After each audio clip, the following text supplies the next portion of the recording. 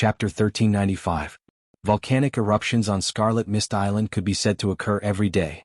However, to be able to cause the entire island to shake like the earth and mountains, this kind of movement seemed to have never happened before, except when Scarlet Mist Island emerged from the sea. Moreover, at this time, there was an unprecedented huge celestial phenomenon forming in the sky above Scarlet Mist Island. As the magma and fire stones danced in the sky, a huge cage was formed above the entire Scarlet Mist Island.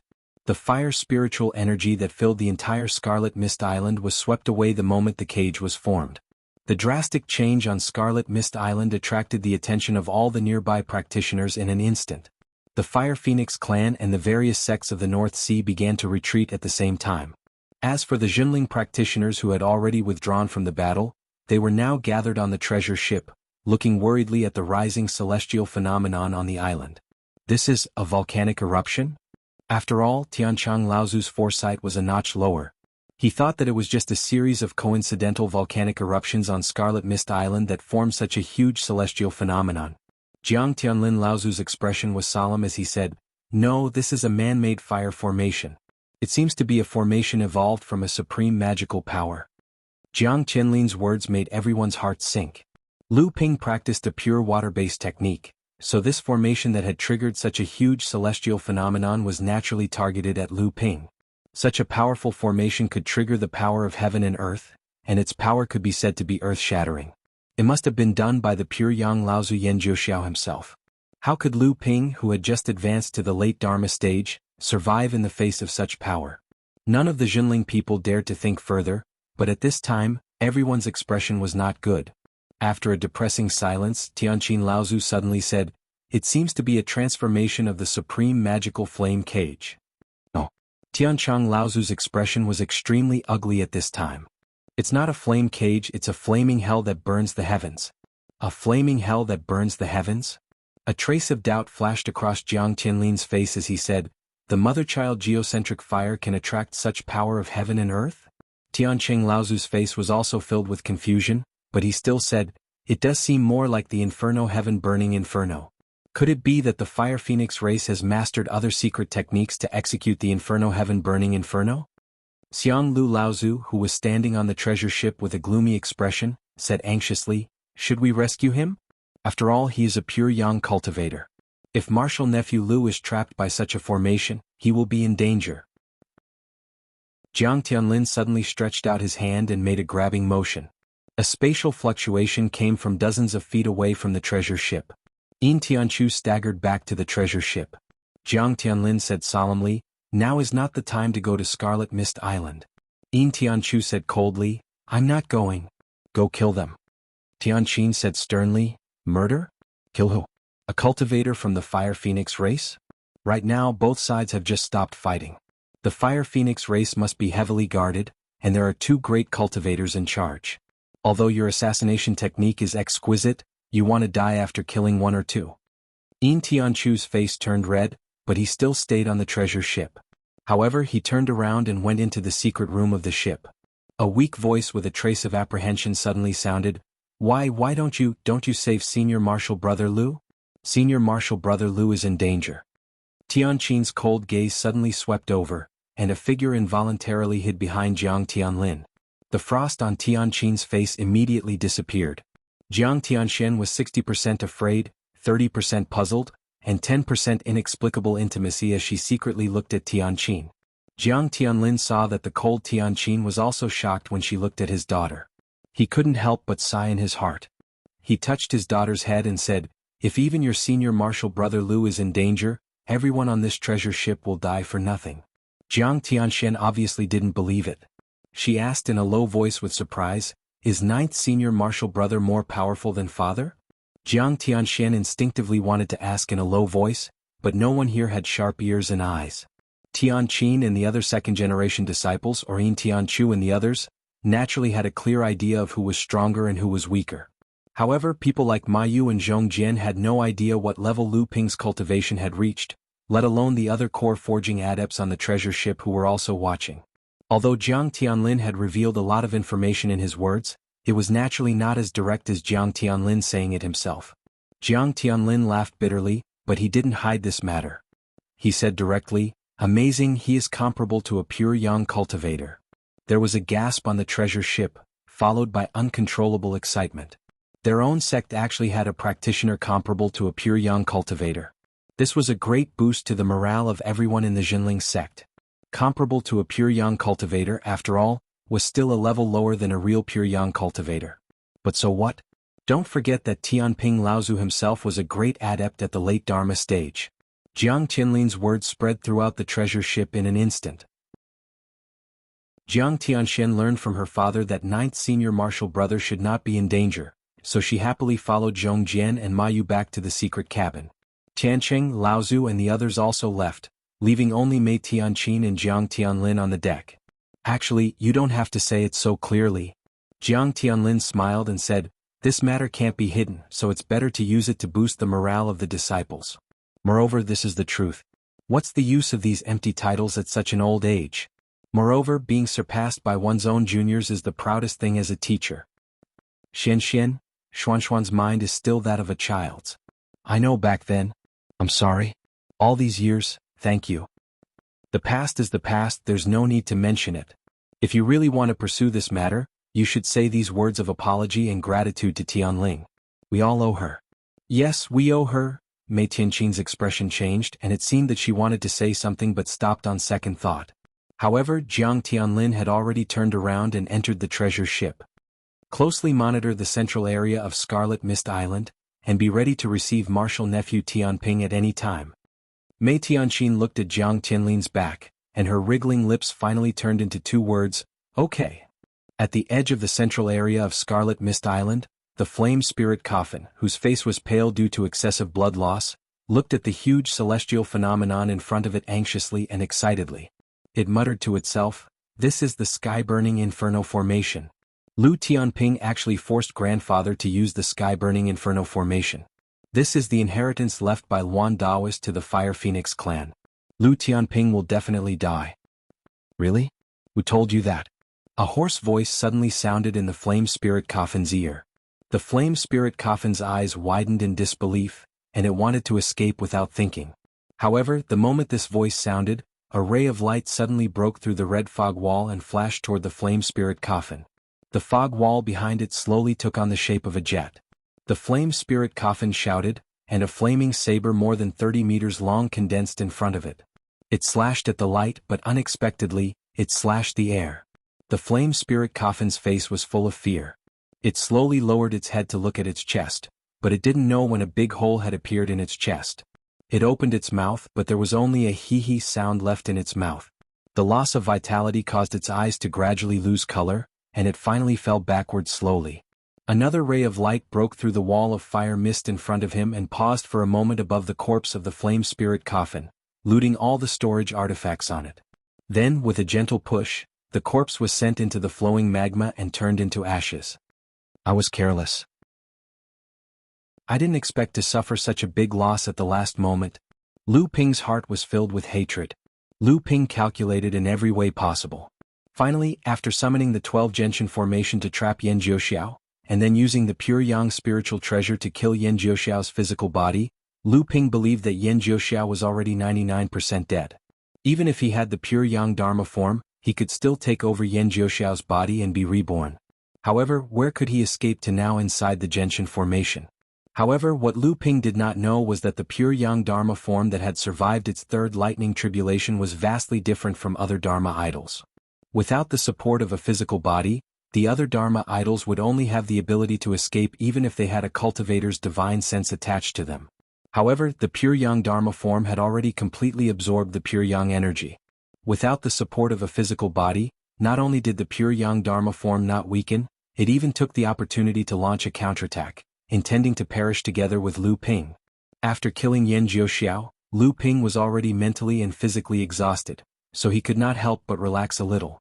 In that split second, the pure Yang Fire Phoenix Dharma form ignored the pincer attack from the Sword of True Spirit and the Dragon Dharma form, and its entire body turned into a ball of intense flames as it charged towards Lu Ping. The Fire Phoenix Dharma form was about to self-destruct. This time, Lu Ping's expression changed in fright.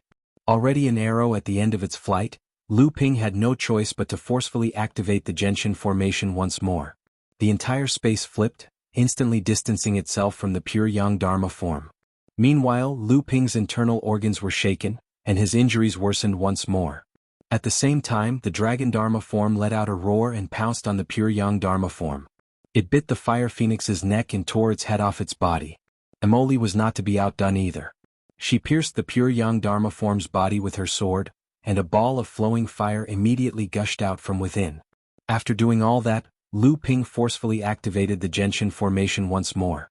After separating the Dragon Dharma form and the Sword of True Spirit from the pure Yang Dharma form, he suddenly retracted the Genshin formation to protect himself.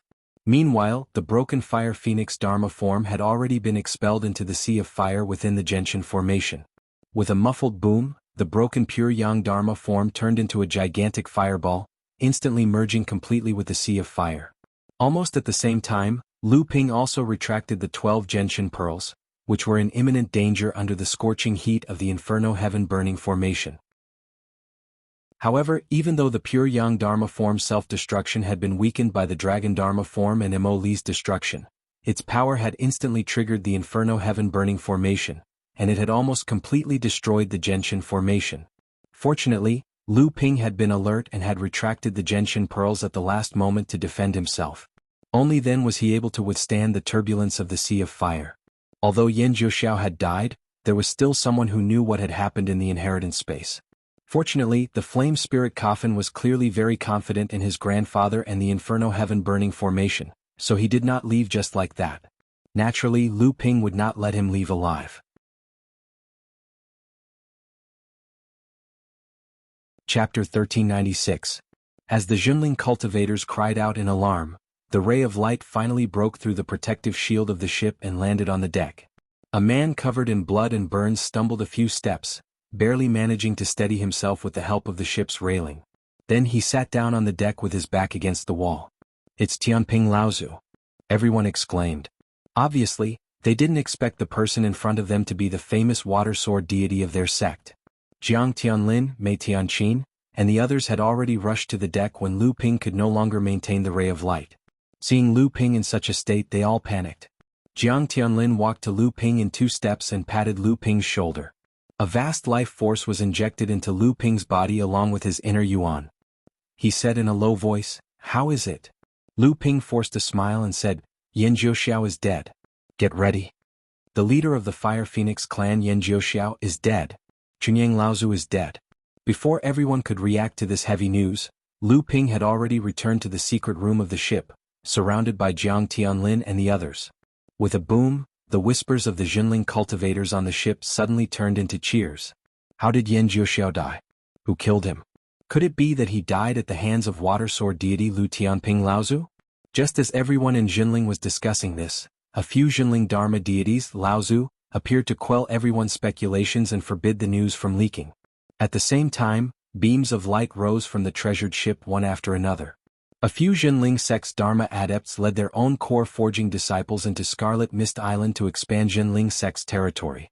At the same time, the news of Yan Jiuxiao's death had also reached Tianling Mountain, and sect leader Lu Tianling would most likely send reinforcements soon. In the secret room of the ship, Jiang Tianlin and Mei Tianqin were sitting opposite Lu Ping. Because this matter was of great importance, especially the news of Yan Jiuxiao's death, no one except Jinling knew about it. It was time to seize the initiative, so Lu Ping didn't go into seclusion to heal his injuries. Instead, he swallowed a few top-grade healing pills and forced himself to discuss with Jiang Tianlin and Mei Tianqin about how to deal with the aftermath. Lu Ping briefly explained the process of his fight with Yan Jiuxiao, but to the two of them it was still thrilling. When they heard that Yan Jiuxiao's goal was Luan Daoist's inheritance, they both cried out in shock. When Lu Ping admitted that Yan Jiuxiao had indeed died at his hands, even though the two of them were prepared, they still couldn't suppress the disbelief on their faces. After a long while, Jiang Tianlin came back to his senses and said, "We've already sent out our disciples. This time, we should be able to take over half of Scarlet Mist Island's territory before the Fire Phoenix tribe and the other sects of the North Sea can react. Tianling Mountain also has reinforcements, which should be led by Tianshan Jr. This time, our sect has gathered 2 great adepts, 5 mid-Dharma adepts, and several early Dharma adepts on Scarlet Mist Island. This time, our sect has gathered 2 great adepts, 5 mid-Dharma adepts and several early Dharma adepts. This should be enough to intimidate the sects of the North Sea after the Fire Phoenix tribe leaves. Lu Ping nodded and said, that should be enough. We still have a ship, but the news of my injuries must be kept a secret. Also, we can forget about taking over the territory on the outskirts of Scarlet Mist Island this time. If the sects of the North Sea unite against us, we can even take a step back, but we must concentrate our forces to take over the central area. The real treasures of Scarlet Mist Island are all in the central area. This time we'll need Uncle Master, Tianqin, and Tiancheng to take action personally. This is the best time to take over the treasures. Jiang Tianlin pondered for a moment and said, I'll try my best, but the central area is full of dangers and the environment is dangerous. Although Tianqin, Tiancheng, and I can go in and out without any problems, it'll be extremely difficult for the disciples of the sect to guard it. Lu Ping coughed twice and forced a smile. That won't happen. The environment of Scarlet Mist Island is dangerous, but it's formed by the fire veins that cover the entire island. Now that Yan Jiuxiao has sunk a second tribulation spirit treasure into the main fire vein of Scarlet Mist Island, the danger level of the remaining scattered fire veins will naturally be greatly reduced without the support of the main vein. However, the fire attribute cultivation resources in the central area of Scarlet Mist Island will not decrease, especially since many fire veins have been nurtured for thousands of years. There should be a lot of spirit fire and mystical fire seeds inside. This is the best time to seize them. Hearing this, Jiang Tianlin immediately relaxed. However, he immediately began to think about the cultivation resources in the central area of Scarlet Mist Island. The fire attribute cultivation world inside Scarlet Mist Island had always been coveted by the various sects, but they couldn't develop it due to the dangerous environment inside. Now that the scattered fire veins on Scarlet Mist Island had been contained, Junling naturally had to seize it before the other sects did. At this time, Mei Tianqin opened her mouth and asked about the Burning Hell Formation. Martial Nephew Lu, how is the situation inside the Burning Hell Formation? If we can break it, not to mention Yan Jiuxiao's second tribulation spirit treasure, just the main fire vein's value is probably not any less than a giant spirit vein. Mei Tianqin's own attainments in fire were quite profound, and she was the current manager of the Pill Pavilion, so she naturally knew the importance of a large fire vein to Junling. Not to mention anything else, after Junling had drawn the medium fire vein that caused Scarlet Mist Island to rise from the bottom of the sea to Tianling Mountain, it had played an extremely important role in the development of the Pill Pavilion and shortening the time needed to repair the treasured ship. Lu Ping laughed bitterly and said, how could Disciple not know? It's just that the formation has already been formed, and Yan Jiuxiao is dead. If I want to break it, I can only enter the formation. Originally, Disciple might have been able to break it if I had waited for my injuries to heal before entering the formation. However, after I killed Yan Jiuxiao, the pure Yang avatar merged most of its essence into the formation sea of fire while it was collapsing, causing the Burning Hell Formation to become even more powerful. Now, even if Disciple's injuries are completely healed, I won't be able to escape from this formation. Is that so? Mei Tianqin was clearly a little disappointed. Jiang Tianlin smiled at the side and said, don't worry, since even junior nephew Lu isn't confident that he can freely enter and exit this Burning Hell Formation, others naturally won't be able to take away the treasures in the formation. Moreover, only our sect knows about the large fire vein. If we don't say anything, even if the other sects are suspicious, they will only lose manpower in vain if they enter. Mei Tianqin also smiled and said, you are too greedy. In that case, there's no time to lose, let's make our move as soon as possible. Unexpectedly, just as Mei Tianqin stood up, she heard Lu Ping say, don't be anxious, junior uncle. Lu Ping swept his hand across the square table in front of him, and a row of 6 feathers of different sizes wrapped in a rainbow-colored light appeared on the table. Mei Tianqin and Jiang Tianlin glanced at each other, knowing that these were the treasures of the Yuan Taoist that Lu Ping had obtained from the heaven's abode. Yan Jiuxiao died at Lu Ping's hands, so all of his treasures naturally fell into Lu Ping's hands. Unfortunately, according to Yan Jiuxiao, the Yuan Taoist should have left behind 7 natal feathers, and the one that Tianqing Laozu snatched from a Fire Phoenix race cultivator was activated by Mei Tianqin. The Fire Phoenix race had obtained 2 natal feathers, one of which was in Yan Jiuxiao's possession, while the other was in the hands of the pure Yang Laozu of the Fire Phoenix race. Therefore, there were only 6 natal feathers in Lu Ping's possession. Lu Ping handed the second feather from the left to Mei Tianqin and said, junior uncle, this is the feather you obtained earlier. The Yuan Taoist should have 7 natal feathers, and one of them is in the hands of the pure young Laozu of the Eastern Sea Fire Phoenix race.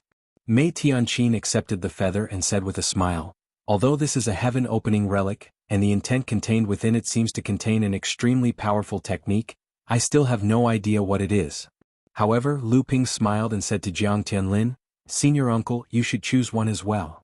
Jiang Tianlin was a little confused, but he still chose one of the 5 remaining feathers based on his intuition and said, Junior nephew Lu, do you know a thing or two about this? Lu Ping nodded and said seriously, the 7 natal feathers left behind by the Yuan Daoist not only contain the cultivation methods of 7 supreme divine abilities, but also the heaven-opening relic. These 7 feathers can only be sensed and inherited by cultivators with the Yuan bloodline. Senior uncle Tianqin and senior uncle are both cultivators with the Yuan bloodline, so it is possible for you to inherit the heaven-opening relic. Unfortunately, our sect only has 6 of these feathers. The heaven-opening relic. Even Jiang Tianlin was shocked when he heard this news. In the cultivation world, only the 6 sacred lands Xiao Baiyu, Lu Ping and other extremely powerful and lucky cultivators had the complete inheritance of the heaven-opening relic. The 2 of them didn't expect that they would also have the opportunity to inherit the heaven-opening relic. Seeing the excitement on their faces, Lu Ping had to say, although there is the inheritance of the heaven-opening relic inside, it is not certain that you will be able to obtain it. It is only a possibility. However, junior uncle Tianqin has already been recognized by that feather, and that intent will naturally guide you to the cultivation method of the heaven-opening relic. Whether senior uncle Jiang can obtain it or not will depend on your luck. Jiang Tianlin smiled and said, it is good that there is this opportunity. Looking at the remaining 4 feathers on the table, Jiang Tianlin asked, what do you plan to do with the remaining 4 feathers? Lu Ping said, these 6 feathers not only contain the inheritance of the Yuan Daoist heaven-opening relic, but more importantly, there are 6 heaven-opening relics sealed within them. Moreover, the heaven-opening relic was personally sealed by the Yuan Daoist. Although I cannot inherit this inheritance, I can try to suppress the intent of the Yuan Daoist so that I can activate the sealed heaven-opening relic at any time. Hearing this, Jiang Tianlin was shocked at first, but then he became overjoyed. He said, in this way, our sect can be considered to have a true treasure to stabilize the sect's fate. Lu Ping smiled and said, yes. Once the Yuan Daoist uses the heaven-opening relic, no one in the world can be his match except for the 7th patriarch of the heaven-opening relic. Jiang Tianlin stared at the feather in his hand and said in a deep voice, this item cannot be used unless the sect is in danger. Lu Ping agreed, with this item the sect's inheritance will not be destroyed. Chapter 1397. The Fire Phoenix clan had suddenly retreated. Without any warning, on the morning of the 3rd day after the huge astronomical phenomenon erupted in the central region of Scarlet Mist Island, the Fire Phoenix clan suddenly retreated while the various sects of the North Sea were still confused. After discovering that the Fire Phoenix clan had retreated, the various sects of the North Sea quickly organized a hunt. Laozu of Tianshan, who had hurried over as reinforcements, also participated in the hunt. After a round of fighting, both sides suffered casualties, but in the end, they were unable to stop the Fire Phoenix clan's cultivators from retreating. The Fire Phoenix clan's cultivators had obviously left under the cover of the night, and they seemed to be in a hurry. They didn't even have time to tidy up the base they had set up at the edge of Scarlet Mist Island. Judging from the large amount of cultivation resources left in the base, the Fire Phoenix clan had obviously planned to stay here for a long time. However, why had they left without a word? There was something strange about this place, causing the various sects of the North Sea to be bewildered. However, one thing was certain. Something big must have happened to the Fire Phoenix clan, which was why they had left the North Sea in such a hurry. However, whether this was good or bad for the Fire Phoenix clan, or whether it had anything to do with the various sects of the North Sea, was unknown. Soon, someone connected the huge astronomical phenomenon that had erupted in the central region of Scarlet Mist Island to the Fire Phoenix clan's retreat. On the 2nd day after the Fire Phoenix clan's cultivators retreated, the area that had originally been occupied by the Fire Phoenix clan's cultivators on Scarlet Mist Island immediately became a target for the various sects of the North Sea. However, just as the various sects fought over the area occupied by the Fire Phoenix clan, and after several clashes broke out, Junling had already quietly controlled nearly half of the territory on the periphery of Scarlet Mist Island. The cultivators of the various sects who had entered the central region of Scarlet Mist Island to check on the situation returned with an inexplicably exciting piece of news. the originally dangerous central region had slowly become peaceful. Although there were still flowing magma, volcanic eruptions, and blazing flames and poisonous smoke, the magma flowing everywhere was clearly decreasing. The ground that had been so hot that it felt like it could spew out scarlet magma at any time was now cooling down. The frequency of volcanic eruptions seemed to have decreased, and the intensity of eruptions was also weakening. The areas that had been filled with blazing flames and poisonous smoke also seemed to be dissipating. After everything slowly calmed down, the cultivators of the various sects realized that the central region, which they thought contained abundant cultivation resources, was actually much more abundant than they had imagined. On the third day of the formation of the Scarlet Mist Island, the sects of the North Sea were still fighting for the empty space left by the Fire Phoenix race on the outskirts of Scarlet Mist Island.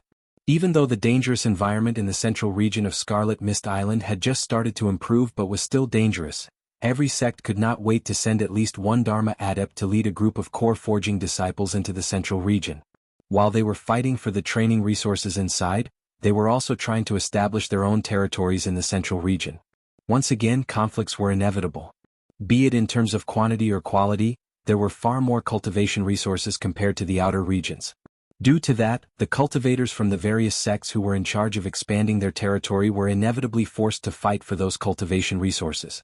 During this period of time, although the Dharma adepts of the various sects were restraining them, it did not mean that they did not connive behind the scenes. Hence, the conflicts between the various sects also calmed down after erupting, and then exploded again after calming down, until the adepts of the various sects met with Jinling. Strong. Compared to the rise of Jinling over the years, in order to prevent the various sects from forming an alliance, this time in the fight for the central region of Scarlet Mist Island, Jinling's performance was unusually strong. It could even be described as aggressive. In fact, after the adepts of the various sects came into contact with Jinling, they realized that Jinling seemed to have entered the central region of Scarlet Mist Island one step ahead of the other sections. They had even begun to delineate their territories while the various sects were still exploring the central region of Scarlet Mist Island and had begun to build stations to surround and defend the occupied areas. It was precisely because of the advantage of 2 days that Jinling was able to occupy a large area of the central region first. Furthermore, it was constantly expanding its occupied area. The conflicts between the various sects and Jinling also occurred during this process. This time, Jinling's performance was quite strong. In several encounters with Jinling, the core forging disciples of the various sects were repelled by Jinling's adepts. During this period there were even varying degrees of casualties. Fortunately, the Dharma adepts of both sides, Laozu, were restrained. The various sects were afraid of Jinling's strength, and Jinling did not want to provoke the various sects too much. Instead, it pushed them towards an alliance. However, Jinling had made more preparations than the various sects of the North Sea. They had entered the central region with more Dharma adepts and core forging disciples. Naturally, they were more confident. This time, the encirclement of the central region of Scarlet Mist Island was under Jiang Tianlin's overall command. On the sea outside the island, there was also Lu Tianping and Laozu who could kill pure young warriors guarding the island. Just thinking about this was enough to make Jinling full of confidence in the fight for the central region of Scarlet Mist Island this time. Although Jiang Tianlin had strictly ordered Jinling not to take the initiative to provoke the cultivators of the various sects, he also hinted that they could not be afraid of trouble, and they could not give up the expanded area of influence. The effect of this order on Jinling was that when the Jinling cultivators encountered the cultivators of the various sects, although the Jinling cultivators did not take the initiative to provoke them, the expressions and tone that they showed were, "Hurry up and provoke me, hurry up and make the first move, why aren't you making the first move?" The conflict first started when the Linggu sect and the Feiyu sect joined forces and encountered the Jinling cultivators. The disciples of the two sects took the initiative to attack first, wanting to seize a small fire jade mine from a small group of Jinling cultivators. By the time Zhong Jian and Ma Yu heard the news and rushed over, the conflict between the two sides had already escalated. The Jinling side was at a disadvantage, so the disciples of the two sects took the initiative to attack and injure 3 people, while the cultivators of the two sects were also seriously injured by Jinling's counterattack. When the two of them rushed over, the 2 Dharma adepts of the Linggu sect and the Feiyu sect had already arrived. Although these 2 Dharma adepts did not bully the weak, they used the aura of Dharma Laozu to force the Jinling cultivators to give up this fire jade mine. This time, Zhong Jian and Ma Yu's dual sword amalgamation was the first to strike. In one move, the 2 Dharma adepts were surrounded by the sword light. Amidst the cheers of the disciples from the three sects, the two Dharma adepts were easily suppressed by Zhong Jian and Ma Yu's secret combined attack. Fortunately, Jiang Tianlin had instructed them beforehand. After Zhong Jian and Ma Yu expressed their unwillingness to give up, they did not want to seriously injure the two. Hence, they kept their swords and stood in front of the cultivators of their own sects to protect them. As for the two second-generation cultivators of the Linggu sect and the Feiyu sect, when they escaped from the combined attack of the two sects, they understood that Jinling did not want to give up. They did not care about the shame and anger of being trampled on by the younger generation and hurriedly left the place with the disciples of their sections. The cheers of the Jinling disciples behind them made the departure of the two sects seem more like they were fleeing. Compared to the attitude of the Linggu sect and the Feiyu sect when they were ahead, Tianqing Laozu directly used the Inferno formation to seriously injure Lin Shuqing, who was also at the mid-Dharma stage, during a conflict with the Xianling sect cultivators. This time the conflict was because of a small magma lake that had nurtured 5 fire seeds of heaven and earth. Immediately after, there was news that Mei Tianqin had forced the mid-Dharma adepts of the Hai Yen sect to retreat during a fight over an open-air red firestone mine. In the process of fighting over the mine, there were casualties among the core forging cultivators from both sides. However, it was obvious that the casualties were the disciples of the Hai Yen sect. Otherwise, with Mei Tianqin's protectiveness, she would not have only forced the Dharma adepts to retreat. All these years, the relationship between the Shuiyan Pavilion and the Jinling sect had been quite harmonious. However, during the fight over an open-fire vein, Guo Tianshan had arrived first, and the Shuiyan Pavilion cultivators had arrived later. The two sides did not break into a conflict, but the Shuiyan Pavilion cultivators had retreated in the end. As for the Yujin sect, the Chongming sect, and the other sects and forces of the North Sea, when the cultivators neared the territory that Jinling had marked out in advance, they were also forced to retreat by the 3-generation Dharma adepts, Tianhui, Tianxian, and Tianfeng. Immediately after that, there was another piece of news that touched the sensitive nerves of the various sections. The Songhai sect cultivators and the Jinling disciples had fought over a high-grade earth-level fire of heaven and earth. The two sects had a long-standing grudge and the conflict kept escalating. In the process of the conflict there were casualties on both sides. However, because the Jinling cultivators had entered the central area and advanced to occupy the territory, even though they were prepared, it was inevitable that they were outnumbered due to the large area they occupied. The Blue Sea sect was still in the process of exploring, so they had more people than the Jinling cultivators stationed here. As a result, the Jinling were clearly at a disadvantage in this conflict. However, just as Laozu of the East Lake of the Azure Sea sect heard the news and rushed to the site of the conflict, he suddenly disappeared. The Jinling cultivators who rushed over from another encampment met up with the cultivators of the Azure Sea sect and joined forces to defeat the cultivators of the Azure Sea sect. In the end, the Azure Sea sect only managed to retreat after suffering more than 10 casualties. A Dharma adept had mysteriously disappeared. If he was alive, no one could find him. If he was dead, no one could find his corpse. Just as Dong Kuan Laozu of the Azure Sea sect gathered the Dharma adepts of the various sects in an attempt to denounce Jinling, Jiang Tianlin appeared. Casually interrupting Dong Kuan Laozu's bluster, Jiang Tianlin casually expressed to the cultivators of the various sects that Jinling would not offend others if they did not offend him. After that, he left the Dharma adepts of the various sects behind and left. As for the disappearance of the Dharma adept of the Azure Sea sect, Jiang Tianlin did not care about it from the beginning to the end. The deterrence of a great adept was enough to make the various sects restrain their ambitions. Dong Kuan Laozu still tried to encourage the various sects to join forces. However, at this time, the Dharma adepts of the various sects had already gathered all the Dharma adepts that Jinling had appeared in the central area of the city. This time, even Dong Kuan Laozu did not say anything. Throughout the conflicts between the various sects and Jinling, 9 Dharma adepts had appeared on Jinling's side. Among them was Jiang Tianlin, a great adept. Although the cultivators of the various sects maintained a calm expression on their faces, which one of them was not trembling violently in their hearts. If Dong Kuan Laozu had really died at the hands of Jinling, then the person who could kill him without anyone noticing would at least be a mid-Dharma adept. Then, at this time in the central area of Scarlet Mist Island, Jinling had already gathered at least 10 Dharma adepts? This was only a portion of Jinling's strength that he had revealed. A hot gust of wind blew past, and the cultivators of the various sects all felt a chill in their hearts. Unknowingly, Jinling had already become so powerful. Chapter 1398. The sects of the North Sea had taken Scarlet Mist Island seriously, but when Jinling sent out more than 10 Dharma adepts, led by a great adept as well as a treasured ship and a North Sea water sword deity, whose combat ability was no less than that of a great adept, the sects of the North Sea were at a loss. His tyrannical strength, in addition to his prior judgment, allowed Jinling to have the upper hand in the process of redividing Scarlet Mist Island. The entire Scarlet Mist Island was a large island with a circumference of 800 miles.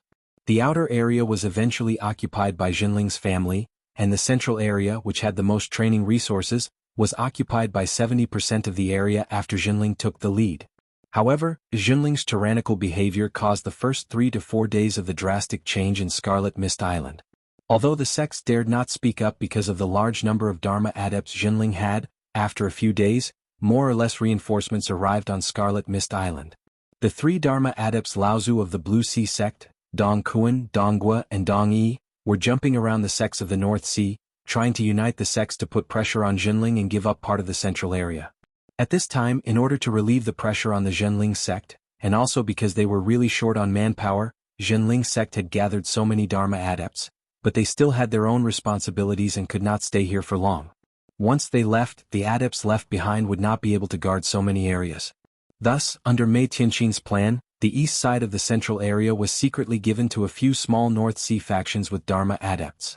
At the same time, the west side was also given to a few other medium-sized sects that were slightly weaker but had good relations with the Zhenling sect, the Yujin sect, the Chongming sect and the Shuiyan Pavilion. Of course, when Jinling retreated from these 2 areas, he had already looted as much of the cultivation resources as possible. Even so, for a few of the smaller sects, being able to establish a foothold in the central area was already an extremely fortunate thing. Although the 3 sects on the west side had some complaints, they had benefited from Jinling for free, so it was naturally not good for them to stand on the opposite side of Jinling. In this way, Jinling already had a barrier on both the east and west sides of his territory. Even if the remaining few sects joined forces, Jinling wouldn't have to worry about them. However, a few days later, the clamoring voices of the various sects in the North Sea that were Jinling and domineering began to die down. Even the Azure Sea sect, which had been the most active before, quietened down. Just when the North Sea's cultivation world was confused, a piece of news that could shake the entire cultivation world came from the East Sea.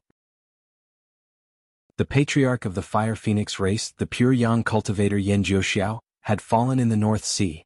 The mystery of why the Fire Phoenix race had retreated from the North Sea in such a hurry seemed to have been instantly revealed. The reason why Jinling had been able to seize the initiative and occupy Scarlet Mist Island before the other sects, aside from the fact that Jinling's own sect was able to divert more manpower during the process of hunting down the Fire Phoenix race, was most likely because Jinling had already made preparations for the Fire Phoenix race's retreat. Didn't that mean that Jinling had already known about Yan Jiuxiao's death? But the problem was, how did Jinling know about Yan Jiuxiao's death first? When they thought of the enormous astronomical phenomenon that had risen from the central area of Scarlet Mist Island and hadn't dissipated until now, the North Sea cultivators were almost certain that Yan Jiuxiao's death had something to do with it. But how exactly did he die? Very quickly, experienced and knowledgeable cultivators recognized that the astronomical phenomenon that hadn't dissipated in the central area of Scarlet Mist Island was a formation. Furthermore, it was a formation that didn't pass through the Earth Fire Inferno formation. After that, when the various sects had entered the central area of Scarlet Mist Island, there had been people who had taken the risk to enter the central area to investigate. However, these people had all lost contact with each other after entering. But then, there was news that said that on the day of the battle between the various sects and the Fire Phoenix race, the Fire Phoenix race leader had not appeared, but it was said that Jinling and a few other cultivators had entered the central area of Scarlet Mist Island. Among them was Jinling's water sword deity, Lu Tianping. After that, even more unbelievable news came from the Fire Phoenix race of the East Sea, saying that Yan Jiuxiao had encountered the North Sea Jinling cultivators in the central area. That North Sea water sword deity, Lu Tianping, had single-handedly escaped from Yan Jiuxiao's hands. When the news spread, it shocked the world of cultivation once again. However, this was clearly not something that a mid-Dharma adept could do, so the world of cultivation guessed that the North Sea water sword deity must have already advanced to the late Dharma stage. After Xiao Baiyu, there had been another person in the world of cultivation who could challenge a pure Yang adept as a late Dharma adept. But then, some people speculated that since Lu Tianping had the ability to escape unscathed from a pure Yang adept, Could Yan Jiuxiao's death this time have something to do with this North Sea water sword deity? After all, back then the Fire Phoenix race leader had sent away the other members of the race who had entered the central area of Scarlet Mist Island. Only his grandson, the Flame Coffin, had been left there. No one knew what they were doing. If they had really been ambushed by the hidden Lu Tianping at a critical juncture, it did not seem impossible. It was precisely because of this news that the various sects of the North Sea were hesitant. A Lu Tianping who could go against a pure young adept. It was no wonder that Jinling had the guts to claim half of Scarlet Mist Island as his own territory, even at the expense of making the entire North Sea his enemy. And just as the situation in the North Sea cultivation world was gradually calming down, a rumor once again piqued the interest of everyone in the world of cultivation, turning their attention to the North Sea cultivation world. The Fire Phoenix race had gone through so much trouble on Scarlet Mist Island. At the last moment, Yan Jiuxiao had even avoided the other practitioners in the race, only bringing his grandson and grandson to stay in the central area of Scarlet Mist Island. What were they looking for? But no matter what it was, to be able to make a pure young adept go to such lengths, it must be an earth-shattering treasure. For a time, the entire world of cultivation had different opinions about what this treasure was, but most of the practitioners still guessed that it was Luan Daoist's heaven-opening relic. Only then would it be worth it for a pure young adept to lead his clan's elites on an expedition to the North Sea, and even risk becoming the enemy of the entire North Sea cultivation world to go to war with the various sects of the North Sea on Scarlet Mist Island. However, from the beginning to the end, the Fire Phoenix race did not make any response to the matter in the North Sea after returning to the East Sea. The death of a pure young adept was enough to greatly damage the Fire Phoenix race's vitality. Although the clan still had a pure young adept, Laozu, he was an elder who was even more senior than Yan Jiuxiao. He had less than 200 or 300 years left in his lifespan, and he rarely showed his face. Most of the time he was just a deterrent within the clan.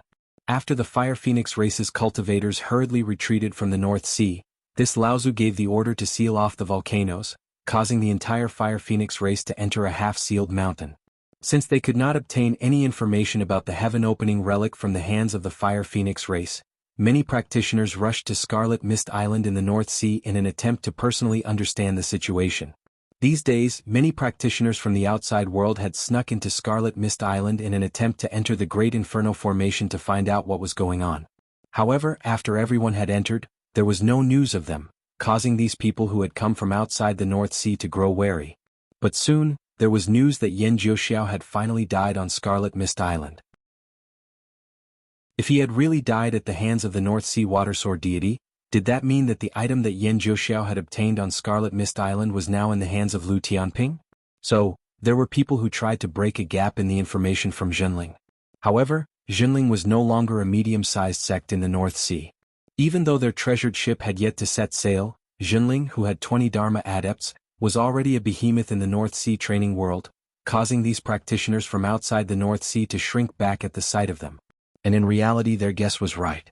Yan Jiuxiao had indeed died at the hands of Lu Ping, and Yan Jiuxiao's ultimate goal in coming to Scarlet Mist Island had long fallen into the hands of Jinling.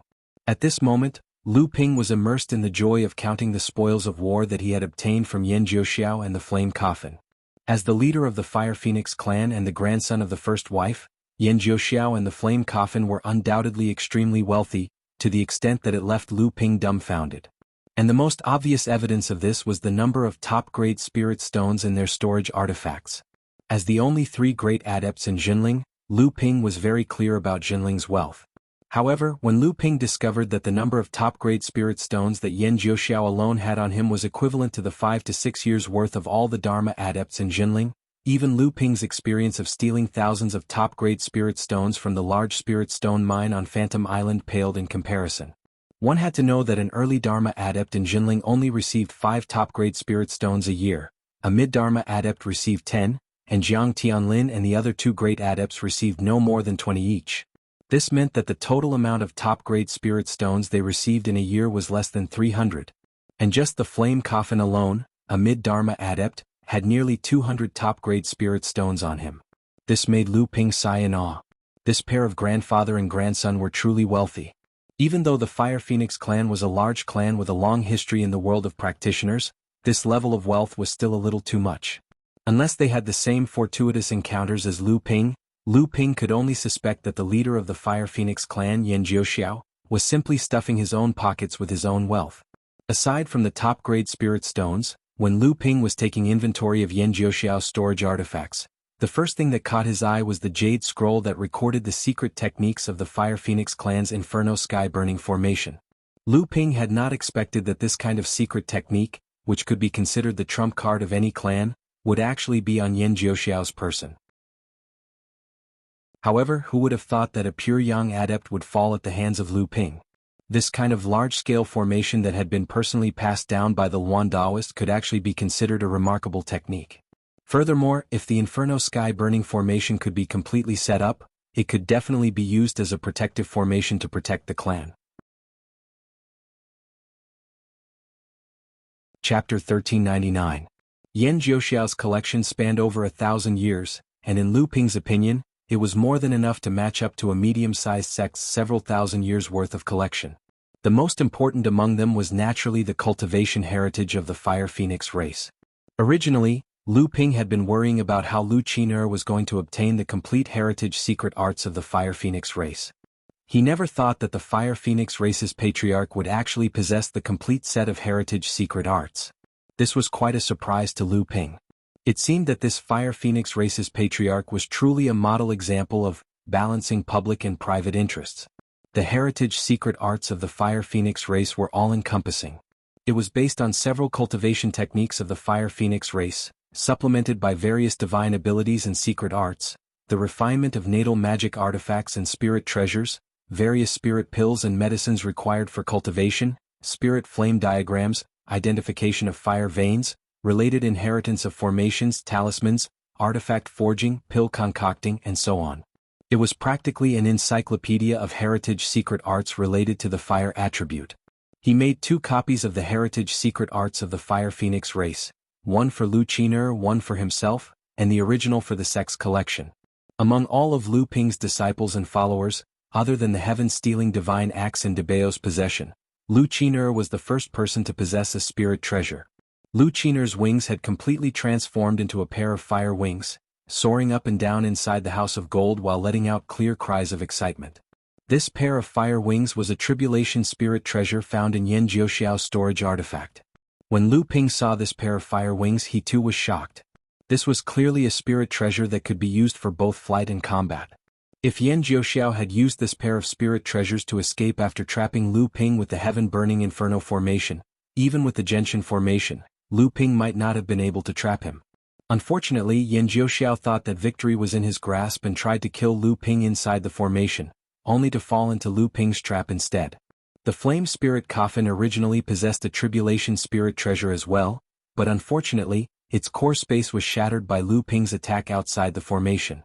All the spirit treasures and artifacts nurtured inside were crushed into pieces during the spatial collapse. Not a single intact artifact was left behind, causing Lu Ping to curse his bad luck.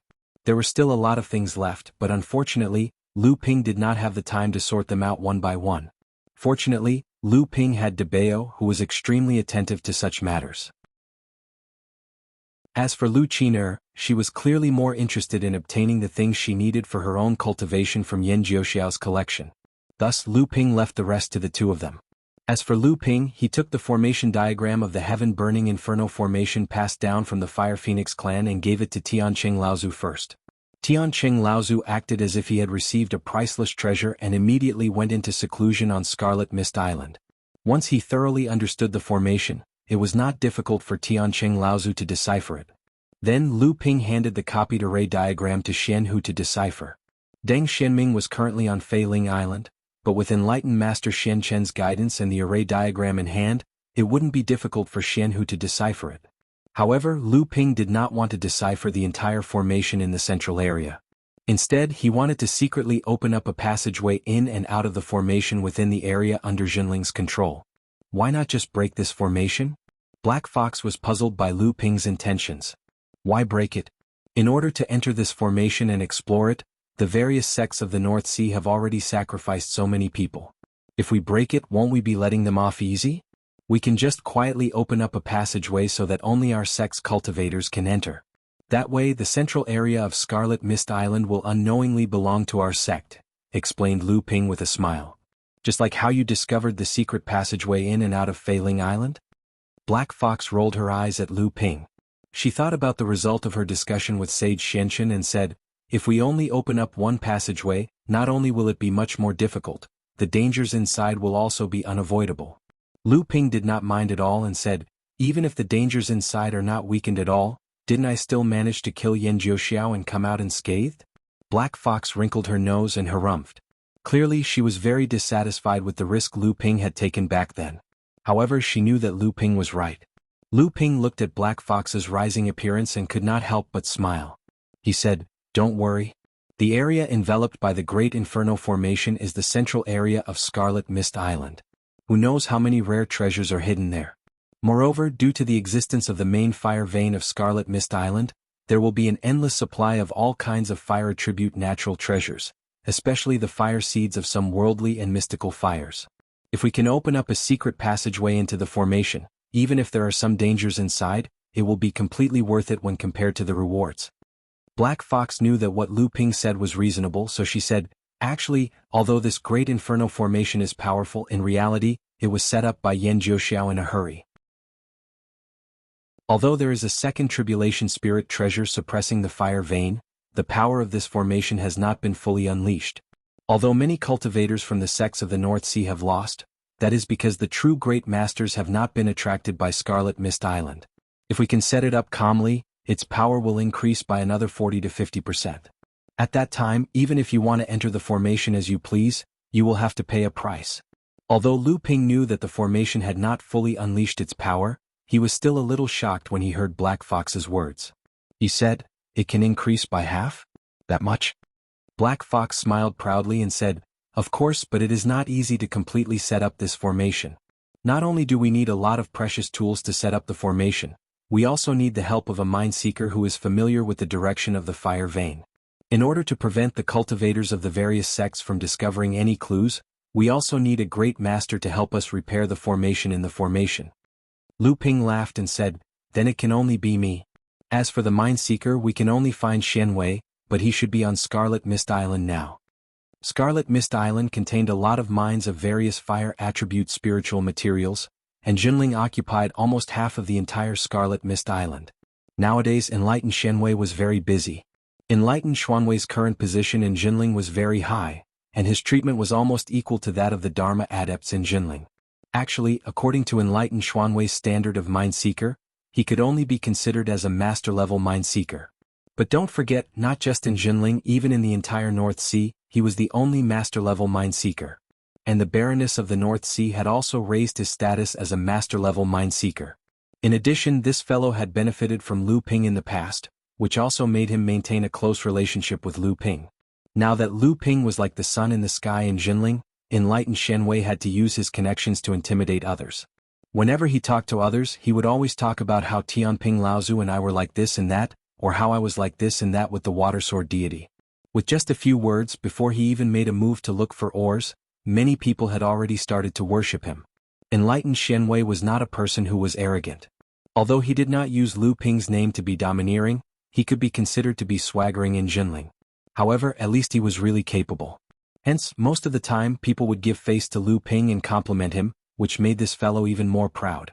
Now that Lu Ping had summoned him, Enlightened Xianwei naturally did not say anything. He put down the shop assistant that was searching for a high-grade spiritual material mine and ran over. In front of Lu Ping, Enlightened Xianwei was like a teacher. He was very clear that everything he had today was due to this junior in front of him. However, when he heard that Lu Ping wanted to bring him into the burning hellish formation, this master-level mind-seeker's face turned pale and he was terrified on the spot. What? Enter that crematorium? No, I'm not going. I owe Junior Lu, Lord Laozu, how can I enter that place? Do you know that half a month ago, there was a foreign Dharma adept who avoided the Guild Sword sect's defense and sneaked into the formation? Until now there has been no news at all. A Dharma adept who goes in will not be able to return. I'm just a core forging sage, won't I be courting death if I go in? No, I'm not going. Lu Ping said impatiently, what crematorium? I won't die. I've already entered that formation once. With me protecting the two of you, this burning hellish formation will not hurt you at all. Perfected Xianwei was stunned when he heard this. He looked at Black Fox and asked suspiciously, You're not joking. You're even going to bring your lover in? Lu Ping had even brought his lover in. It was obvious that he was very clear about the power of this formation. Naturally, he was very confident. Perfected Shenwei immediately patted his chest and said, I've said it before. Junior Lu, you must be very confident. Don't worry. This time, I'll be willing to risk my life to follow you even if I have to go through a mountain of swords and a sea of flames. Black Fox chuckled. Lu Ping was very clear about his mischievous temper. Hence, he stared at him and said unhappily, I've taken care of the sect and taken great care of you for almost 100 years. You've made great achievements in searching for ores in these years. You're also very slippery. Every time you find a good ore, you'll be able to reap some benefits. Why is your cultivation only at the 8th stage of the core forging realm? And you've just broken through? Perfected Xuanwei's smile disappeared when he heard this. However, he still said casually, it's not because of that material. It's just a waste of cultivation resources. It's better to save up a fortune for the future generations. Lu Ping frowned when he heard this. He said, what grade of spirit item will I be able to smelt? After a cultivator reached the late stage of the core forging realm, they could roughly estimate their own potential through their own cultivation. From there, they could estimate the spirit items they needed. Naturally, they would be able to roughly understand what grade of gold core they would achieve. Perfected Shenwei laughed indifferently and said, I reckon that I'll at most smelt a high-grade earth-rank spirit item. I'm afraid it'll be a 5th grade at most. It'll be good enough if I can achieve a 6th grade gold core. In any case, I won't be able to condense my Dharma idol. Why would I waste the cultivation resources of the sect? Lu Ping slapped his palm on Perfected Xuanwei's shoulder. Perfected Shenwei felt that his entire body was suddenly controlled by Lu Ping. At the same time, Lu Ping's eyes suddenly shot out a sharp light that almost pierced through the space in his heart. After a moment, Lu Ping released his palm and said, Your cultivation is indeed a mess. Perfected Shenwei smiled bitterly. However, he heard Lu Ping say, But it's not that there's no chance for you to advance to the Dharma idol stage. However, you'll have to take a shortcut. If you forcefully advance, you won't be able to advance any further. Chapter 1400. When Lu Ping returned to the flaming hellish formation once again, he was shocked. This was because the power of the formation had increased by quite a bit compared to when he had battled Yan Jiuxiao. Black Fox guessed that the reason was because the remnants of Yan Jiuxiao's Dharma had completely melted into the sea of fire after his death. Fortunately, Lu Ping's cultivation had advanced by leaps and bounds after his battle with Yan Jiuxiao. 3 years was enough for Lu Ping to heal, recover, and break through bottlenecks. Especially after he completely refined the small bottle of WRM's essence blood, Lu Ping could clearly sense how much his cultivation and strength had improved over the past 3 years. Perfecting the formation within the flaming hellish formation was not an easy task to complete in a short period of time. Moreover, as the formation was perfected, its power also rose steadily. If it was not for the fact that the formation was not controlled, it would be extremely difficult for Lu Ping to freely enter and exit it by himself, let alone bringing Black Fox and Shenwei along. However, as the array formation was perfected, although its power was greatly enhanced, it also allowed the Sky Fox to control a small part of the array formation's operation. Although this little bit of control wasn't enough for the Sky Fox to completely control the flaming hell array formation, it was enough for the Sky Fox to open up a few relatively safe footholds in the array formation with Lu Ping's help. In the process of opening up these few safe footholds, Lu Ping had already easily grabbed 5 fire seeds from within the sea of fire.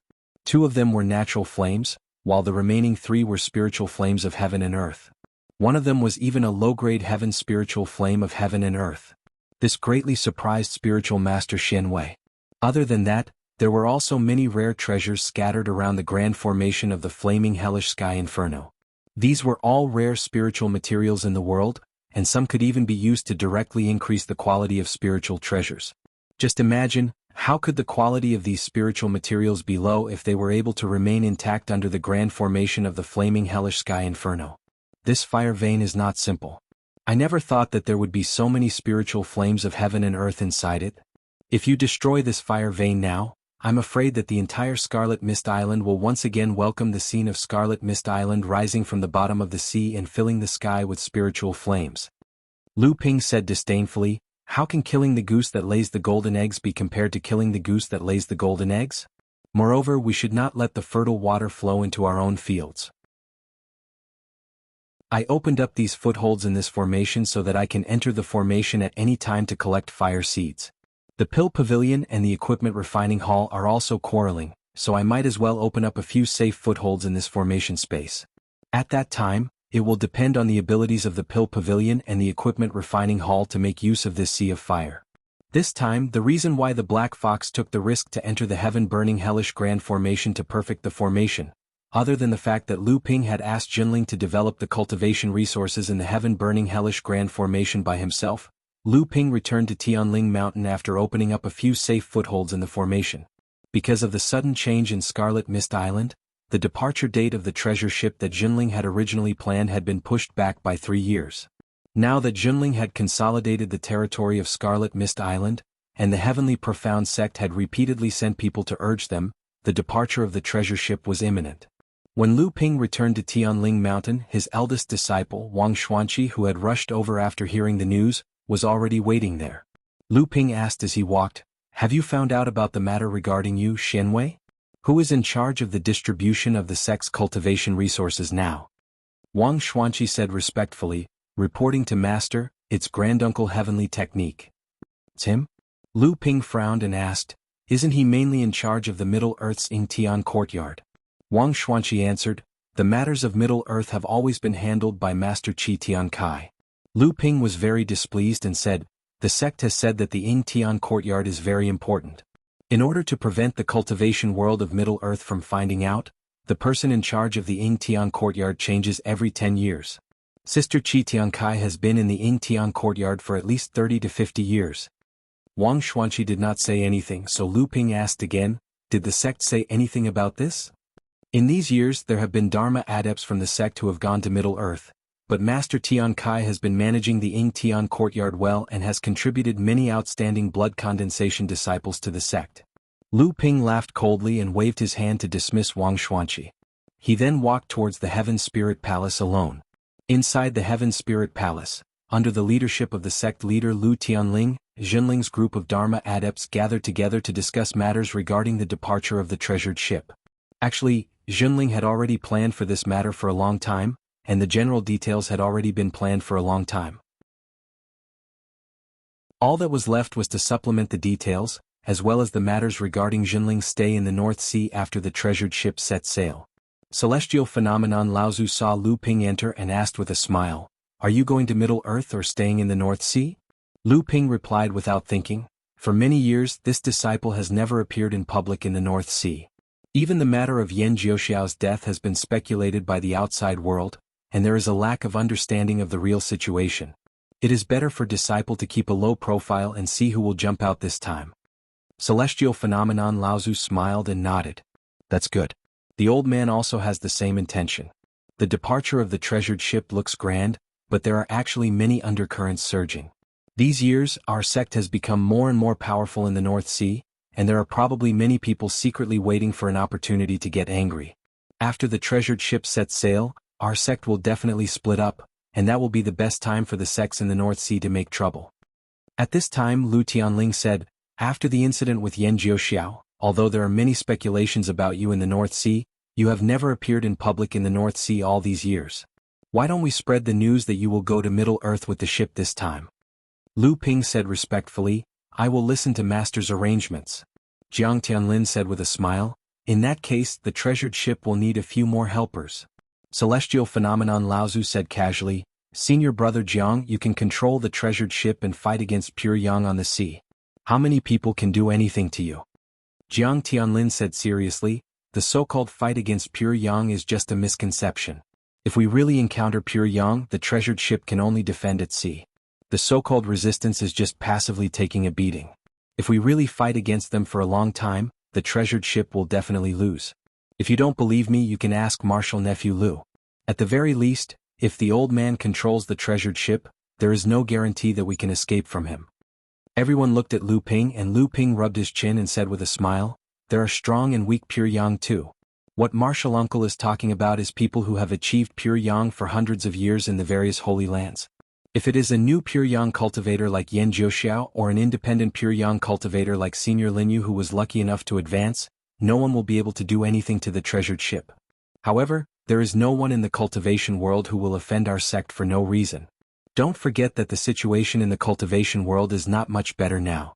Even if there are forces who are hostile to our sect, I'm afraid they are powerless.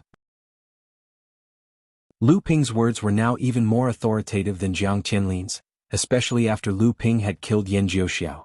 Although this incident had not spread, it had caused a huge reaction among the Dharma adepts in Jinling, causing Lu Ping's reputation in Jinling to reach new heights. With Lu Ping's assurance, everyone felt much more at ease. However, they heard Lu Ping speak again. Although there will not be any major forces who will attack for no reason, we still have to be careful. In my opinion, this time, we should let martial uncles Tianfeng, Tianshan, Tianqing and Tianshu go together. The first three were fine as they were all mid-Dharma adepts after all. However, Tianshu just had to be among them and that was a little strange. Mei Tianqing objected. Didn't we agree to let Tian Yuan tag along to gain some experience? Moreover, Tian Yuan is a mid-Dharma adept. At the very least he is more suitable than brother Tianshu. Tianshu Laozu's face darkened as well. The old man's abilities are too low. I won't join in the fun. Unexpectedly, Lu Ping argued, brother Tian Yuan has been training in Central Plains for many years. He is even one of the more famous adepts of the third generation. He already has the ability to take charge of things on his own. In my opinion, it is better for him to take charge of the Yingtian courtyard. Sister Tian Kai has been in charge of the courtyard for 40 to 50 years, and it is not appropriate for her to stay in Central Plains any longer. Moreover, I heard that Sister Tian Kai has also reached the peak of the early Dharma stage. It is better for her to return to the North Sea to prepare for her first lightning trial. Based on Sister Tian Kai's contributions over the past few years, she can go into seclusion in the North Sea to train for the first time. Although the rest of the early Dharma adepts knew of this secret place, they did not know that it was the famous Failing Island. Mei Tianqing's face darkened. Nonsense. According to what you said, there will be no one in charge of a few important positions in our sect. How are these people going to make up for it? Lu Ping was unmoved. He said directly, Uncle Tianshu's position can be handed over to Sister Li Tianru. Sister Li Tianru has been working by the sect leader's side for a long time. If she can take over this position, it will be easier for the sect leader to command the sect's training resources. Tianshu was instantly enraged. Are you saying that the old man is not qualified for this position and is obstructing the sect leader's allocation of training resources? Since Tianshu had made things clear, Lu Ping naturally would not hide anything. Instead he said seriously, may I ask, Uncle Tianshu, our sect's disciple Xianwei, is the only mind seeker in our sect. I have instructed the sect to give more training resources to him. Why has this person not received any help? Tianshu Laozu laughed mockingly. The mind seeker who used your name to swindle people? The old man admits that this person has some skills. However, this person's training potential is low. Even if he gave his all, he would at most be a 5th grade golden core. He does not even have the qualifications to take the shortcut to condense Dharma power. He is just wasting the sect's training resources. Lu Ping laughed coldly. First, since I promised him that he has the qualifications, then he has the qualifications. Uncle Tianshu, what right do you have to question me? Second, since Uncle Tianshu said that he does not have the qualifications, why is it that according to what I know, the training resources that the sect has allocated to Xianwei are still accepted? Tianshu Laozu's face immediately turned red. He did not expect Lu Ping to be so domineering in front of so many first and second generation disciples of the Heaven Spirit Hall. He did not care about his or anyone else's face at all. He did not expect Lu Ping to actually have evidence of his corruption. Tianshu Laozu could only retort, of course, the training resources should be allocated to the cultivators who need it the most and are most likely to advance to the Dharma stage. Lu Ping said mockingly, don't tell me that the cultivators who are most likely to advance to the Dharma stage are your disciples, Uncle Tianshu? Tianshu Laozu was instantly angered. Lu Tianping, you are slandering me. Enough. All of you shut up. Chapter 1401. The argument between Lu Ping and Tianshu Laozu seemed to be out of the expectations of many of the Dharma adepts in Jinling. For a moment, many people's eyes flashed, but they all hid their true thoughts and let the two of them argue in the Heaven Spirit Hall. Some of the more observant practitioners noticed that Laozu, Tianxiang and Jiang Tianlin, who were the true leaders of Jinling, had their eyes closed as they argued. It was as if what was happening in the Heaven Spirit Hall had nothing to do with them. Lu Tianling also sat in the seat of honor without any expression on his face. However, it was clear that Lu Tianling was listening very closely to the argument between the two.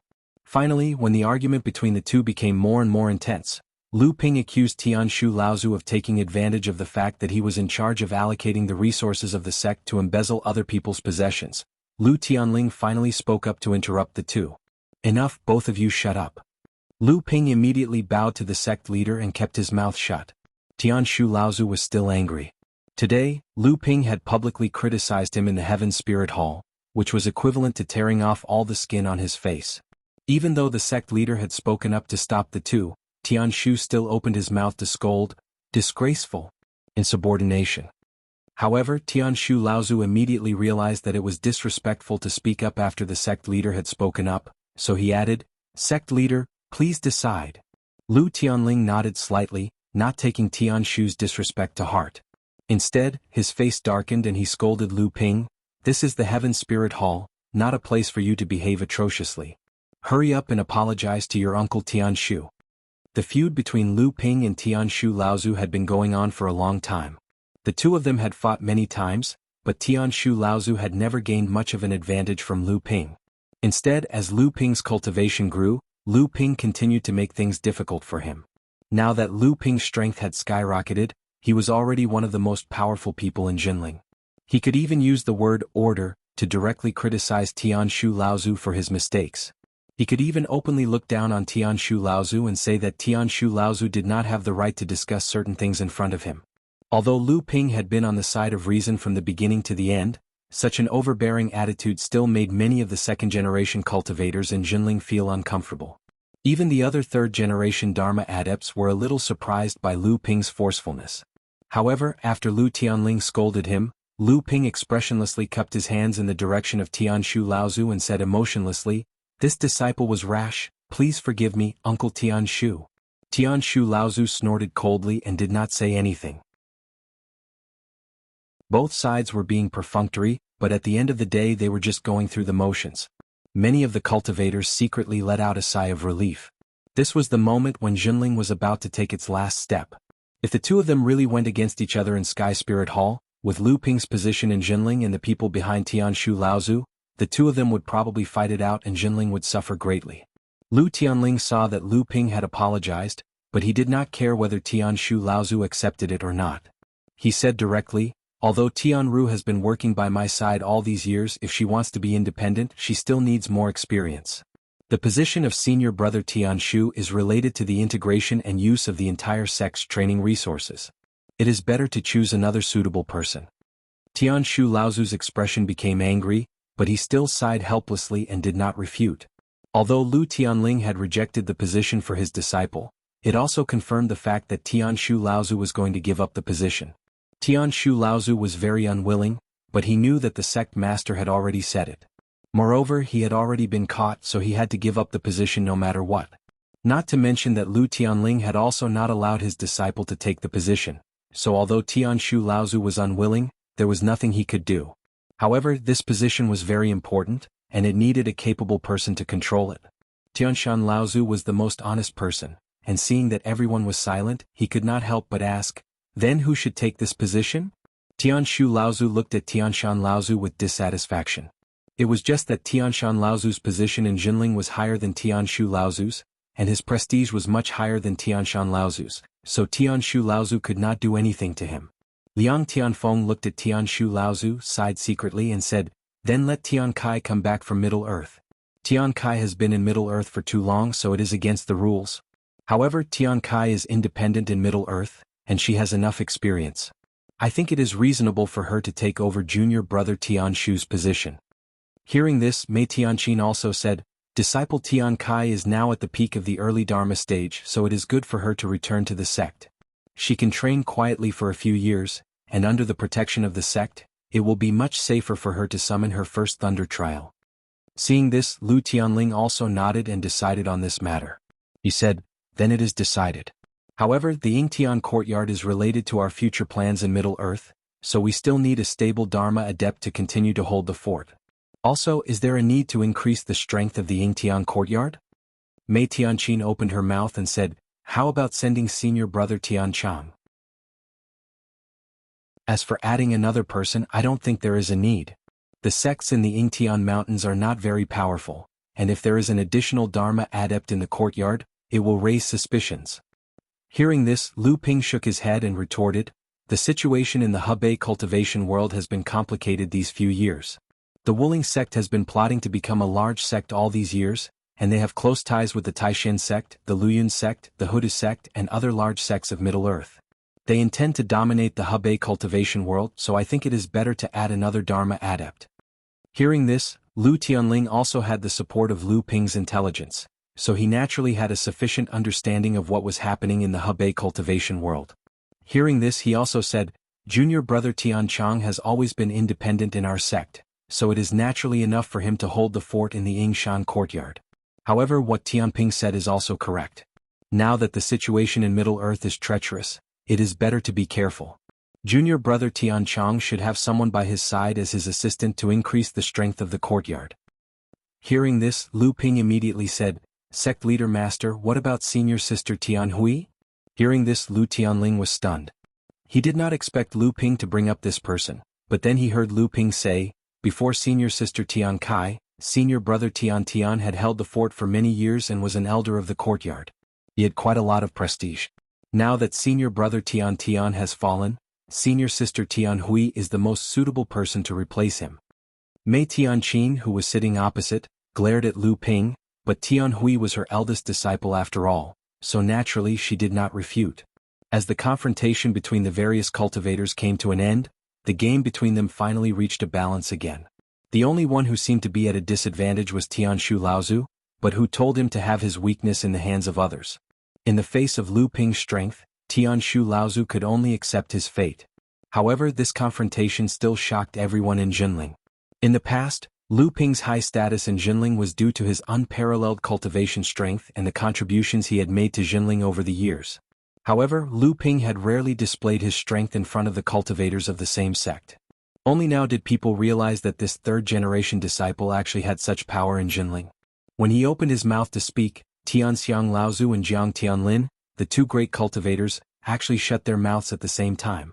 Before Jinling became the new sect master, Tianxiang Laozu's words carried enormous weight in the sect.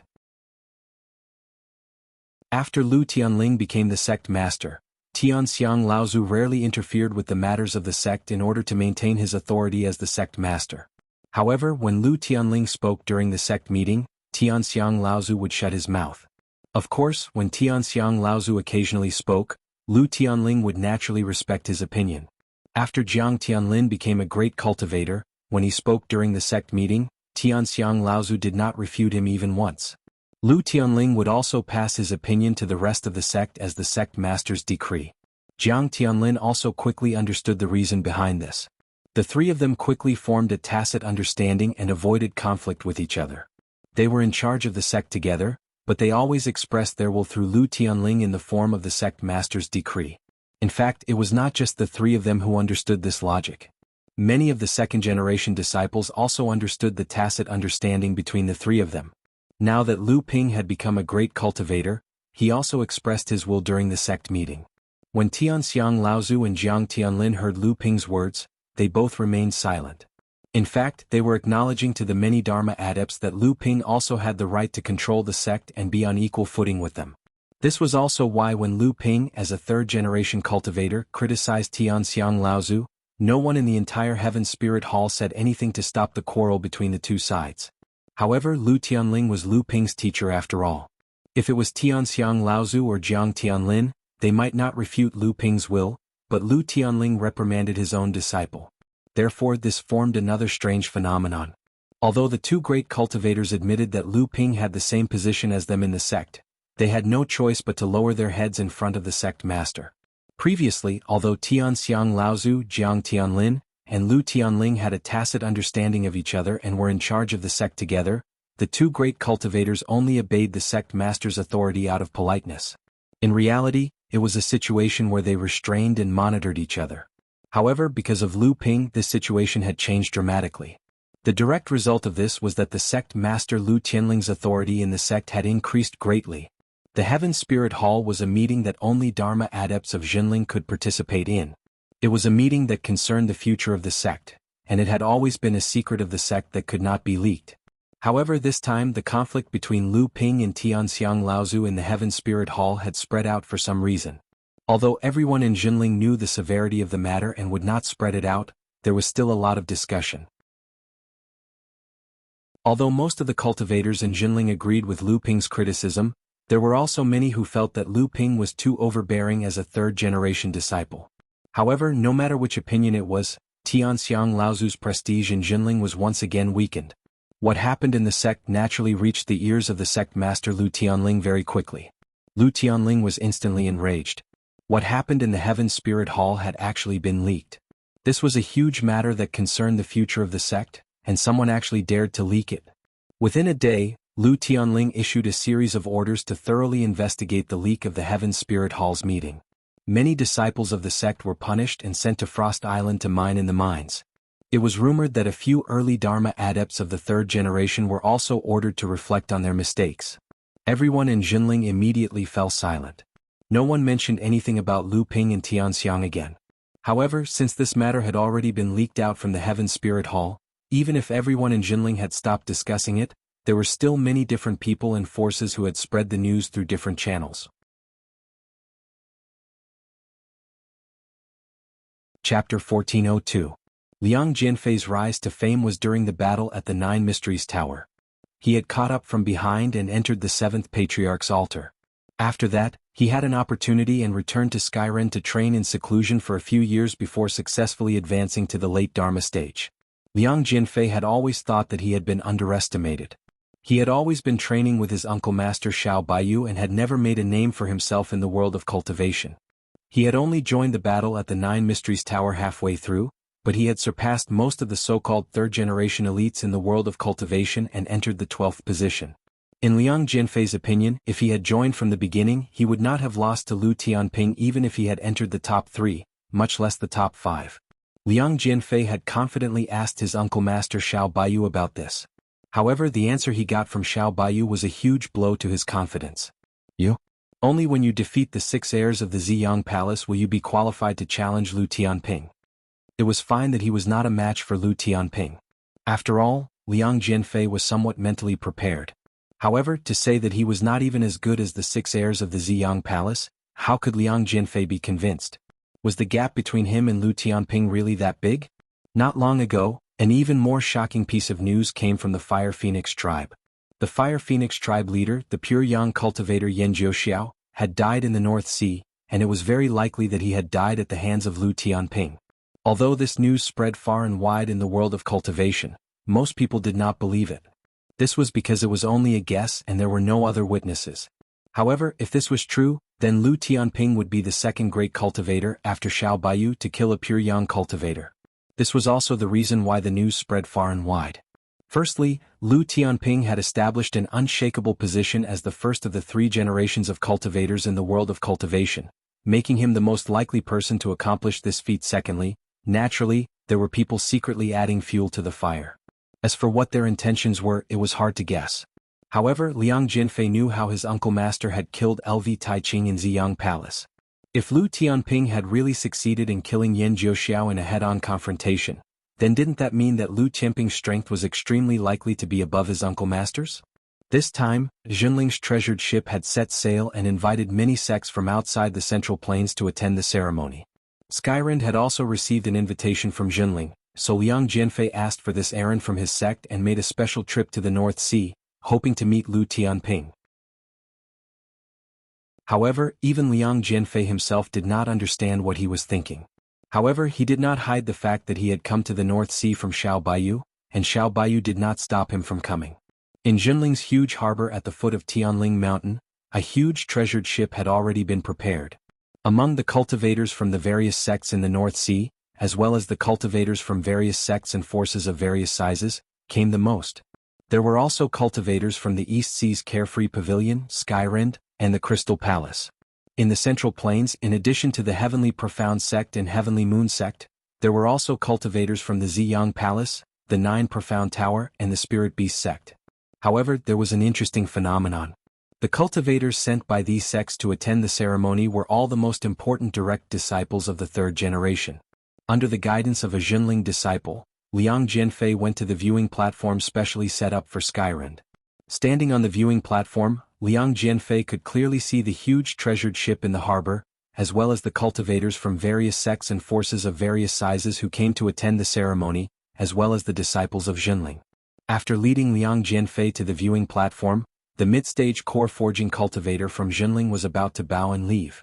Seeing this, Liang Jianfei asked, "Are you a third-generation disciple of Jinling?" The cultivator before him calmly bowed and said, "Junior is a fourth-generation disciple of our sect." Fourth-generation disciple? Liang Jianfei was somewhat disappointed at first, but then a moderate amount of surprise appeared on his face. A fourth-generation disciple already has a mid-stage core forging cultivation base. It can be seen that your sect's nurturing of the younger generation is quite good.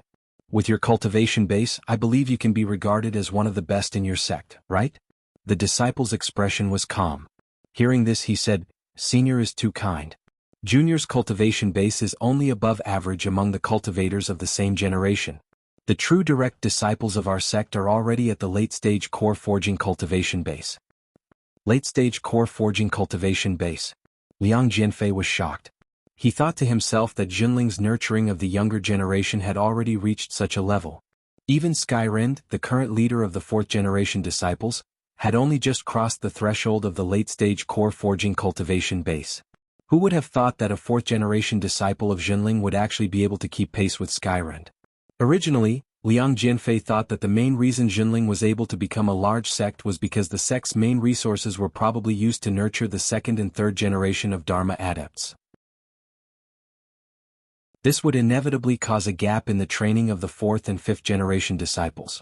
This was also an inevitable bottleneck that many sects would encounter when raising their sect's strength and qualifications for promotion. Previously, Xiaoyao Pavilion had been secretly accumulating power in the East Sea for many years, and with the full support of the Tianyue sect, after successfully establishing their sect, they had fallen behind other large sects in terms of the training of the third and fourth generation disciples. However, the current situation seemed to indicate that Jinling's nurturing of the younger generation was not affected. Liang Jianfei looked at the huge viewing platform on the shore of the harbor. From time to time, Jinling disciples of the core forging stage would lead the cultivators of the various sects to their seats. He could not help but ask, "Today the disciples leading the various sects to the viewing platform are all fourth-generation disciples of your sect?"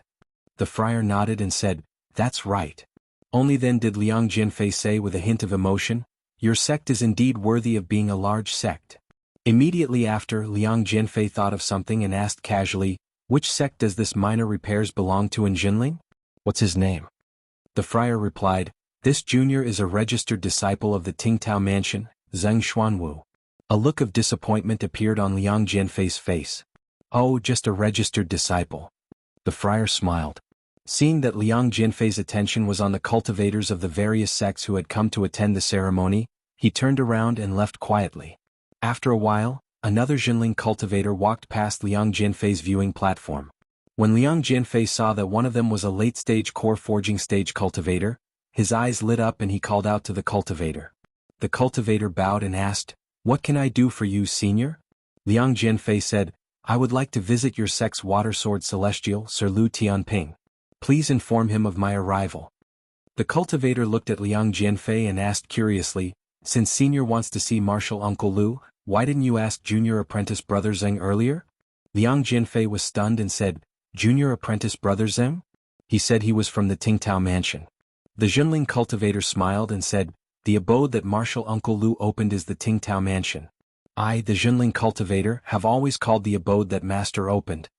Liang Jianfei suddenly understood and quickly asked, "Then how should I visit Sir Lu Tianping of your sect?" The cultivator shook his head and smiled. These days, many cultivators from various sects who came to attend the ceremony have tried to visit Martial Uncle Lu. However, he has always been in seclusion. Other than a few of his best friends who came to support him, he has never come out. Liang Jianfei asked curiously, "Oh? Could it be that the Water Sword Celestial is not on the same ship as your sect this time?" The cultivator shook his head and pointed at the ship that was about to set sail in the harbor. He said, "Everyone on the ship, Laozu is already on the deck." Liang Jianfei looked in the direction that the cultivator was pointing. On the ship there were 4 mid-Dharma adepts, Tianfeng, Tianshan, Tianqing and Tianyuan, and 7 early Dharma adepts: Tianshu, Zhongjian, Mayu, Tianfeng, Tianxian, Tianhuan, and Tianpeng. Other than these 12 Dharma adepts, the Tianxian sect and the Tianyue sect each had a second-generation disciple who was at the mid-Dharma stage on the ship. This was also the custom for overseas ships to travel to Central Plains. This was because the establishment of the ultra-long-distance teleporter would also mean the success of the alliance between the two sections. It was a mutually beneficial move for both sects, so the risk of the voyage naturally could not be borne by Jinling alone.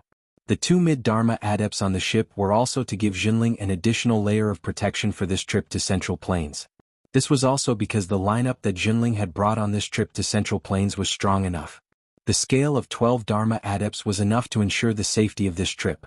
One had to know that when the Xiaoyao Pavilion ship went to Central Plains, there were only 10 Dharma adepts on board.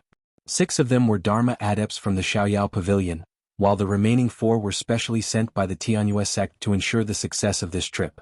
The lineup of 14 Dharma adepts on Jinling's ship, along with the Tianxian sect and the Tianyue sect, clearly shocked the various sects' cultivators who had come to watch the ceremony. However, what was even more shocking was that because they had to guard the sect, Jinling naturally could not station most of the Dharma adepts on the ship. This meant that other than the 12 adepts on the ship, Jinling now had at least another 12 Dharma adepts. A large sect with more than 20 Dharma adepts. Even the older large sects in Central Plains and the East Sea probably did not have as many Dharma adepts. Many of the sect's cultivators who were present began to silently count the number of Dharma adepts that Jinling had. Other than the 12 in front of them, there were also the great adept Tianxiang, the sect leader Lu Tianling, the water sword deity Lu Tianping, the alchemy grandmaster Mei Tianqin Tianlu, the talisman grandmaster Tianshui, the outer sect grand elder Xiang Lu Yin Tianchu, who had made a name for himself in Central Plains, Yao Tianyong, Li Tianru Ji Tianxian, and the dying Tianjiang. It seemed that 12 people were enough. However, everyone knew that Jinling definitely had hidden strength, just like the third-generation cultivators Tianxian, Tianhuan, and Tianpeng who had appeared for the first time on the treasured ship. If the treasured ship had not set out, who would have known about the existence of these 3 people? The treasured ship set out to attract cultivators from various sects to attend the ceremony was also a way to show off their strength. The purpose was to prove that their sects were qualified to be large sections. Although Jinling did not show all of its strength, the strength that it had displayed in a half-concealed manner had a greater impact on the cultivators from various sects who came to attend the ceremony. Liang Jianfei muttered to himself. It seemed that other than the addition of 1 pure yang and 2 great adepts, there was not much difference between Jinling and Skyrend. It must be known that Skyrend had a legacy of 20,000 years, and the legacy of a large sect was more than 15,000 years. However, when compared to a sect that had just been promoted to a large sect, there seemed to be no difference between the 3rd generation and below.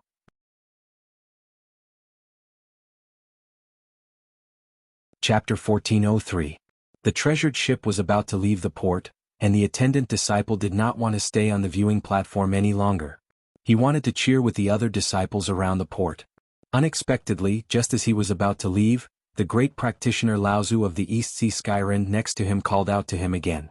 Then, with a flip of his palm, a large red gilded invitation appeared in his hand. He said, "Young friend, please pass this invitation to the water sword deity of your sect, His Excellency Lu Tianping." The attendant disciple took the invitation, a little confused. He scratched his head and said, "Senior as a junior, I'm afraid this invitation will not reach the hands of Laozu of Tianping." Liang Jianfei smiled slightly, and a look of satisfaction flashed in his eyes. He said, "Just hand it over. Other than the water sword deity and the 2 great practitioners of your sect, no one else can open this invitation." The attendant disciple did not know why Liang Jianfei wanted him to pass the invitation to him, but this disciple was not afraid of the tiger.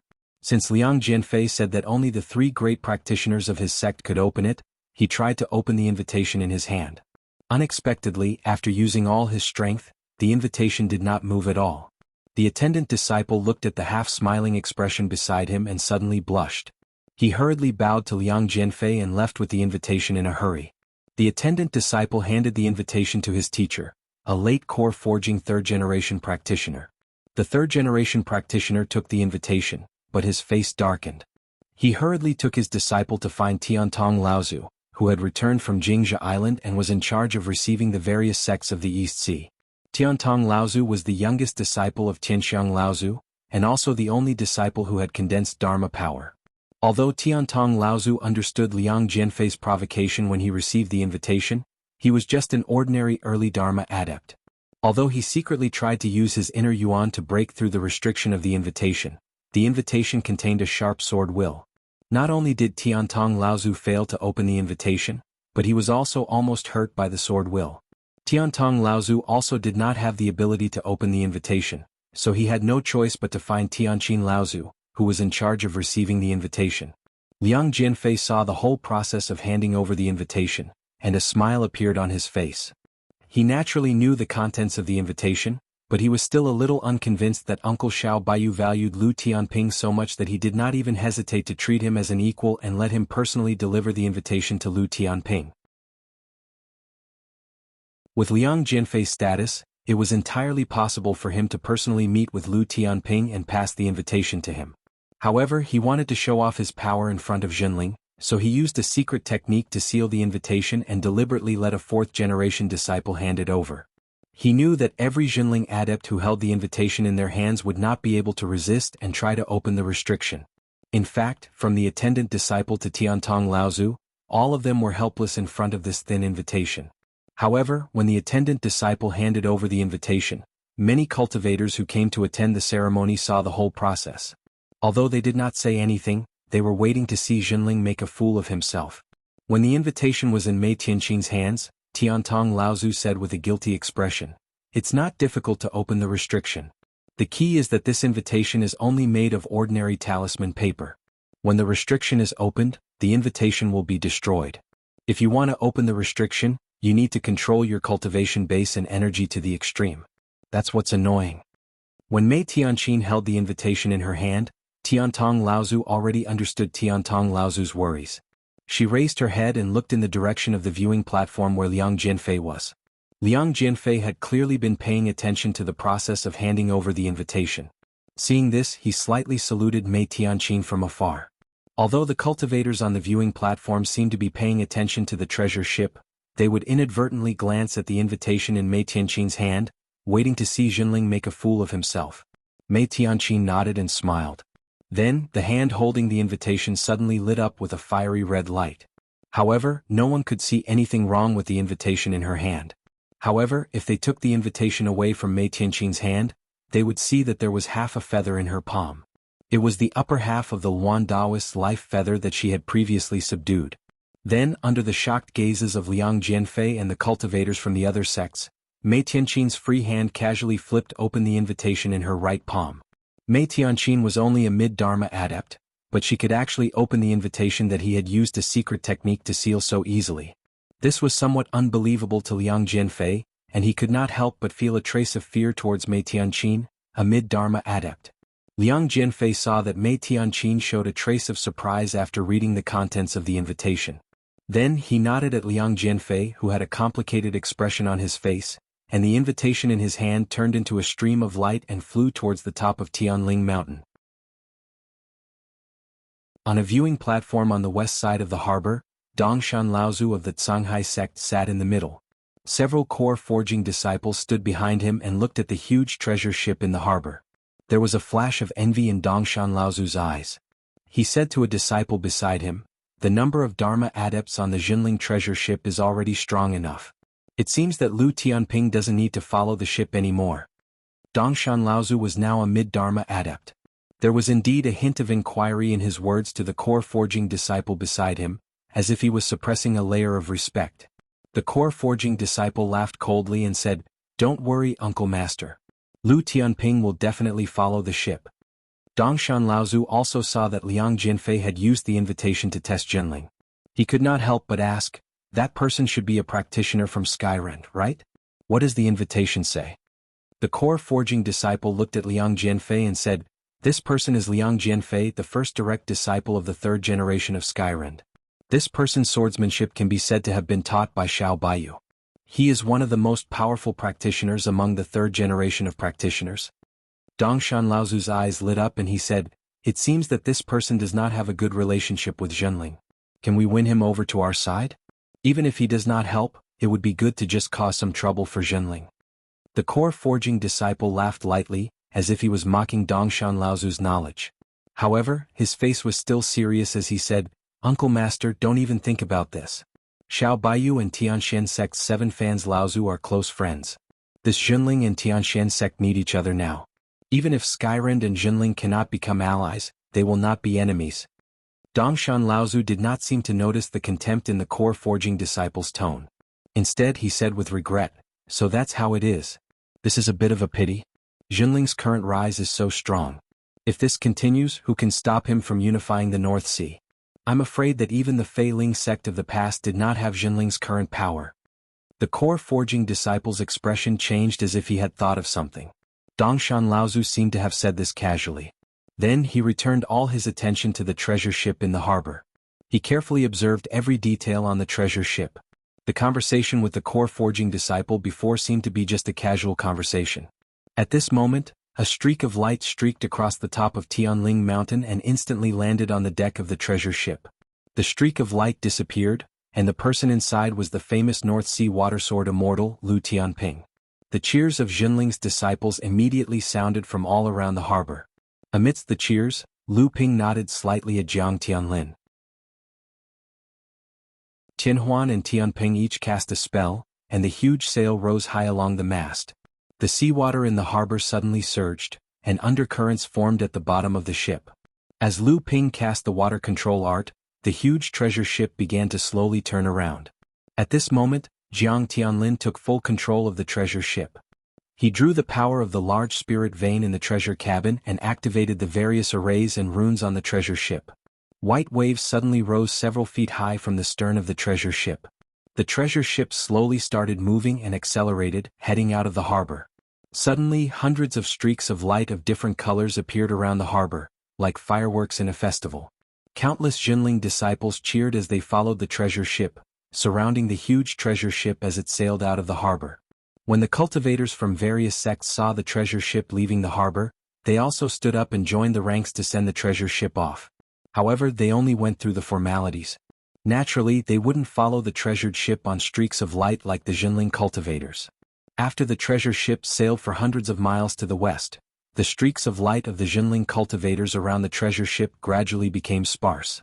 With the help of Lu Ping, Jiang Tianlin injected the power of the spirit vein in the treasure cabin into the various arrays and restrictions of the treasure ship, maintaining the normal sailing of the treasure ship. After that, everything on the treasure ship was handed over to Lu Tianyuan and a few other third-generation Dharma adepts. Lu Ping, Jiang Tianlin, and a few other second-generation disciples returned to the treasure cabin. Tiansheng Laozu was the first to ask, "I saw that Skyren's disciples seem to be quite provocative. Nephew Lu, what's with that invitation?" Lu Ping smiled and said, "Now that you mention it, it's quite interesting. This time I received 2 invitations. One is from the Central Plains Sacred Land, Purple Sun Palace, and the other is from the Sky-Breaking Sword Sect. Both invitations talk about the same thing. Ziyang Palace and Skyrend. The enmity between these 2 sects was known to almost everyone in the world of cultivation." Tianshan Laozu saw that Lu Ping made it sound so easy and could not help but ask curiously, "What is it? Could it be that the 2 sects are going to have a duel?" Lu Ping was surprised and said, "Uncle Master's guess is correct. The 2 sects are indeed going to have a duel, but these 2 invitations want me to go and watch the duel and be a witness." These 2 sects could be said to be the 2 most powerful sword sects in the world of cultivation. To be able to be a witness to the duel between these 2 sword sects was proof of how high Lu Ping's status in the world of cultivation had reached. Of course, it was impossible for Lu Ping to be the only witness. However, to be able to receive invitations from 2 sects at the same time, even if it was not unique, it was still very rare. At this time, Tianshu Laozu suddenly asked, "Will there be any conflict with the sailing date of the treasure ship?" Lu Ping smiled gently and said, "Uncle Master, don't worry. It won't affect the previous plan." Tianshu Laozu nodded and said no more. It was Jiang Tianlin who asked again, "Did the 2 sects specify the rules of the duel?" Lu Ping chuckled and said with a strange expression, "It's the 3 generations of Ziyang Palace and the 6 heirs to challenge Xiao Baiyu together."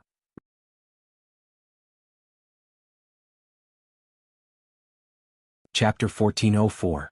The 6 heirs of the Ziyang Palace had teamed up to challenge Xiao Baiyu. Everyone was shocked by the news that Lu Ping had revealed. In the end, it was Jiang Tianlin who asked, Nephew Lu, you have interacted with both the Ziyang Palace and Skyrend. What do you think of this battle? Lu Ping frowned and said, Xiao Baiyu's level of practice is high and his swordsmanship is exceptional. Although the 6 heirs of the Ziyang Palace have the advantage in numbers, their level of practice is obviously not comparable to that of the pure Yang. The key to this battle is probably how many of the 6 heirs of the Ziyang Palace can advance to the late Dharma stage. Tiancheng Laozu hurriedly asked, Then tell me, how many of them do you think will be able to make it through the second Thunder Trial? Lu Ping smiled bitterly and said, How would I know? But during the battle at the 9 Mystical Tower, Fan Mingjie, who was ranked second, was already at the peak of the mid-Dharma stage. After coming out from the world of the altar, I think that Fan Mingjie will have no problem advancing to the late Dharma stage. Su Jin, who is ranked third, has a slightly weaker level of practice. Even after going through the baptism of the world of the altar, he will not be able to successfully make it through the second Thunder Trial in a short period of time. However, Xie Tianyang, who is ranked sixth, has a high chance of making it through the second Thunder Trial and advancing to the late Dharma stage. Tiancheng Laozu replied with an "Oh," and said, If that Fan Mingjie can advance to the late Dharma stage, I think that the number 1 heirs of the Ziyang Palace will be able to become a great adept. This means that there are at least 3 late Dharma adepts among the 6 heirs of the Ziyang Palace. These 6 were able to stand out among their peers in the Ziyang Palace, so they are naturally the best of the best. If the Ziyang Palace gives them some rare treasures, it seems that they have a chance of fighting Xiao Baiyu. After a few days, Lu Tianyuan, who had always been assisting Jiang Tianlin in controlling the treasured ship, sent news from outside the treasured cabin. The treasured ship had already arrived at the edge of the northern sea and was about to enter the stormy ocean. Everyone in the treasure cabin stood up and left. Lu Ping closed his eyes slightly, and his powerful divine sense instantly swept through the area of 200 miles around the treasure ship with the help of the array formation on the treasure ship. Only then did he open his eyes and chuckle softly. It seems like some clowns haven't given up yet. They will only leave after seeing the treasure ship enter the stormy ocean. Jiang Tianlin and the rest did not seem surprised, but Tianshu Laozu asked, Are you sure? Lu Ping sneered and said, There's no mistaking it. The other party has been following the treasured ship all the way, but they wouldn't have thought that my divine sense can cover a radius of 200 to 300 miles with the help of the treasured ship. Tianshu Laozu heaved a sigh of relief, but Jiang Tianlin was slightly worried and asked, Are you confident that you can escape from the stormy ocean? Lu Ping smiled and said, Don't worry, Martial Uncle. Since I dared to propose this plan, I naturally have confidence. The other party definitely wouldn't have thought that I would leave the treasured ship in the stormy ocean and cross it with my physical body. The green barrier was erected above the ocean, and through the barrier, one could vaguely see the surging and undulating energy behind it. It was as if the waves were surging and the wind was howling, but because of the barrier, there was no sound coming from behind it. Behind this green barrier was the stormy ocean that separated the northern sea from the central coast. At a certain spot on the green barrier that stretched as far as the eye could see, a huge crack had appeared. The crack was filled with terrifying spatial fluctuations, as if it could crush everything that entered the crack into pieces at any time and then devour it cleanly. This gap was the entrance to the stormy ocean from the North Sea. Behind this gap, not only was seawater flowing in reverse, there were also hurricanes that could turn a person's bones into dust, and there were also spatial fragments that could kill people at any time. If one wanted to pass through the stormy ocean, they first had to withstand the spatial fluctuations that could be found everywhere. Only then would they have to consider the various risks that existed in the stormy ocean. The existence of the treasured ship was the best choice to resist these risks. Under the watchful eyes of people, the Junling's treasured ship slowly sailed into the gap in the stormy ocean amidst a series of world-shaking noises. A series of spatial tremors came, almost tearing the world apart. The moment the treasured ship finally entered the gap, the spatial fluctuations coming from the enormous gap instantly calmed down, and all traces of the treasured ship's voyage were wiped away. In the void hundreds of kilometers away from the gap, not long after the treasured ship sailed into the stormy ocean, a few rays of light that were used to send messages cut through the void and left. Then, a few more rays of light appeared in the void and flew towards the northeast direction.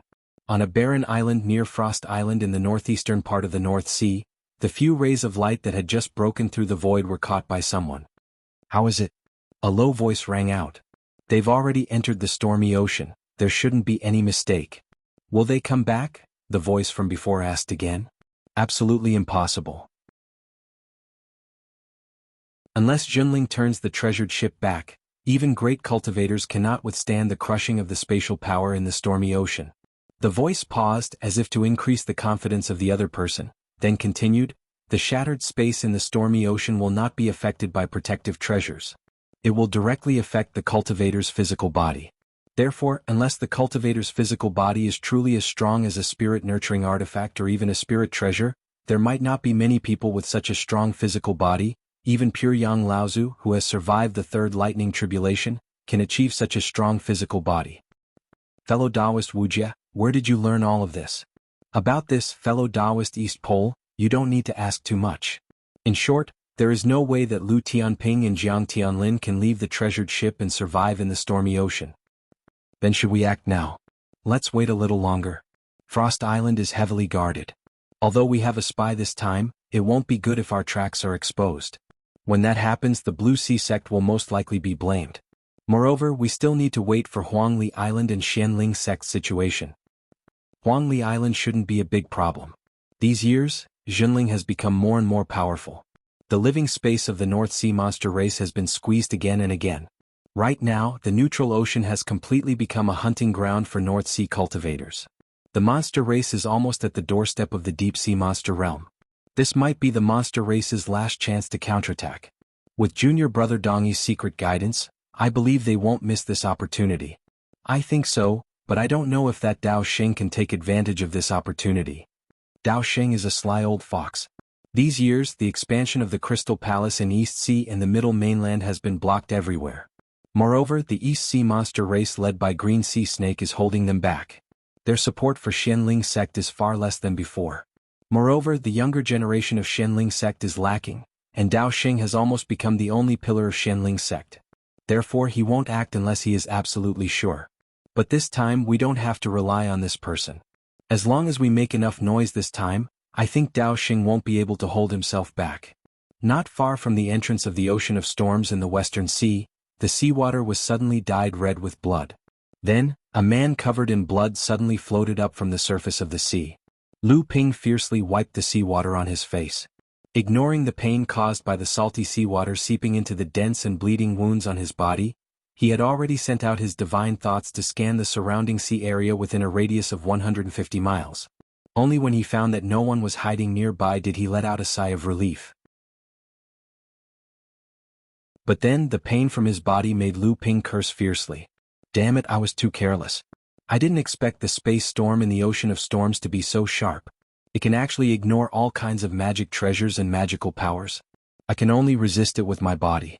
I almost failed miserably. As he spoke, Lu Ping floated up from the seawater. The wounds on his body began to wriggle and close up. The blood that contained a huge amount of vitality instantly scabbed the wounds and fell off. His wounded body immediately recovered to its original state. The wounds on Lu Ping's body looked heart-wrenching, but in fact they were just some flesh wounds. His muscles and bones were not injured, but his whole body looked like a bloody gourd. Casually changing his clothes, Lu Ping looked at the school of fish that had gathered in the seawater and were fighting for the blood dissolved in the seawater. He could not help but laugh and scold, "You beasts have it easy." With Lu Ping's current cultivation base and strength, his bloodline contained a huge amount of vitality and energy essence. After these fish devoured the seawater that contained his blood, they would inevitably open up the path of cultivation and become demonic beasts.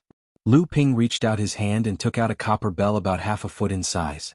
The surface of the copper bell was carved with 9 lifelike images of flood dragons. From a distance, these 9 flood dragons looked as if they were alive and could swim around the copper bell. He casually knocked on the copper bell in his hand and said grumpily, "Look what you have done. You said that the quality of the 9-dragon bell could completely withstand the spatial storms of the Sea of Storm. But look at the result. If my body was not strong enough, I would have been killed by you." The 9 dragons on the copper bell immediately began to swim. However, there was always one dragon swimming while the other 8 dragons placed restrictions on the copper bell. When the one that was swimming stopped moving, another one would start swimming. It was as if they were carrying out a relay. The dragon-shaped sculpture's voice came from the mouth of one of the flood dragons on the copper bell. "How would I know that the spatial storms of the Sea of Storm would ignore all kinds of protective artifacts and directly affect your body? In fact, you had already summoned this dragon's main body back then, and there were many spatial storms acting on it. Look, your main body was not harmed at all. The 9-dragon bell can indeed withstand the spatial storms. This dragon is right. Lu Ping was too lazy to pay attention to it. He raised his head and looked towards the direction of the eastern sea. Lu Ping pondered for a moment and revealed a trace of a cold smile. Then, he turned into a streak of light and flew towards the northwest sea where Frost Island was located.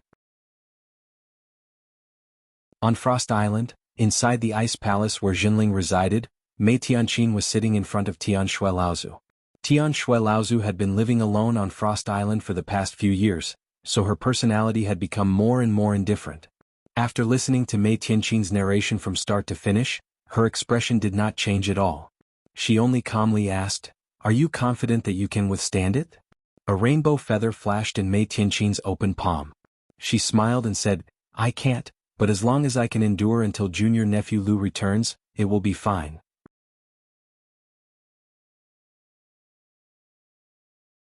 Chapter 1405. On the Frost Island, Tianchang Laozu walked into the ice palace with a cultivator. He said to Tian Shui Laozu and Mei Tianqin, "Martial aunt, senior martial sister, everything is ready." "Sai, I didn't expect this to happen." Tian Shui Laozu snorted. "Which sect doesn't have a few unfilial disciples? Plus, I'm afraid he has fallen deeper and deeper into the trap. Humph, he wants to make a move on me? I've been guarding the Frost Island all these years. Do you really think I'm getting old?"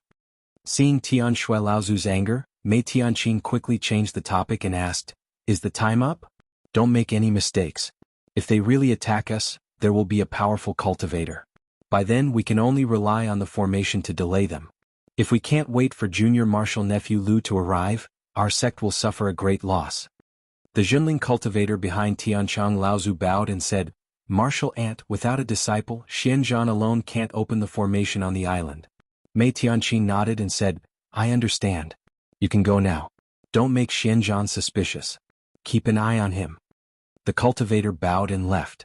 Tianchang Laozu couldn't help but ask, "Senior martial sister, what is the sect master's rule?" "Senior martial brother Tian Shu, the purge of the Yuan family is inevitable. What Xianzhan has done over the years has reached a crazy level, and many people in the Yuan family have participated in it. This time, senior brother Tianshu left with the treasured ship because he wants him to stay away from this trouble. After all, the Yuan family is his birthplace. Among the subordinate forces of our sect, the Yuan family's power is inseparable from the support behind them. This time, the sect leader has given him a chance to clear his name. Otherwise, do you think martial nephew Lu would let him go?" "That's right." Patriarch Tianchang swallowed his saliva. With a hesitant expression, he asked softly, "Will senior brother Tianshu?" Mei Tianqin glanced at him and seemed to understand what he was thinking. She said firmly, "Don't worry, senior brother Tianshu has nothing to do with this." Patriarch Tianchang was relieved. However, he also knew that the so-called unrelated to this matter was just an opportunity to express his true feelings. Xianzhan and the others were clowns after all. Although they were traitors, they would never amount to anything. The grudge between Lu Tianping and the Yuan family had directly led to the discord between him and Tianshu Laozu.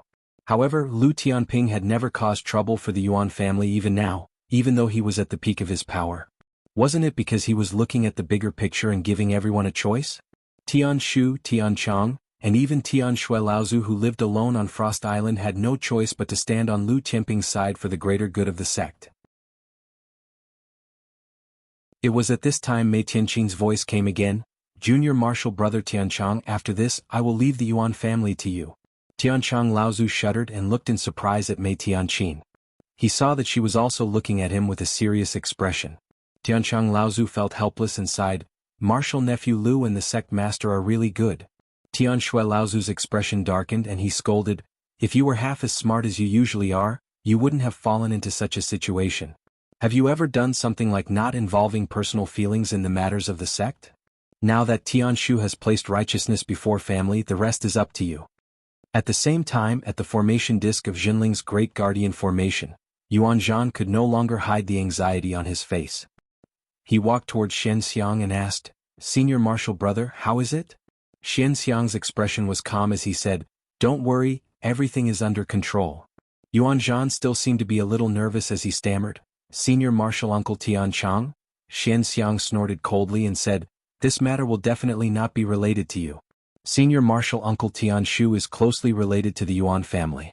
Senior Marshal Uncle is currently on the treasured ship and should be avoiding all suspicion. Who would think that this matter was done by a disciple of his family?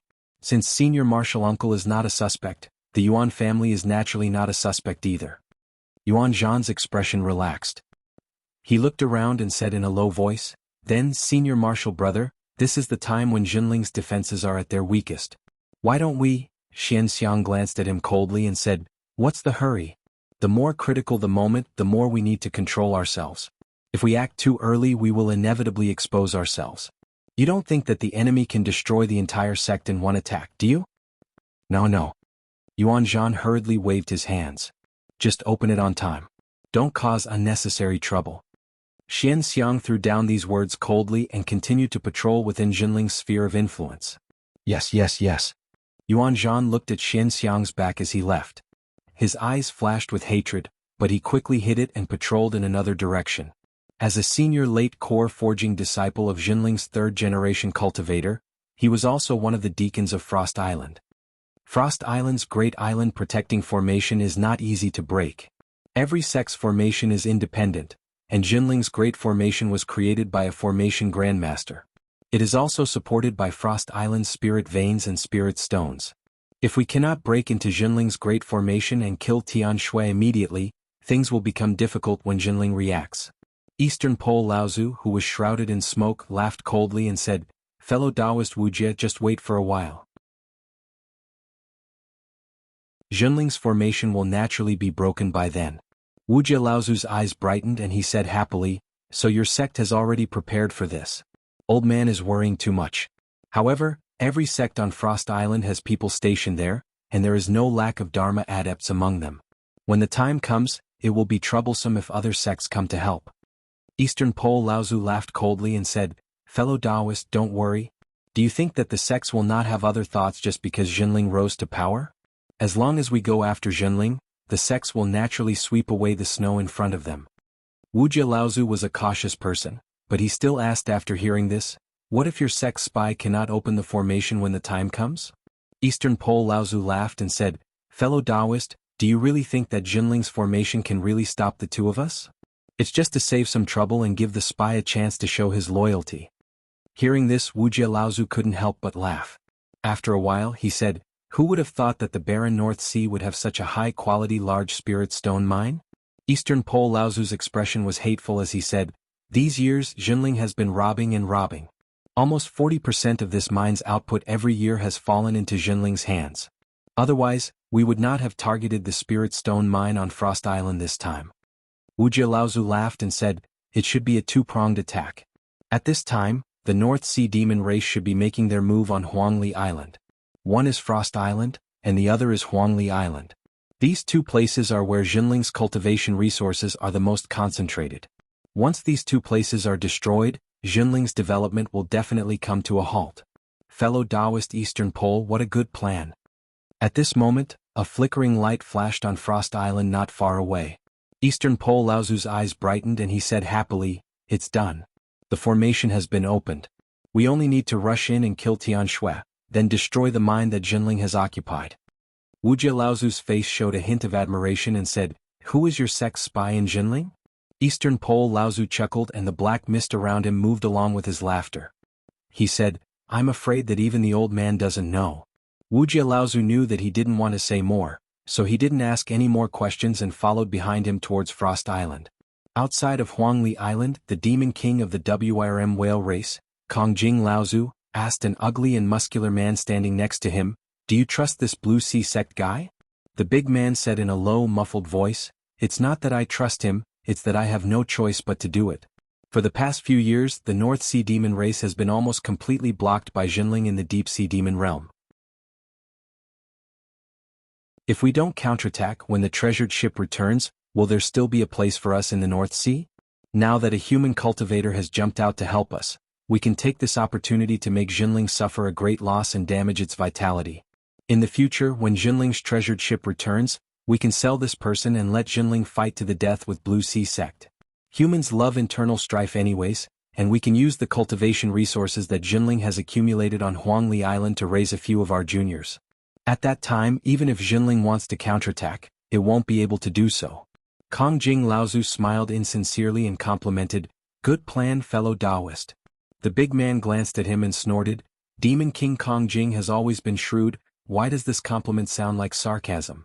Kong Jing Laozu smiled, "Do you think of Lu Tianping? Do you still remember Dao Xing Laozu?" The big man's expression changed, but he still said, "So what if he's Lu Tianping? So what if he's Dao Sheng?"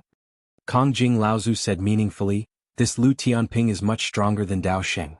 Back then, Dao Sheng could kill his way out of the deep-sea demon realm, so this Lu Tianping can come and go as he pleases."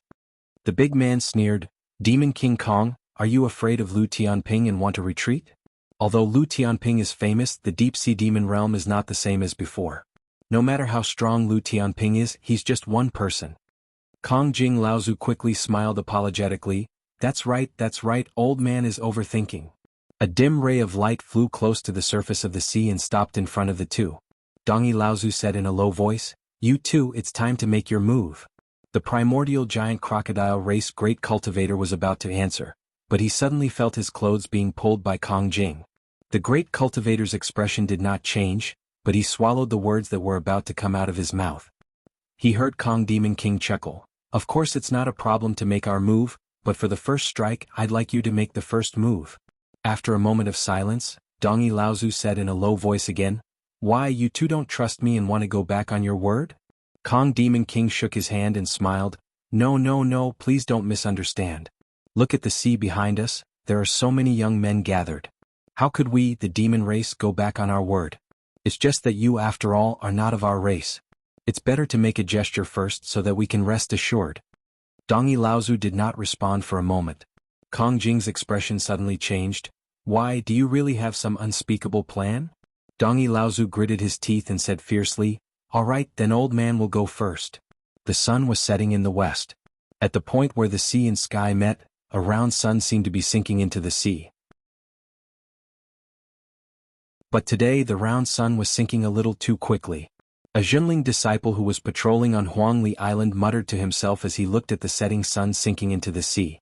Then, as if he thought of something, he suddenly raised his head, only to see that at the point where the sea and sky met, there was no sun sinking. It was clearly a rising seawall that blocked the sun. Tsunami, it was a tsunami. The Zhenling disciple's expression changed instantly. He wiped his right hand across his sleeve and raised it into the air. A burst of fire exploded hundreds of feet high in the air, alarming the entire Huangli Island.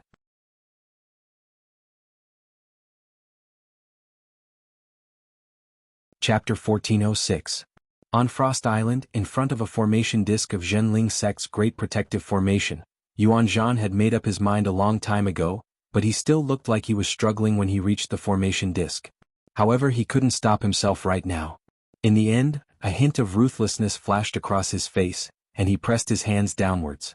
The entire formation disk immediately shattered, and the spirit stones embedded in it were blown away from time to time. The spirit energy of a spirit vein beneath the formation disk also leaked out. Unknowingly, a hole had appeared in the Great Jinling Defense Formation. At this time Yuan Zhan, who had been struggling a moment ago, calmed down. A mirror that looked like it was modeled with copper appeared in his hand, and he waved it towards the dark sea outside of Frost Island.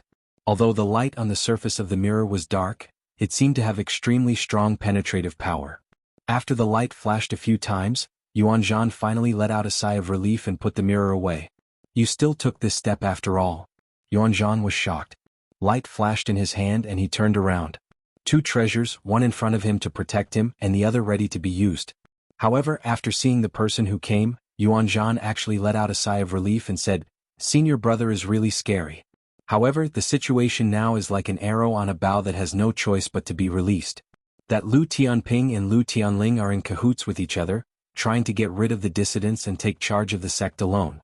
This time they even sent all the second-generation cultivators who had advanced to the middle Dharma stage to the treasure ship. Their wild ambitions are clear. What you and I are doing now is just to find a way out for ourselves." Xian Xiang seemed to subconsciously take 2 steps forward while thinking. He sighed and said, "What you said does make sense. Sect leader and junior brother Lu's methods are indeed a little too violent. Back then you greatly offended junior brother Lu, and even caused your uncle to be humiliated by junior brother Lu many times. In the future you will definitely be suppressed by them." Xian Xiang walked forward while thinking. Yuan Zhan agreed, it's not just suppression. That Lu Tianping and I have been enemies for a long time. At this time Xian Xiang had already stopped 3 feet in front of Yuan Zhan. He stared at Yuan Zhan and said, Junior brother, let's not talk about the fact that the sect leader and his disciple have not started suppressing you. All of this is just your baseless speculation. Even if they want to suppress you, it is just a conflict within the sect.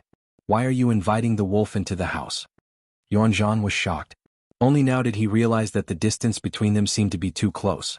His figure flashed with the intention of retreating. However, Xian Xiang's sigh sounded out by his ear. Alas, it's too late. Yuan Zhan's retreat was extremely fast, but the Xian Xiang in front of him was not pulled away. Instead, it was right in front of him, getting closer and closer. It was so close that Yuan Zhan didn't have time to summon his protective magic treasure. Xian Xiang's palm landed on Yuan Zhan's chest. Yuan Zhan's eyes widened, and fresh blood gushed out of his mouth like a fountain. His mouth gurgled and it took him a while to recover. You are already a Dharma adept? What? Don't forget, you and Uncle Tianchang also contributed a lot to all of this. Xian Xiang sighed and his face showed a trace of sorrow. He said, Junior brother, you still can't see it. This is just a plot against you and the person behind you. Although our sect has always been at odds with the sect leader, we are not crazy enough to betray the sect. Furthermore, although the sect leader is domineering, he is also fair. The so-called discord is just between the previous generation. What does it have to do with us? Junior brother Lu is a genius and a key figure in the rise of our sect. After discovering that your actions were inappropriate, we promised that if you turned back, we would let bygones be bygones. Who would have thought that not only would you fall into this trap, but you would also fall deeper and deeper? You and I were once good friends, and because I could not bear for you to leave the sect, I have hinted to you many times. Have you ever regretted your actions? Ah! Yuan Zhan suddenly laughed shrilly and like a malicious spirit he said coldly, a bunch of hypocrites. What repentance, what hints? It is just a mask you use to cover up your hypocrisy. Me leading a wolf into the house is poisonous. You clearly had the chance to stop me but you did nothing to save me. Isn't that poisonous? Fighting poison with poison, you are even more poisonous. Yuan Zhan spat out large mouthfuls of blood due to the shattering of the core space. However, at this time he knew that he was going to die. Instead, he wanted to spit out everything in his heart so that he could die in peace. Xian Xiang shook his head, not wanting to argue with someone who was about to die. However, he heard Yuan Zhan laugh coldly, so what if you know about this? In the face of absolute power, even Lu Tianping may not be able to turn the tide. Moreover, he has already entered the Sea of Storms with the ship. How can he rush back in time? Who said he won't come back? Xian Xiang interrupted him coldly. At this time Yuan Zhan's mind shook. He wiped away the blood at the corner of his mouth and said, Impossible, Blue Sea Sect has already sent news. That Lu Tianping has already entered the Sea of Storms with the ship. The Sea of Storms may not be able to trap him. Xian Xiang could see that Yuan Zhan was at the end of his rope, but he still couldn't help but argue. At this time, an enormous tremor came, and a muffled sound resounded through all of Frost Island. Someone had charged in, and Jinling's great defensive formation was instantly destroyed. Old woman Heavenly Snow die. A low shout seemed to explode in the ears of all the cultivators on Frost Island, and immediately suppressed the commotion caused by the explosion in other parts of Frost Island. It was coming for Jinling. It's coming, it's coming. Life continued to flow out of Yuan Zhan's body. Xian Xiang stood at the side, unmoved. Yuan Zhan's originally collapsed body suddenly sat up, pointed at Yuan Zhan and said, You will all die. Xian Xiang instinctively kicked out, but found that Yuan Zhan, who was flying in the air, had long since stopped breathing. A series of explosions came from behind Xian Xiang. Xian Xiang's expression changed. This was a sign that the great defensive formation was being broken through. Although Yuan Zhan had destroyed one of the array discs, causing a loophole to appear in the Zhenling sect's defensive array, the fact that the enemy was able to find and destroy the loophole in such a short time proved that the strength of the enemy was far beyond their expectations. Xian Xiang was a formation master himself. Although his attainments in formations could only be considered at the level of an ordinary formation master, his Dharma level cultivation was the highest among all of Jinling's formation masters. Right now, Jinling's great defensive formation on Frost Island could only be unleashed in his hands. Xian Xiang himself was the most crucial person for Jinling to survive the crisis that Frost Island was facing today. He had to protect the formation well. At least he had to buy enough time. At this time, Tianxiang actually regretted spending too much time on cultivation. Otherwise, with his talent, even if he couldn't become a formation grandmaster, he would at least be at the level of a great master. It would be easier for him to maintain the operation of the defensive formation. Just as Xianxiang was using all his strength to trap the two cultivators who had barged into the formation, he realized that the intruders were actually two great cultivators. What was going on? Wasn't Songhai sect trying to stir up trouble this time? Could it be that Dao Xing Laozu had also joined in? Xianxiang panicked for no reason. This great defensive formation had been changed into a trapping formation, and the key to opening it was the formation disc that Yuanzhan had destroyed. But if there were two great formations inside, this trapping formation wouldn't be of much use. At this time, Tianshui Laozu's angry roar suddenly exploded in the sky. That bastard has eaten the guts of a leopard. How dare he come to Frost Island and behave atrociously? Before he arrived, a folding fan had already shot out from the void. With a swish, the folding fan opened and a wave of ice and snow fell towards the two people in the trapping formation. Haha, the wind and snow immortals were so powerful back then. Now that the blizzard has lost its wind, how much of its power is left? Before the East Pole Great Ancestor could finish his words, a violent snowstorm swept up in mid-air, sweeping towards the East Pole Great Ancestor. East Pole Laozu cried out in shock. The black fog surrounding his body was almost blown away. His entire body flew back several meters before he managed to dodge Tianshui Laozu's unexpected attack. His entire body shook violently along with the black fog around him. It was obvious that he was quite frightened. The blizzard flashed past. Tianshui Laozu held the snow fan in one hand and the wind fan in the other. She looked coldly at East Pole Laozu, who had revealed more than half of his body. She said in a deep voice, "You're not East Pole. Could it be that you've taken over his body? But how did you survive the second lightning tribulation?"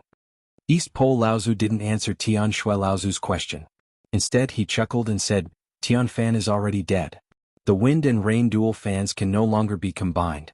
Just now the old man was indeed shocked. At the side, Wuxia Laozu's expression was gloomy. Previously, East Pole Laozu was able to jump out and fight with Tianshui Laozu was because Wuxia Laozu had blocked the sealing force of the formation, creating an opportunity for East Pole Laozu. Who would have thought that a great cultivator would be shocked by a dead person? Following which, he was forced back into the formation. Furthermore, he was forced back into it by a mid-Dharma plane cultivator. Brother East Pole, there's no point in talking so much. Don't let them stall for time. The dissatisfaction in Wuxia Laozu's words couldn't be more obvious.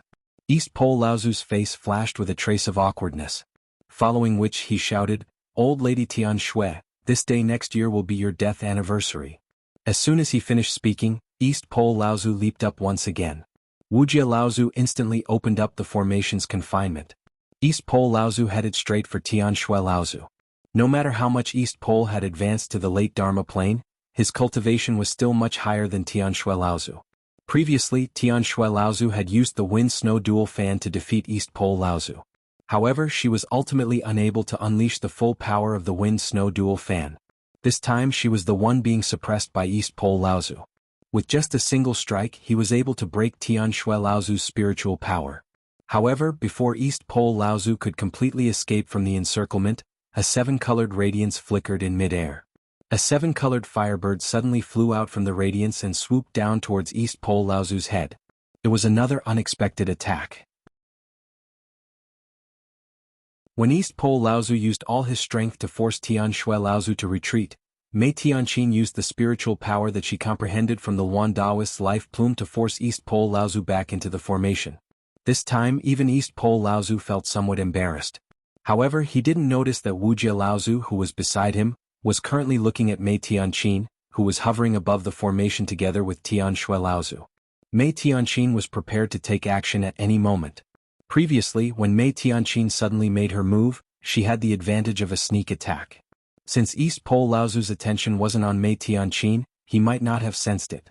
However, Wuxia Laozu, who was at the side, could clearly feel the threat from Mei Tianqin the moment she made her move. Just when East Pole Laozu was about to rush out again, Wuxia Laozu pulled him back and said, "Don't get entangled too much. Let's work together to break the formation first." East Pole Laozu was so angry that he couldn't think straight.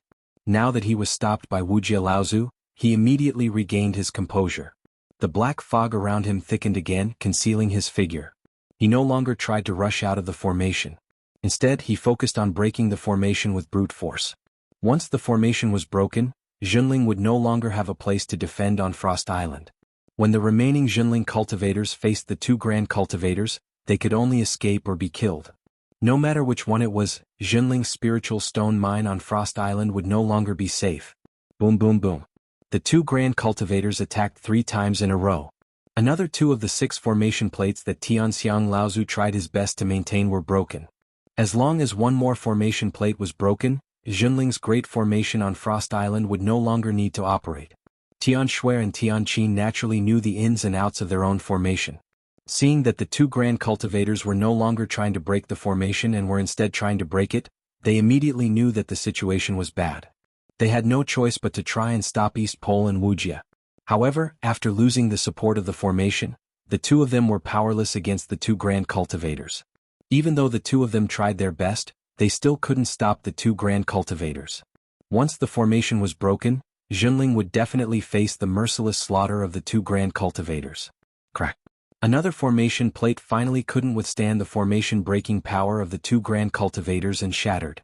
However, as this formation plate shattered, the entire Junling's protective formation began to collapse.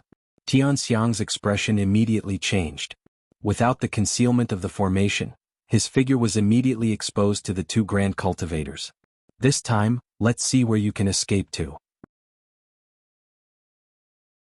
Wuxia Laozu laughed sinisterly as he grabbed towards Mei Tianqin, restraining her.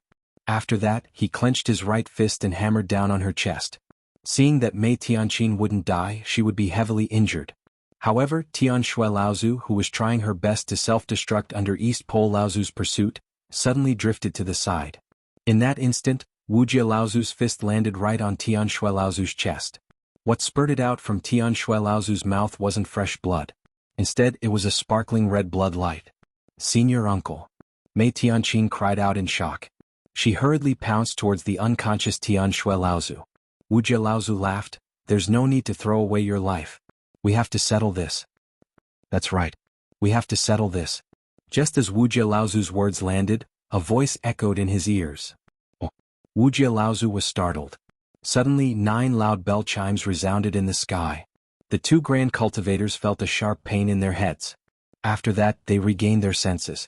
However, the person they didn't expect, the person they were even more unwilling to face, was already standing in front of them.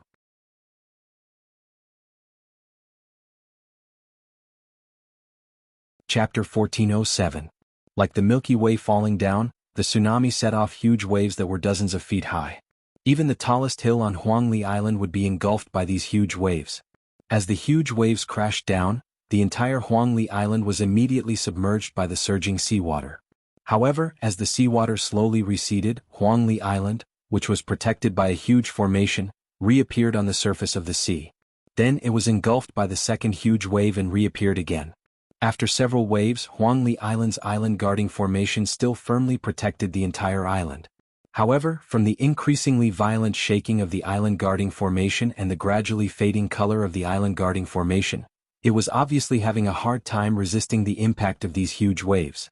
After all, the continuous impact of the tsunami-like waves was the supreme magical power of Dongyi Laozu with the help of the Sea Transfer Order. Kongjing Laozu said with a hint of surprise, "Huangli Island is really impregnable under Lu Tianping's management over the years. Even under the full attack of a great cultivator, it can still be defended so tightly."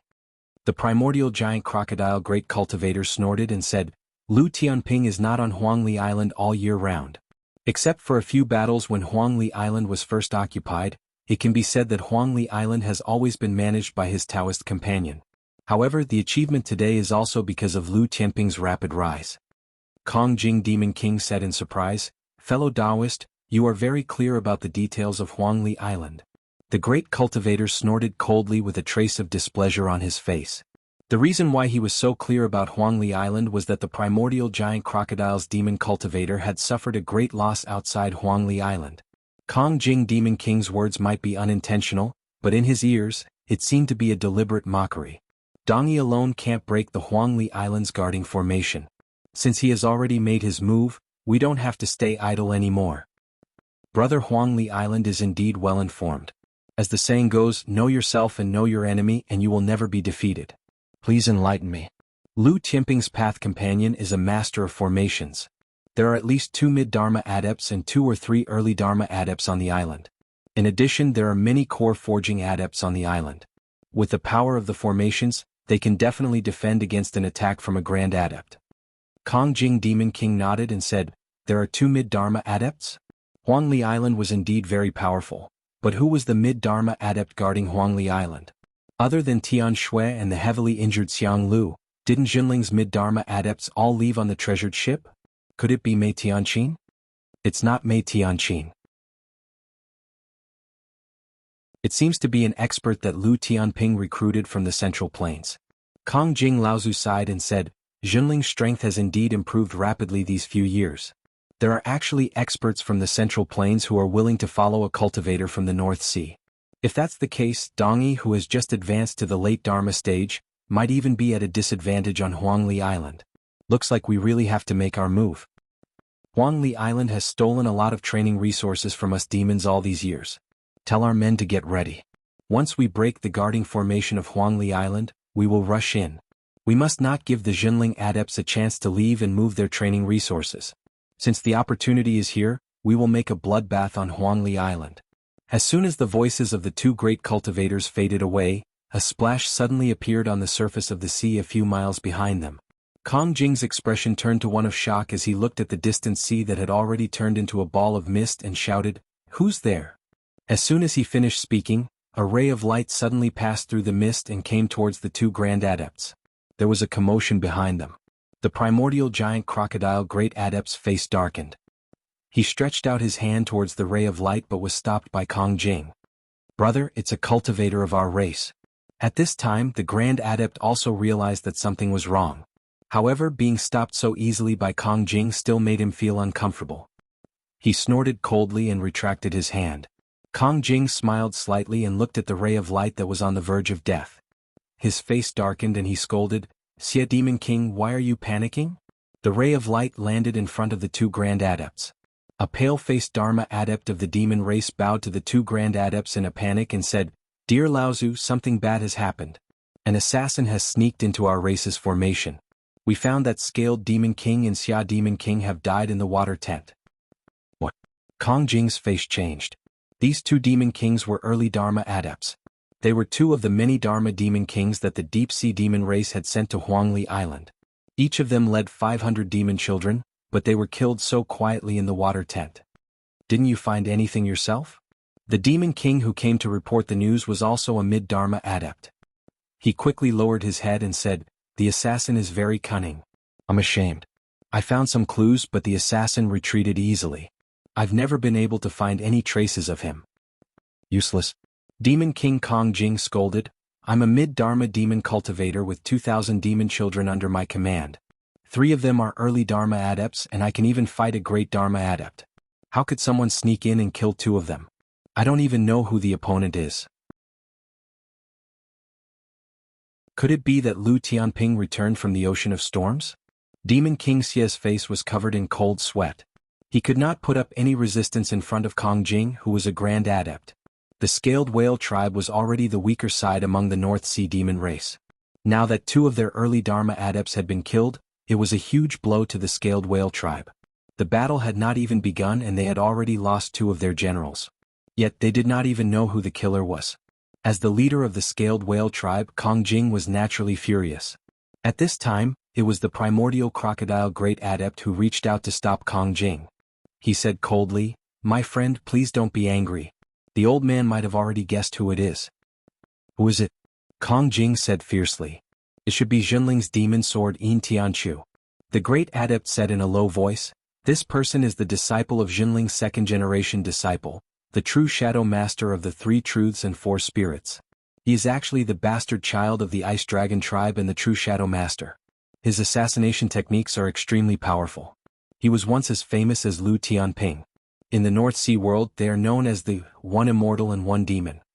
The Immortal is the North Sea Water Sword Immortal, and the Demon is the Demon Sword Yin Tianchu." The great adept paused and said, "Jinling has already discovered our actions." "So what?" Kong Jing's attention finally shifted from Demon King Xie to Huangli Island. He said coldly, "If Junling is really prepared, then he must have set up an ambush and waited for us to walk into it. Now that he has sent an assassin to kill people and disturb us, it proves that Junling is powerless. We just need to kill our way into Huangli Island. An assassin who hides and assassinates is not worthy to be seen."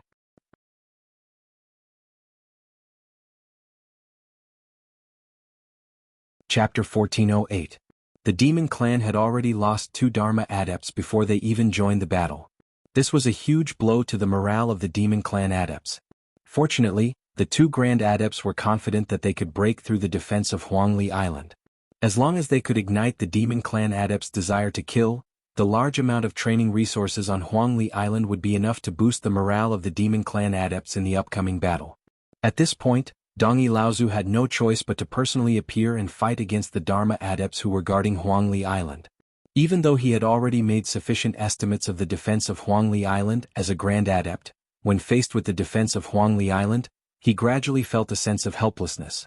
This caused Dongyi Laozu to feel a sense of foreboding for no reason.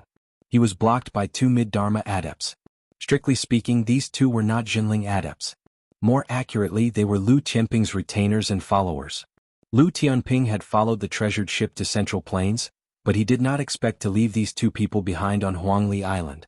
With these 2 people working together, in addition to a master who was in charge of the protective matrix, they were actually able to block Dongyi Laozu's attack with great composure. Composure. That's right, this sense of foreboding was due to the composure of the Jinling adepts on Huangli Island. In reality, Dongyi Laozu had expected that he would not be able to break through the defense of Huangli Island alone. However, Dongyi Laozu was not the only one behind him. At this time, the huge demonic aura could be said to have covered the entire sky.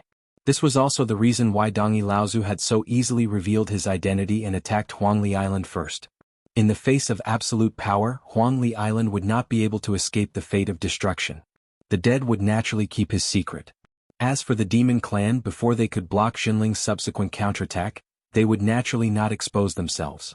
By the time the Demon Clan wanted to expose themselves, Jinling would probably be powerless to do anything. The Jinling cultivators on Huangli Island should have been aware of the absolute power of the Demon Clan's encirclement. However, how could the Jinling cultivators remain calm in the face of such a calamity?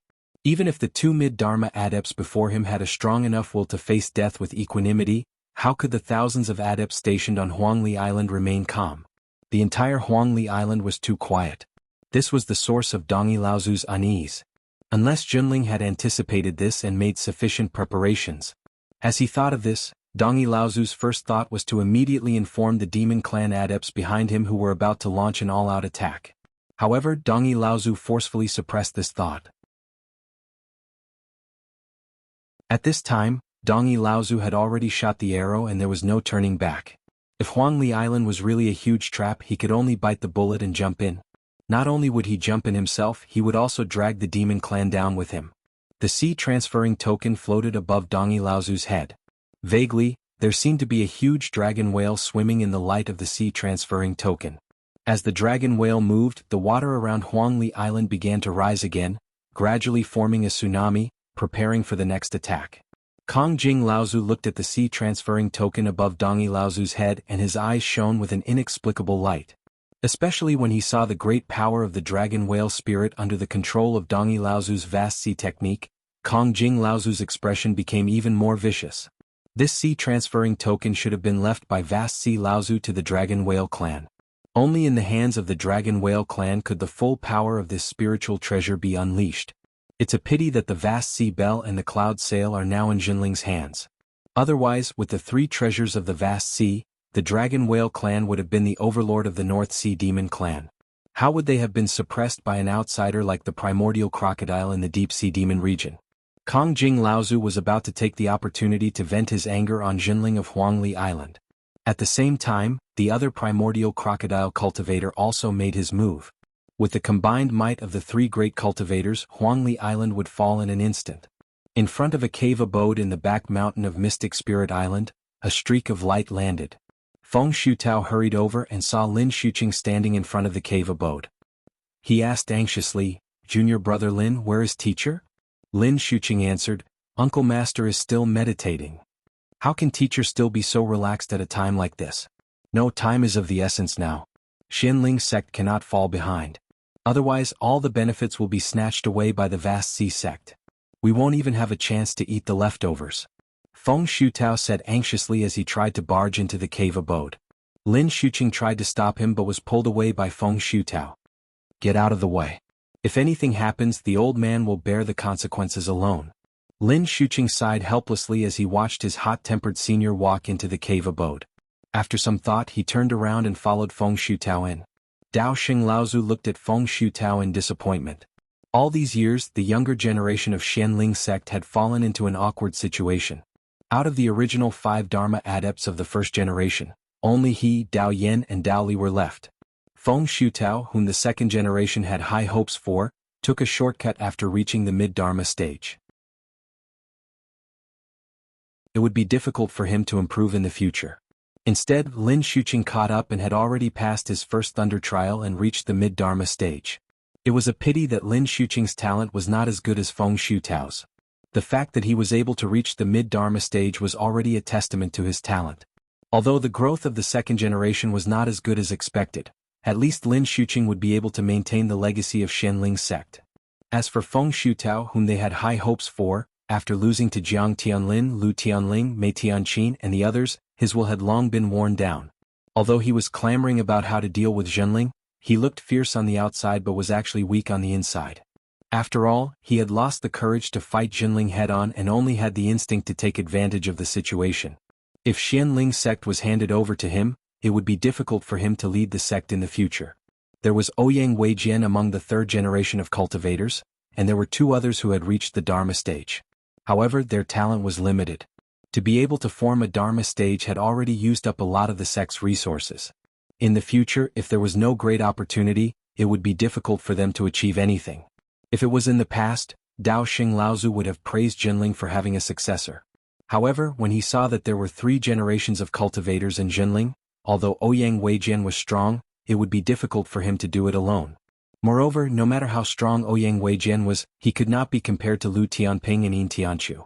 Feng Shutao complained bitterly and begged his teacher to help, but he saw that Dao Xing Laozu was sitting at the top and seemed to be distracted, as if he was not listening to what Feng Shutao was saying.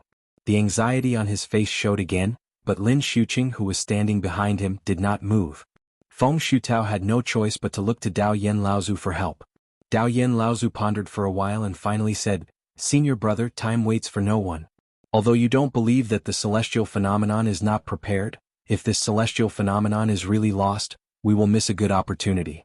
In any case, it is reasonable for our sect to beat them when they are down. Do you think that if our sect does not make a move, Zhenling will not attack our sect in the future? Xianling and Zhenling have been entangled for thousands of years, and the entanglement between them is much deeper than that between the Songhai sect and Zhenling." Dao Xing Laozu let out a long sigh and said, "The celestial phenomenon has always been astute and astute. In terms of understanding of the North Sea, the old man is the best. Well, since you all think that this is an opportunity, then the old man will see if this celestial phenomenon will ruin his hundreds of years of planning." Feng Shutao was overjoyed and hurriedly said, "No, it won't. I have received the latest news that the Songhai sect not only has the support of the Taishan sect of the central region, but also the demon race has a great practitioner who wants to attack Huangli Island. If you take action, Master, with the 3-pronged attack, Zhenling will definitely not be able to escape." Dao Xing Laozu's expression changed. He snorted coldly and said, "Inviting a wolf into the house will definitely bite you in the future. Has the Songhai sect reached the point where they will do anything to defeat Zhenling?" Outside Frost Island, Lu Ping's sudden appearance not only shocked the 2 great practitioners, East Pole Laozu and Wuxia Laozu, but also the divine senses of Laozu that were patrolling around Frost Island that were stationed there. Obviously, Lu Ping's appearance was too shocking. "This is impossible." A sharp roar came from the mouth of East Pole Laozu, who was surrounded by black fog in the north. "You have already entered the stormy ocean with the treasured ship. How can you escape alone? Why is it impossible? Isn't I right in front of you now?" Lu Ping's casual words made the 2 great practitioners in front of him and the Dharma Power Laozu, who were secretly watching the battle, suck in a breath of cold air. To be able to enter the stormy ocean with one's physical body, It was said that the physical body of a pure young practitioner who had gone through the third thunder trial could withstand the cutting of the spatial storms in the stormy ocean. But this was only a legend. Other than an old pure young turtle from the South Sea Tyrant Turtle clan who had done this, there was no other pure young practitioner who had crossed the stormy ocean with his physical body. Although Lu Ping did not cross the stormy ocean, he was still able to enter and exit freely. But one must not forget that Lu Ping was only a great practitioner at the late Dharma stage, and he had only gone through 2 thunder trials, yet he was able to do this. How strong was his physical body? Could it be stronger than the shell of the tyrant turtle? Lu Ping obviously did not care about the shock in everyone's hearts. Instead, he looked at East Pole Laozu, who was surrounded by black fog in front of him, and said, "Speaking of which, should I address you as Senior East Pole or should I call you Wang Shiqing Laozu?" East Pole Laozu was silent for a moment, then said coldly, "Shiqing is dead, old man East Pole." Possession? Lu Ping's eyes were filled with curiosity as he said, "I can't believe that after possession he can still advance his level of practice. Although it is not perfect, it is still a late Dharma stage. But that Wang Shiqing was seriously injured by me, and he did not want to lose his life in my hands. Instead, Senior Laozu took advantage of him. Don't you dare spread rumors Lu Tianping die." Anyone could hear the anger in East Pole Laozu's voice. Lu Ping smiled contemptuously and said, "You?"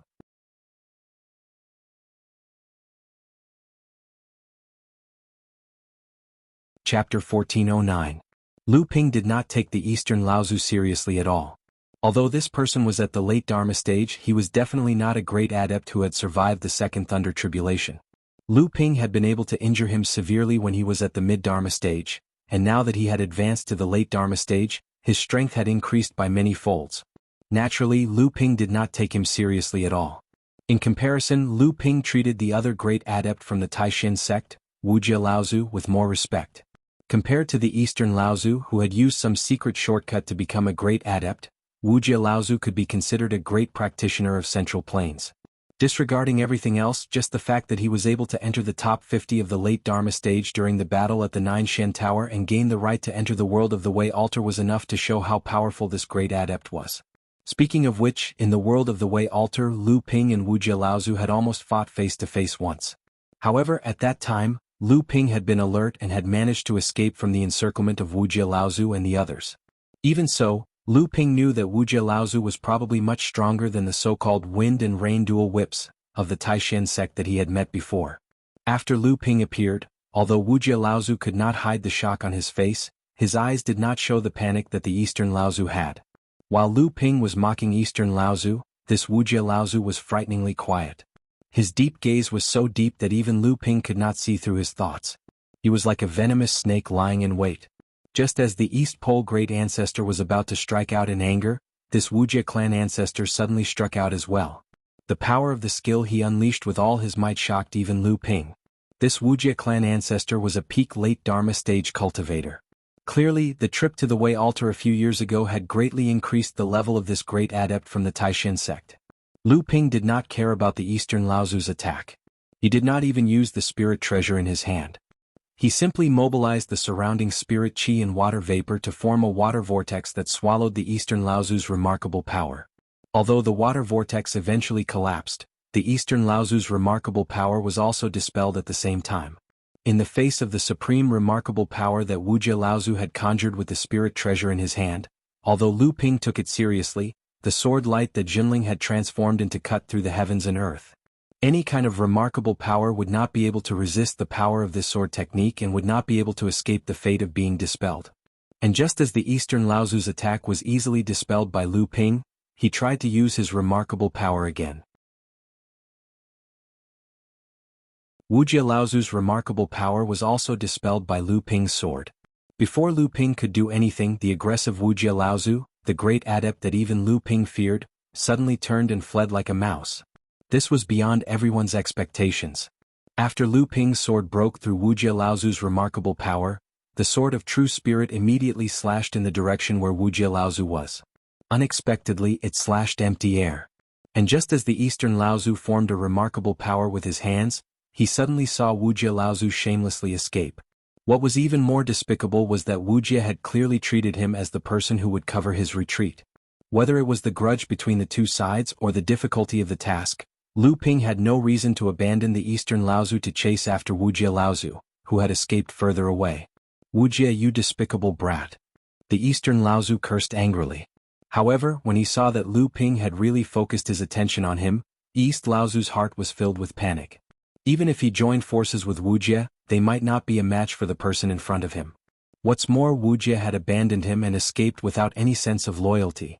The more he thought about it, the angrier he became. The Eastern Laozu did not even care that Lu Ping was going to attack him. He couldn't help but curse again, "Wuxia, you despicable brat. This old man will not let you off even if I become a ghost." Wuxia Laozu, who was far away, did not even turn his head.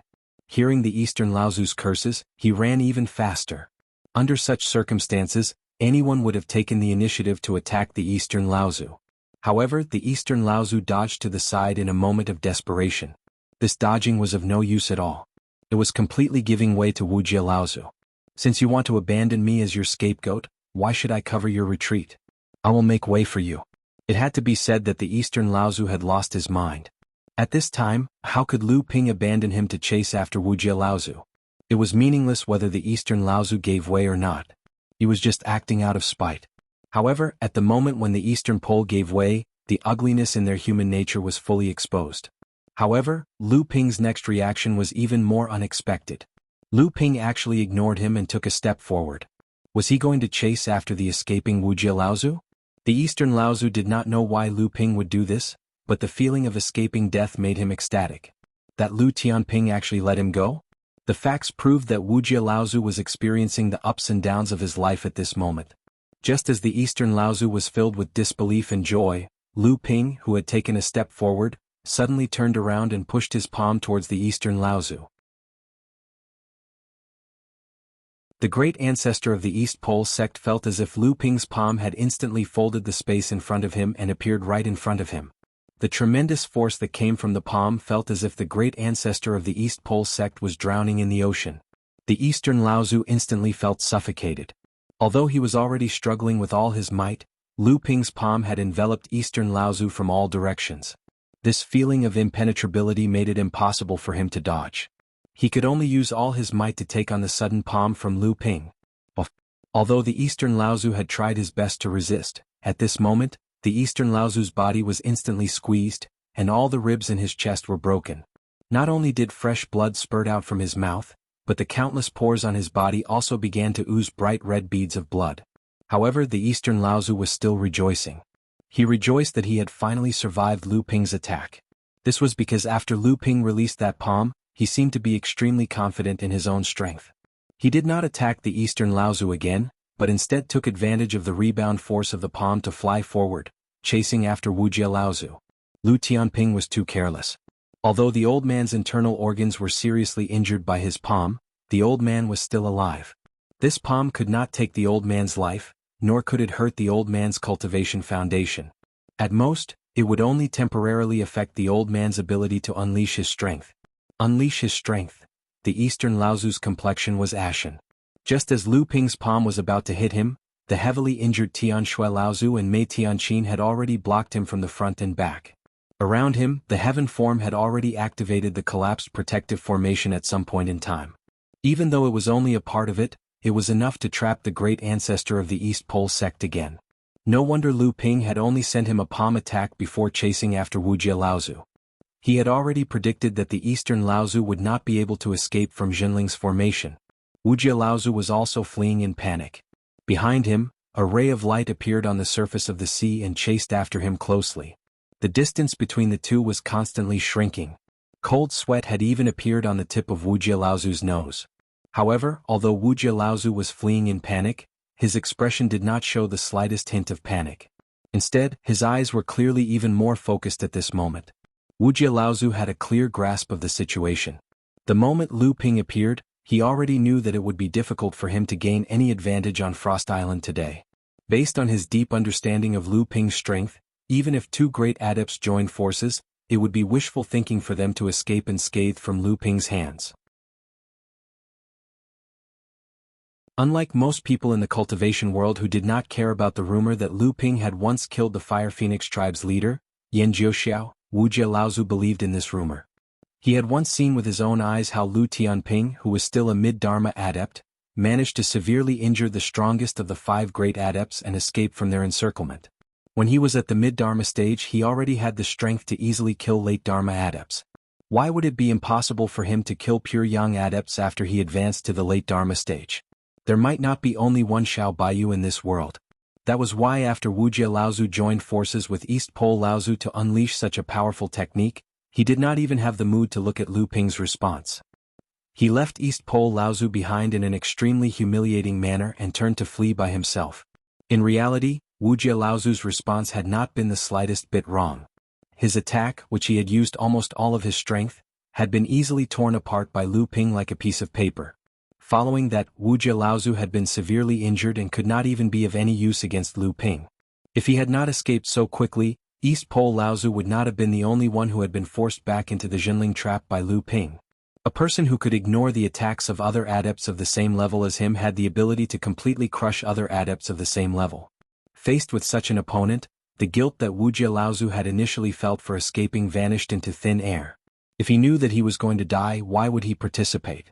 After all, his own life was the most important. But Wuxia Laozu had already gone to such an extent, and yet he still could not shake off Lu Tianping's pursuit. If he could not escape, death was the only outcome. Wuxia Laozu gritted his teeth, and the Grade 1 Tribulation spiritual treasure in his hand suddenly flew a few miles away.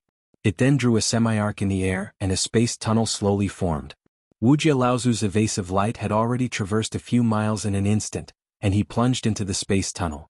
Behind him was Lu Ping's evasive light. Using a space divine ability at such a close distance to an opponent, and on top of that, on top of the caster himself, was no less than putting himself in a desperate situation. The only difference was that there was still a chance of survival in a hopeless situation.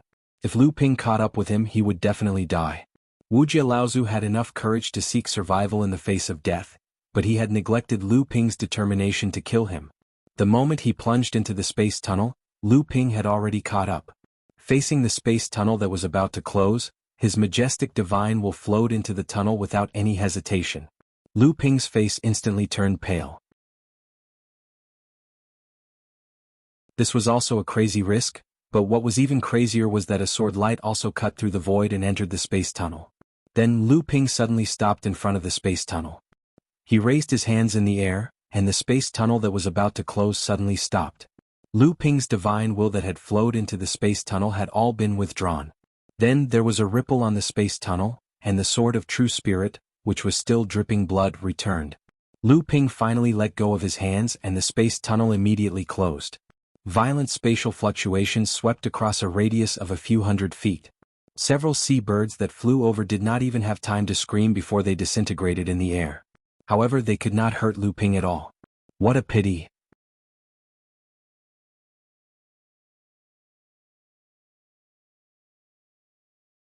Chapter 14:10. On the surface of the sea 100 miles away, the void suddenly rippled like the surface of water. Then Wuxia Laozu, who was dressed in rags, pinched the wound on his left arm tightly with his right hand. His pale face suddenly turned bright red, and he could no longer suppress the dark red-hot blood in his mouth. What a powerful Lu Tianping. He can actually control objects through a temporary spatial tunnel created by someone else. This is a remarkable ability that only a true pure young cultivator can have. This thought flashed through his mind, but Wuxia Laozu did not dare to stop. It was only a distance of 100 miles. Based on the spiritual will of Lu Tianping, who was able to charge through the spatial tunnel without fear, it would not take long for him to discover the direction he was escaping in and catch up to him. Ignoring his injuries, Wuxia Laozu raised his head and looked at the surrounding sea. He barely determined his position, and then, using the blood dripping from his severed arm as a guide, he began to use the blood escape secret technique. This secret technique would definitely cause his physical injuries to worsen, but in order to survive, he had no time to care about that. The moment Wuxia Laozu rose into the air, a powerful spiritual will swept towards Wuxia Laozu like a gust of wind.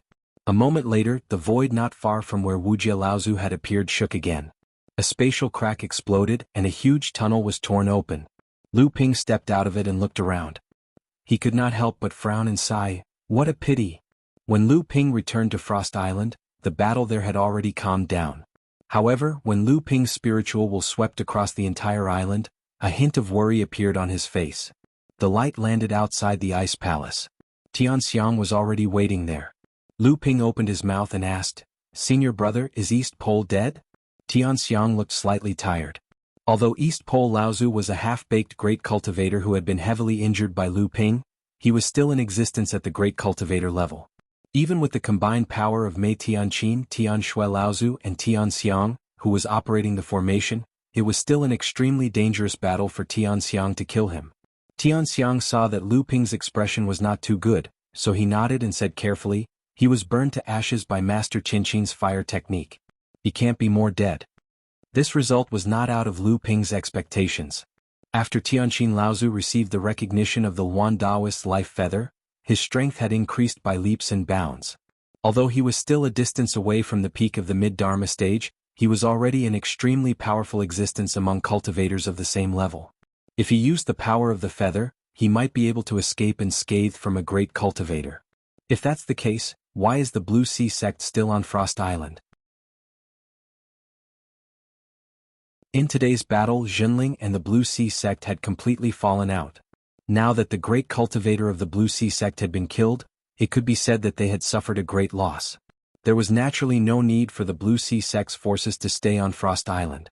Tianxiang hesitated for a moment and said, "If we completely expel the Blue Sea sect from Frost Island, our sect will occupy nearly half of the Spirit Stone mine on Frost Island. Won't we be retaliated by the various forces in the North Sea?" Lu Ping was slightly stunned and asked in confusion, "Who would dare?" This time it was Tianxiang's turn to laugh. He had asked a stupid question. Now that Lu Ping had made a strong comeback, and two great cultivators had been killed by him alone, one dead and one heavily injured, who would dare to go against Jinling? This was also why Lu Ping was a little puzzled and dissatisfied. Forget about Tianshui Laozu, who was experienced and astute. Even Tianqin Laozu, with her shrewdness, should not have thought of this.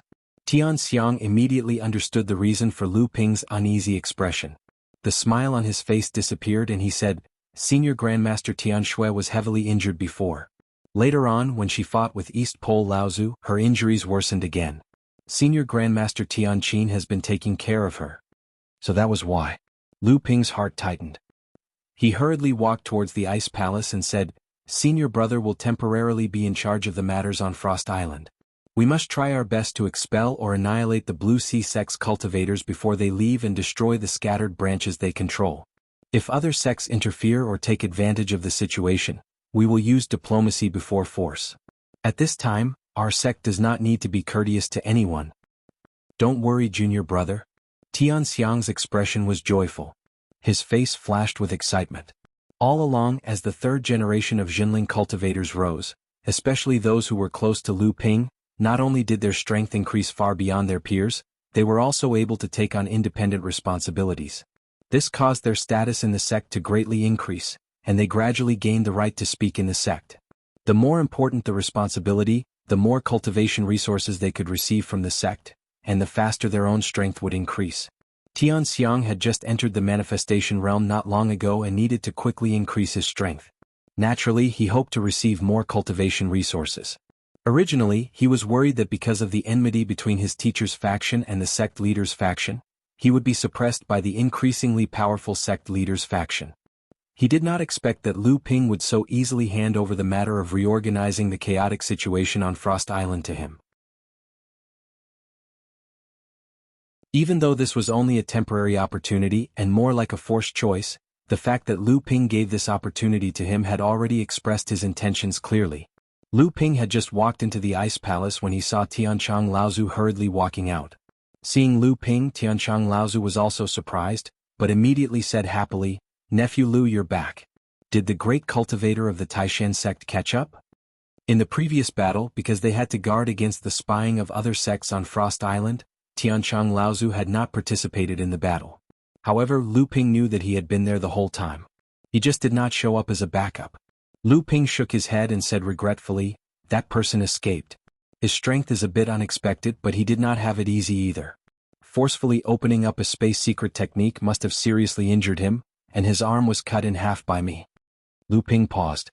Seeing that Tianqiang Laozu was in a hurry, he asked casually, "Senior uncle, where are you going?" How is Senior Granduncle's injury? Tianchang Laozu said, Senior Uncle's injury is not light. Junior sister Tianqin is helping to suppress it. Nephew Lu, you came just in time. Because Senior Uncle was seriously injured, we forgot to deal with the forces of the Azure Sea sect on Frost Island in the panic. This time, since the two sides have fallen out, our sect will naturally not be polite to the Azure Sea sect. Lu Ping smiled, don't worry, Senior Uncle. Senior brother Qianxiang has already gone with the disciples of the sect. The place where the Azure Sea sect is stationed should have received the news by now. It will definitely be a mess. Senior brother alone is enough to deal with the situation.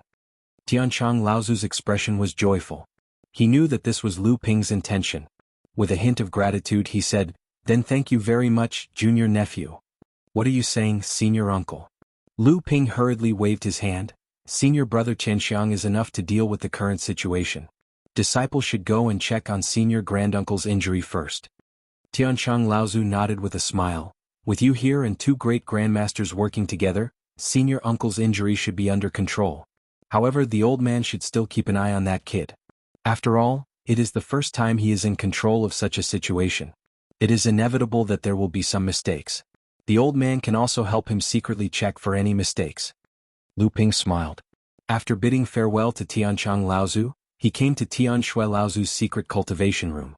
He saw Tianqin Laozu looking at Tianxue Laozu, who was cultivating in front of him with a worried expression. Tianxue Laozu's pale face would occasionally turn abnormally bright red. There was a pool of blood on the ground in front of him that was turning into red ice. When Tianqin Laozu saw Lu Ping returning, he signaled him not to disturb Tianxue Laozu's cultivation.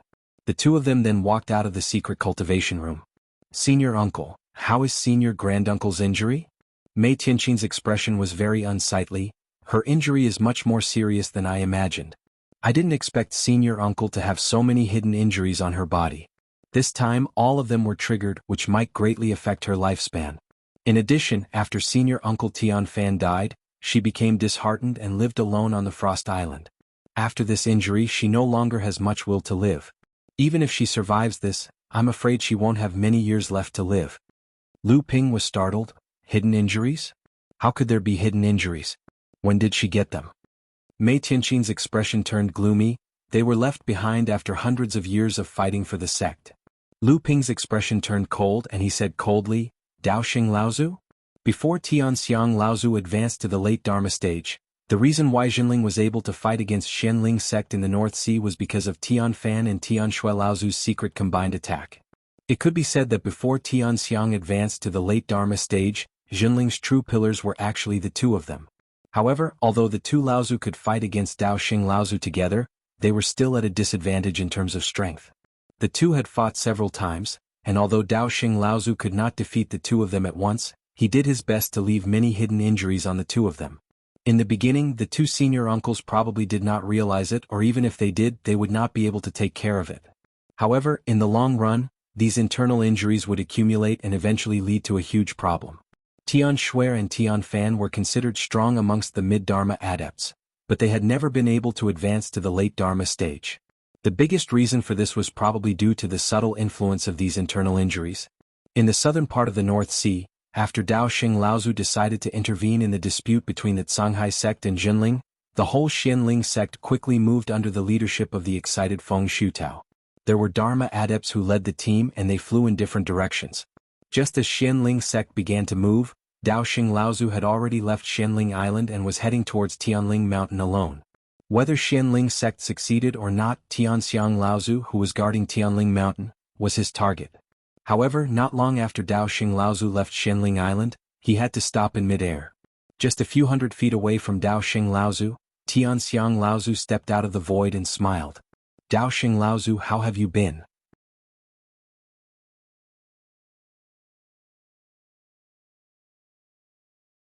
Chapter 1411. Unlike Dongji Laozu, who had used some unknown method to reach the late Dharma stage, Dongyi Laozu was a true grand adept. However, judging from the aura around Dongyi Laozu, there was still a huge gap between him and the two demon kings. Dongyi Laozu's advancement to the late Dharma stage was obviously a trick. However, compared to Dongji Laozu's late Dharma stage, the pure yang aura around Dongyi Laozu's body could not be faked. It was clear that he had seen all 9 strikes of the second Thunder Calamity. However, 6th Brother Lei and Green Fox, who had already advanced to the mid-Dharma stage, were able to block Dongi Laozu's sneak attack with the help of the protective shield of the island. Seeing that Dongi Laozu's attacks were not successful, and that there was another Dharma Adept assassin at the back of the demon army, with 2 Dharma Adepts successively falling to Yin Tianchu's sword, the 2 Grand Adepts of the demon race could not hold themselves back any longer. The 3 Grand Adepts joined forces to attack Huangli Island. Even if Black Fox, with the help of Lu Ping, successfully became Jinling's 3rd Formation Grandmaster after completing the Inferno Formation on Scarlet Mist Island, she would not be able to stop the protective shield of Huangli Island from being broken in one fell swoop. The demonic clan cultivators who had been waiting outside the protective array on Huangli Island all leapt into the air the moment a huge passageway was created. 2 mid-Dharma stage demonic clan cultivators led the way, followed by 4 early Dharma stage demonic clan cultivators. Behind them were hundreds of core forging stage demonic clan cultivators, all of whom charged into the passageway without a care in the world. Huangli Island is finished. Due to the fact that the formation had been broken, the 3 great cultivators did not immediately barge into Huangli Island.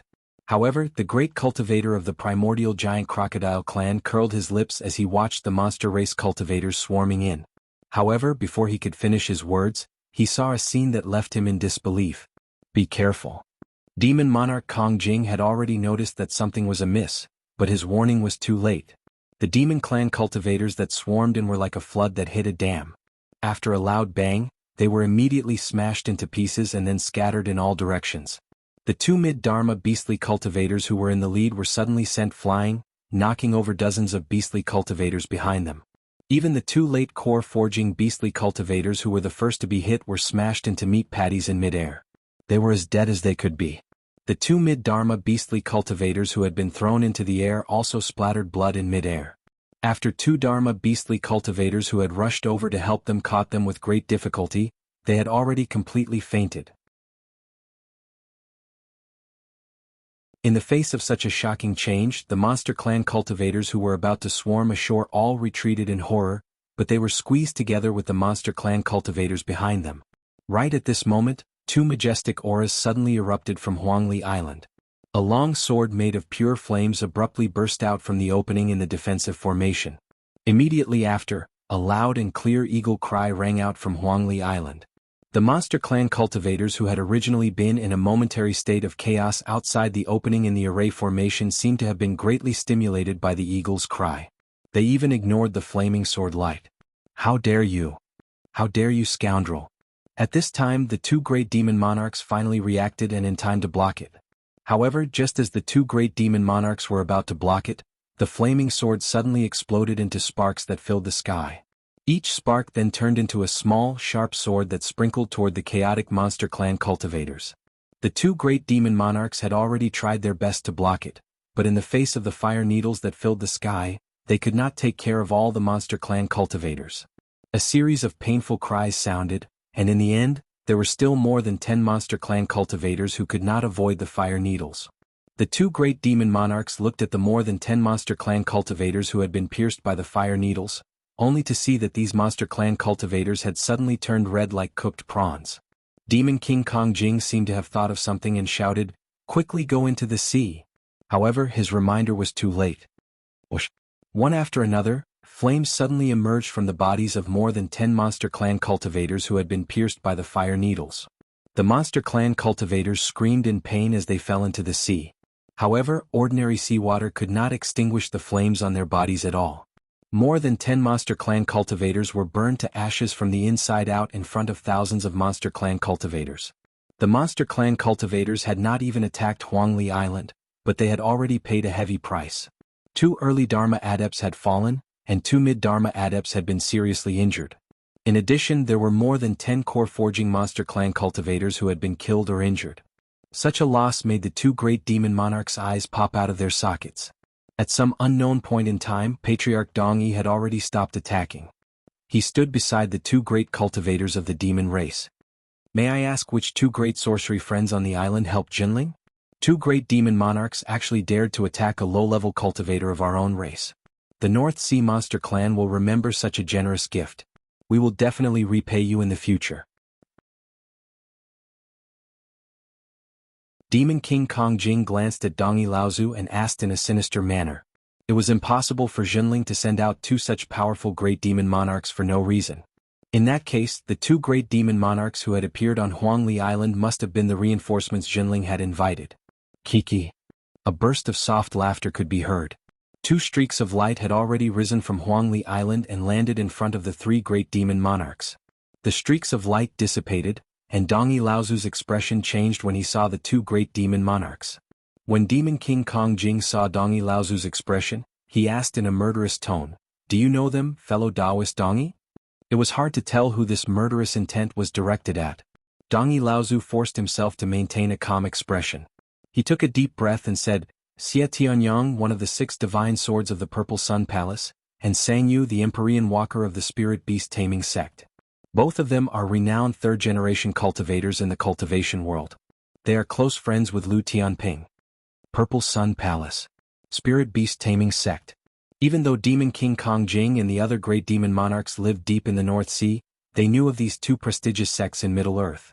Neither of them was something the North Sea monster clan could afford to offend. Yet Lu Tianping was able to befriend such figures. From the looks of it, Lu Tianping was willing to guard Huangli Island for Jinling. Clearly their friendship was not ordinary. Demon King Kong Jing laughed dryly and said, "You two are not pursuing the pinnacle of cultivation in the prosperous Middle-earth. Instead, you want to meddle in the affairs of the North Sea. Don't you think you are stretching your hands too far?" Ah. Xie Tianyang sneered and ignored Demon King Kong Jing's question. As the heir of the #1 sacred ground in Middle-earth, Xie Tianyang's arrogance was as high as his swordsmanship. Although Demon King Kong Jing was a great cultivator of the demon clan, Xie Tianyang did not think much of him. Demon King Kong Jing's face flashed with embarrassment, but he held it in. He really did not have the courage to provoke the heir of the Purple Sun Palace. On the other hand, Sangyu was a mild-tempered person. The Spirit Beast Taming Sect had always had a close relationship with the demon clan. She did not instinctively respond to Demon King Kong Jing's question and answered with a smile, "Since my old friend asked, I had no choice but to come. You too, Jinling has already come up with a better plan today. It is better for you to leave now. Otherwise you will only cause casualties and be used by others. That will not be good." As Sangyu spoke, she looked at Dongyi Laozu. Dongyi Laozu's eyelids twitched, but he remained silent. Instead, the great cultivator of the primordial giant crocodile clan suddenly asked Sangyu, "You are Sangyu. Did your natal beast steal the bloodline of the primordial giant crocodile clan?" Sangyu hid the smile on her face and said in a deep voice, "Why? Have you made up your mind to make things difficult for us?" "It's not that we're making things difficult for the two of you, but the two of you are purposely making things difficult for the North Sea monster race. Do you really think the two of you can stop us from attacking Huangli Island?" Kong Jing put on a fake smile. At this moment, Xie Tianyang interrupted them with a cold snort. "There is no point in talking. Let's fight."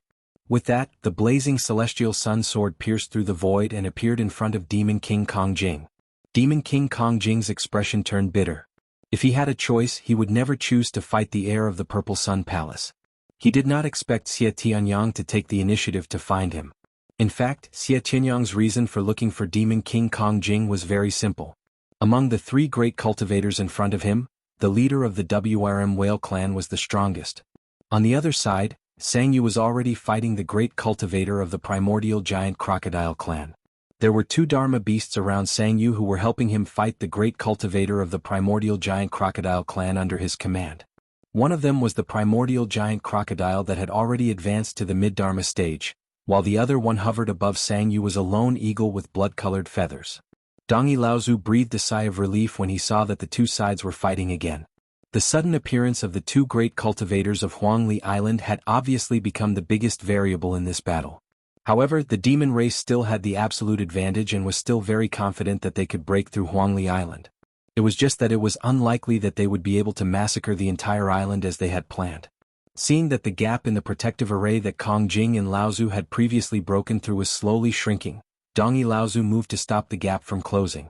However, at this time, the two mid-Dharma adepts on Huangli Island, Jianghu and Lei Di, had already expected Dongyi Laozu to do this. They had long been guarding the gap and were doing their best to stop Kong Jing Laozu's attempt. However, the two of them were only mid-Dharma adepts after all. Without the protection of the protective array, facing Dongyi Laozu's attack, It was only a matter of time before they were defeated. Many of the demon race cultivators had once again organized a group of people to try and break through the gap in the protective array. However, they saw that a few hundred feet away from Dongi Laozu, a blade of light suddenly appeared without any warning and was aimed at Dongi Laozu's ribs. At the same time, there were a few more flashes of light from Huangli Island. It was Tianyong, Tianling, Tianxian, Tianmeng, Qinghu, Qinglang, Lu Bai, Lu Hai and Lu Ling'e. A total of 9 early Dharma adepts rushed out of Huangli Island at the same time and engaged in a fierce battle with the demon race cultivators that were swarming over.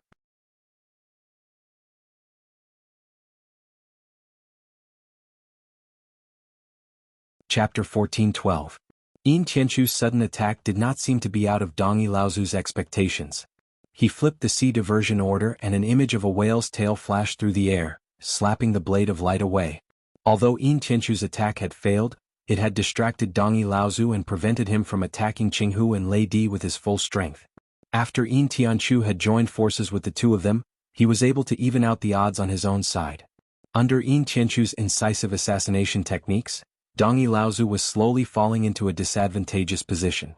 Surrounding the small Huangli Island, there were 5 great adepts, 7 to 8 mid-Dharma adepts, and more than a dozen early Dharma adepts from both the human and demon clans. They were engaged in a battle to the death outside the island. The demon race had originally thought that Huangli Island would be easily breached, but at this moment, it had suddenly become a rock that had lost a few teeth to the demon race. In actuality, after the appearance of 2 great adepts on Jinling's side, the demon race already knew that the demon race would not be able to achieve their full victory in today's battle. However, the demon race still had the advantage in numbers, and Jinling's side was inevitably weakened by the loss of the treasured ship. The demon race had planned for a long time, and naturally, they were not willing to return empty-handed. Even though the high-level combatants had been barely stopped by Jinling's side, there were still thousands of demon cultivators charging towards Huangli Island. Although Huangli Island was said to have more than 1,000 cultivators, in reality, most of them were low-level blood refining and blood condensation adepts. Moreover, most of them were lone cultivators. The only ones who could be relied on were the 300 to 400 cultivators from Jinling and their affiliated forces, and among them there were only 20 to 30 core forging adepts. If they were to rely on these people, even if the island's protective array was still intact, how long could they last? However, just as the demonic beast army charged towards Huangli Island, a deafening roar shook the entire region of Huangli Island. The low-level cultivators within the demonic beast army, especially the blood condensation realm demonic beast cultivators who had yet to fully take human form, were all affected by the sound waves. Their true essence became sluggish and they could no longer maintain their flight speed. From afar, it looked like a pot of dumplings had been thrown into the sea. Top-ranked demon race bloodline. There were inevitably cultivators of the primeval giant crocodile clan or the flood whale clan among the swarming demon clan army. Naturally, they knew that this kind of roar that could arouse the pressure of the bloodline must be made by the demonic cultivators of the top-ranked demon clan bloodline. In the eastern sea region of Huangli Island, which was also the frontline battlefield where the demon race army attacked Huangli Island most aggressively, an oval-shaped island with a circumference of 300 feet slowly rose from the sea. On the surface of the dark and shiny island, seawater was flowing down. Sky-dominating divine turtle. That roar just now came from this thing.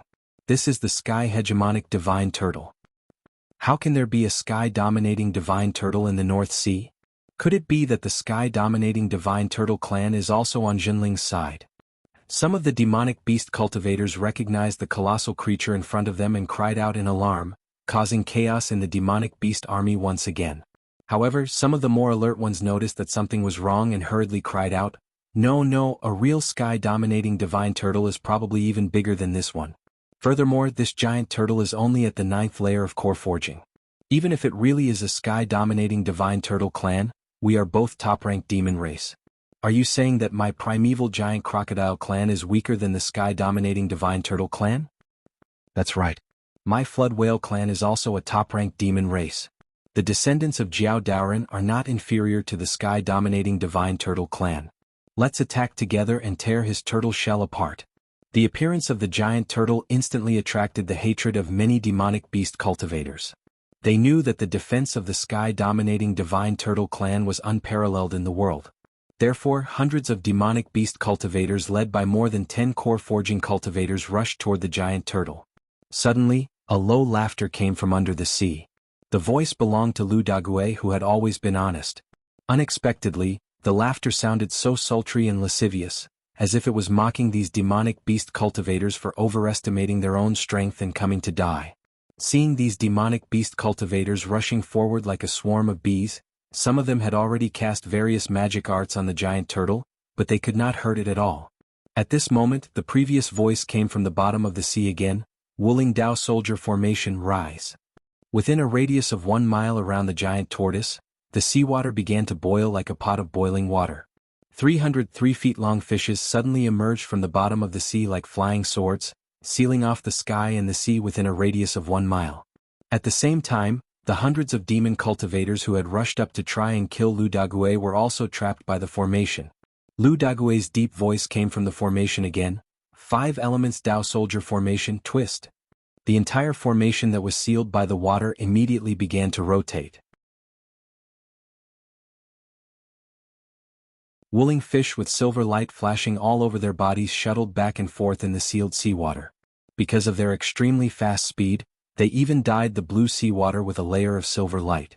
Screams rose and fell from the formation, causing many demonic beast cultivators who tried to come to help to stop in fear. The Wuling Fish Dao Soldier Formation was used by Tian Shen sect's Wuling Laozu to fight against Mara's army. It was known as the number 1 Dao Soldier Formation in the cultivation world. Unexpectedly, it was used by Jinling outside Huangli Island today. Back then, Lu Ping obtained a few Wuling fish from Tian Shen sect's 7th Fan Laozu. After returning to Huangli Island, Lu Dague was in charge of the reproduction and training of these fish. In 200 years, Lu Dague had trained 300 Wuling fish Dao soldiers in the late stage of blood condensation. 6 of them had even reached the early stage of core forging. The Dao Soldier Formation was finally formed. In the first battle today, the 300 Wuling fish Dao soldiers only used half a cup of tea's time to kill more than 100 demonic beast cultivators, including more than a dozen core forging demonic beast cultivators. The world's number 1 Dao Soldier Formation really lived up to its name, shocking the entire demonic beast race with just one attack. Another deep roar came from the bottom of the sea. The Dao Soldier Formation of Wuling Yu immediately moved forward. The tumbling formation went against the flow of the demon army. None of the demon cultivators who were swept into the formation survived. At most, they could only leave behind a series of screams of different tones. Lu Dague commanded the Wuling Fish Dao Soldier Formation to kill from top to bottom in the eastern sea of Huangli Island. More than 500 demonic beast cultivators and more than 30 core forging demonic beast cultivators were swept into the formation. No one could escape from the formation. All the demonic beast cultivators who attacked Huangli Island in the eastern sea were cut in half by the formation. Under the situation where the Dharma adepts were all blocked by Jinling, no demonic beast cultivators dared to fight against the Dao Soldier Formation. Wherever the formation passed, the demonic beast cultivators all fled. The ferocious power of the Wuling Fish Dao Soldier Formation was naturally seen by the Dharma adepts of the demonic beast race. However, the Dharma adepts on Jinling's side were like sticky candy, making it impossible for the demonic beast Dharma adepts to fight against the Dao Soldier Formation. The Dharma adepts of the Wuling Fish Dao Soldier Formation could naturally see the ferocious power of the Wuling Fish Dao Soldier Formation. However, the Dharma adepts on Jinling's side were like sticky candy, making it impossible for the demonic beast Dharma adepts to fight against the Dao Soldier Formation. At the same time, many of the demonic beast cultivators on the island who were originally hesitant about whether to stay or escape suddenly strengthened their confidence to help Jinling. Although Huangli Island was right in front of them at this moment, in the eyes of the demonic beast cultivators, it was becoming more and more out of reach. At this moment, a ray of light pierced through the void and a wave of space appeared in the void near Huangli Island. A wave of seawater suddenly exploded from the surface of the sea, forming a water screen. Dongyi Laozu, who was fighting with Yin Tianchu and the other 2, suddenly made a feint. He had already caught the ray of light in his hand. At the same time, the primordial crocodile great cultivator slapped his palm backwards, slapping the lone eagle that swooped down from mid-air. At the same time, he pinched the air with his thumb and index finger, and a jade scroll was caught in his hand from the turbulent void. On the water screen that had exploded, a few lines of strange characters suddenly appeared and fell into the eyes of Kongjing Laozu, who was fighting with Xie Tianyang. The expressions of the three great cultivators changed almost at the same time. Dongi Laozu was the first to shout, "What are you guys still holding back? If Huangli Island is not destroyed, what's the point of losing soldiers and generals today?" "Bullshit." Kongjing Laozu shouted, "Dongi old man, you are so vicious." The primordial crocodile great cultivator leaped out of the battle with Sangyu and said in a low voice, "All the demons retreat quickly.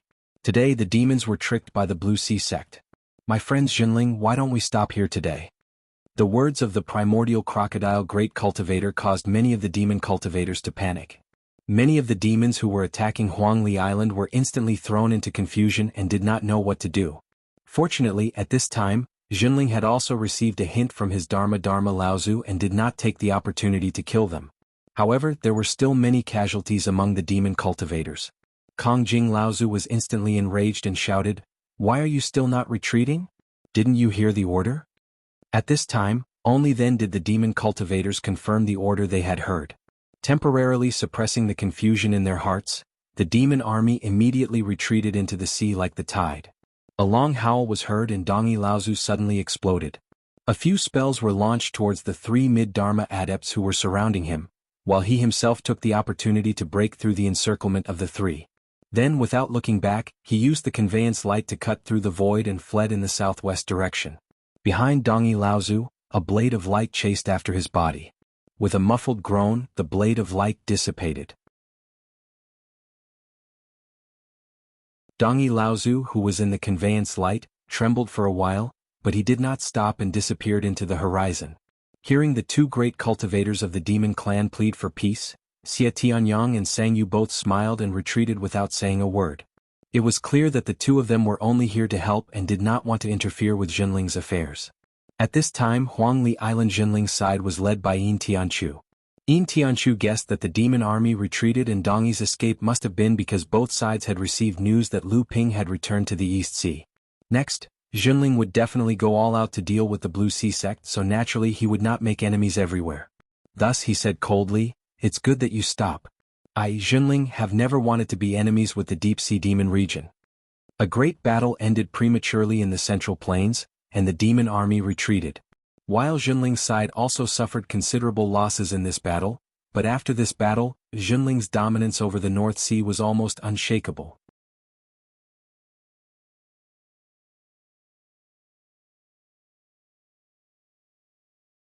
Chapter 14-13. The sea breeze blew gently and the clouds in the sky rolled back and forth. Dao Xing Laozu and Tianxiang Laozu sat quietly among the clouds. A pot of fragrant tea was steeped on a wooden table in the middle. Steaming hot steam spread between the two Laozu, concealing their expressions. After a long time, Dao Xing Laozu let out a long sigh and said, "Old friend, you're still better than me after all." Tianxiang Laozu smiled. He held the teapot's handle with one hand and pressed the lid with the other. He tipped the teapot over and light green tea poured into the teacup in front of Dao Xing Laozu. The aroma of tea immediately filled the air. Tianxiang Laozu refilled his cup, and then made a gesture of invitation to Dao Xing Laozu. He didn't say anything about Dao Xing Laozu's words. Dao Xing Laozu, the #1 cultivator of North Sea, showed a rare hint of hesitation in the face of the fragrant tea in front of him. Then he picked up the teacup in front of him, took a sip of the hot tea and put it back on the table. Only then did he look at Tianxiang Laozu again. Tianxiang Laozu finally said, "Xianling sect should not participate in the affairs of Songhai sect." Dao Xing Laozu breathed a sigh of relief and said, "Yes."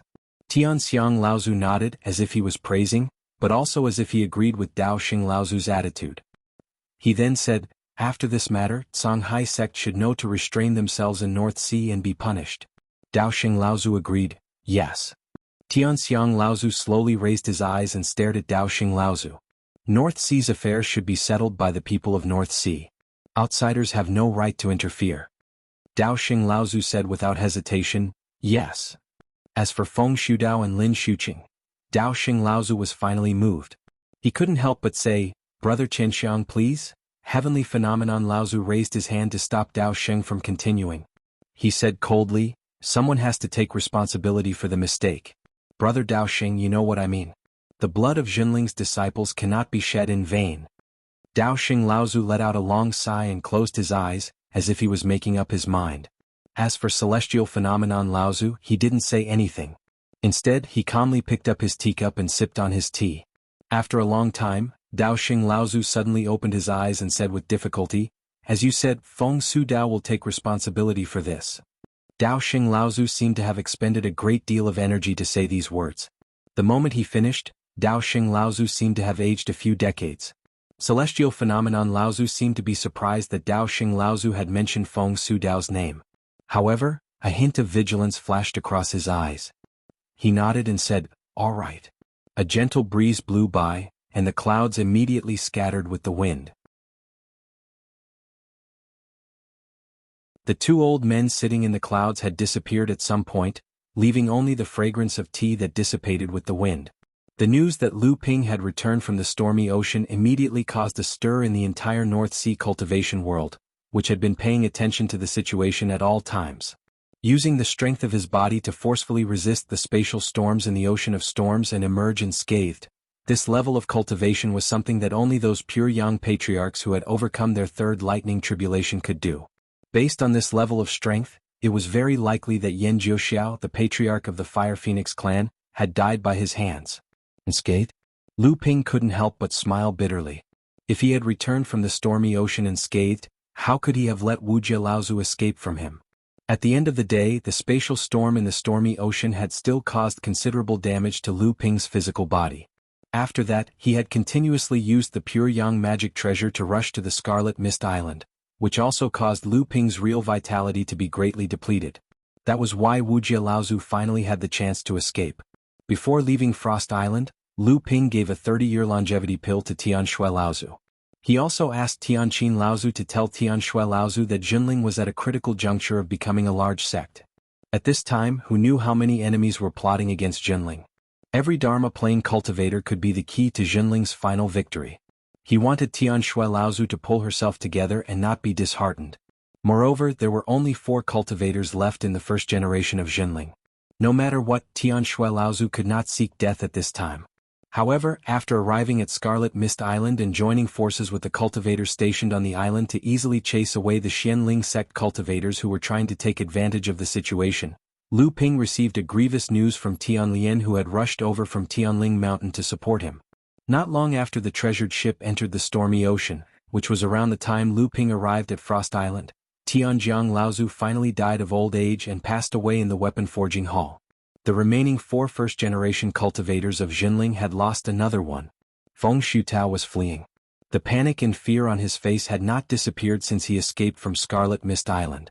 How well did Jinling hide? How many Dharma plane cultivators did they have in the dark that no one had discovered? Thinking back to the naive young cultivator he had met on Scarlet Mist Island, Feng Shutao could not help but feel a chill run down his spine. This young mid-Dharma adept was obviously someone who had been hidden away by the Zhenling sect and had only focused on his training. He knew nothing about the ways of the world, but his level of training was surprisingly high.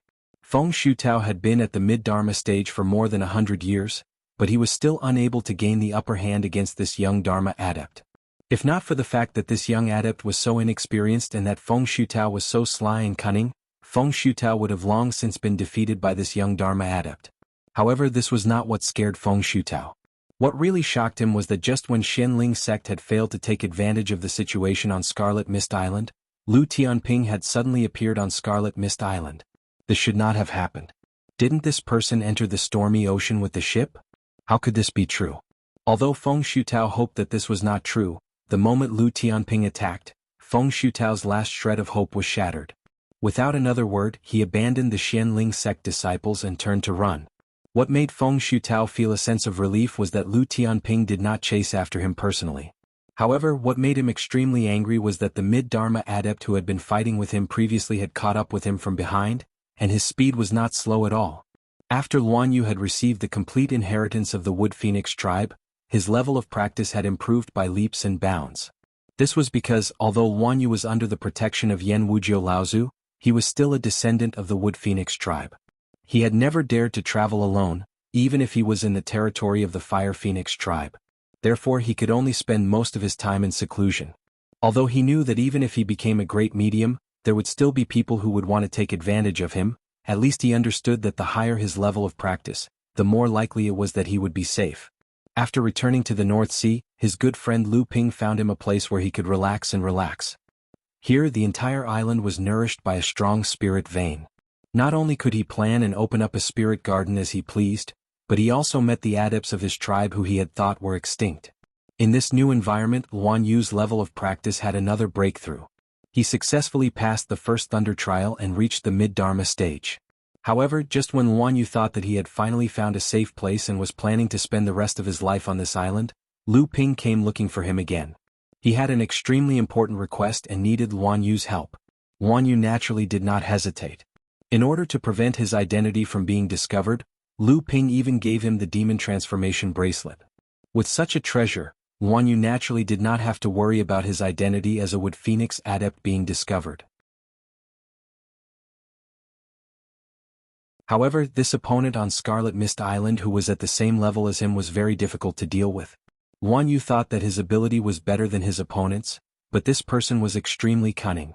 His experience in fighting was many times more than Guan Yu's. This caused Guan Yu to be played around in circles several times. All he had was his ability, but he was unable to defeat his opponent. In the end, it was Lu Ping's appearance that scared his opponent away. This made Guan Yu feel a little guilty. He thought that Lu Ping had helped him enough, but he had never been able to truly help Lu Ping even once. Therefore, without waiting for Lu Ping's instructions, he had already chased after the adept who had invaded the Jinling station on Scarlet Mist Island. Guan Yu had already made up his mind to teach this person a lesson. After this period of fighting with this person, Guan Yu thought that his experience and awareness had been greatly improved. As long as he caught up to the person in front of him, with the bloodline of the Wood Phoenix, he would definitely be able to make things difficult for him.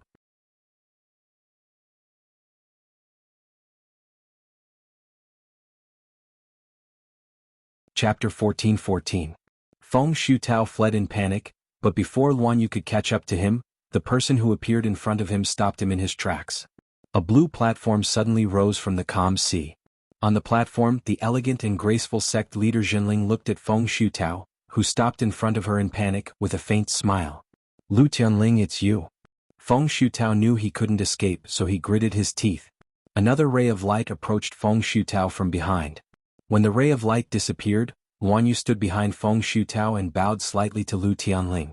Lu Tianling also bowed slightly to return the greeting. Lu Tianling knew Guan Yu's identity. Although the Wood Luan clan was on the decline, they were starting to recover with Lu Ping's help.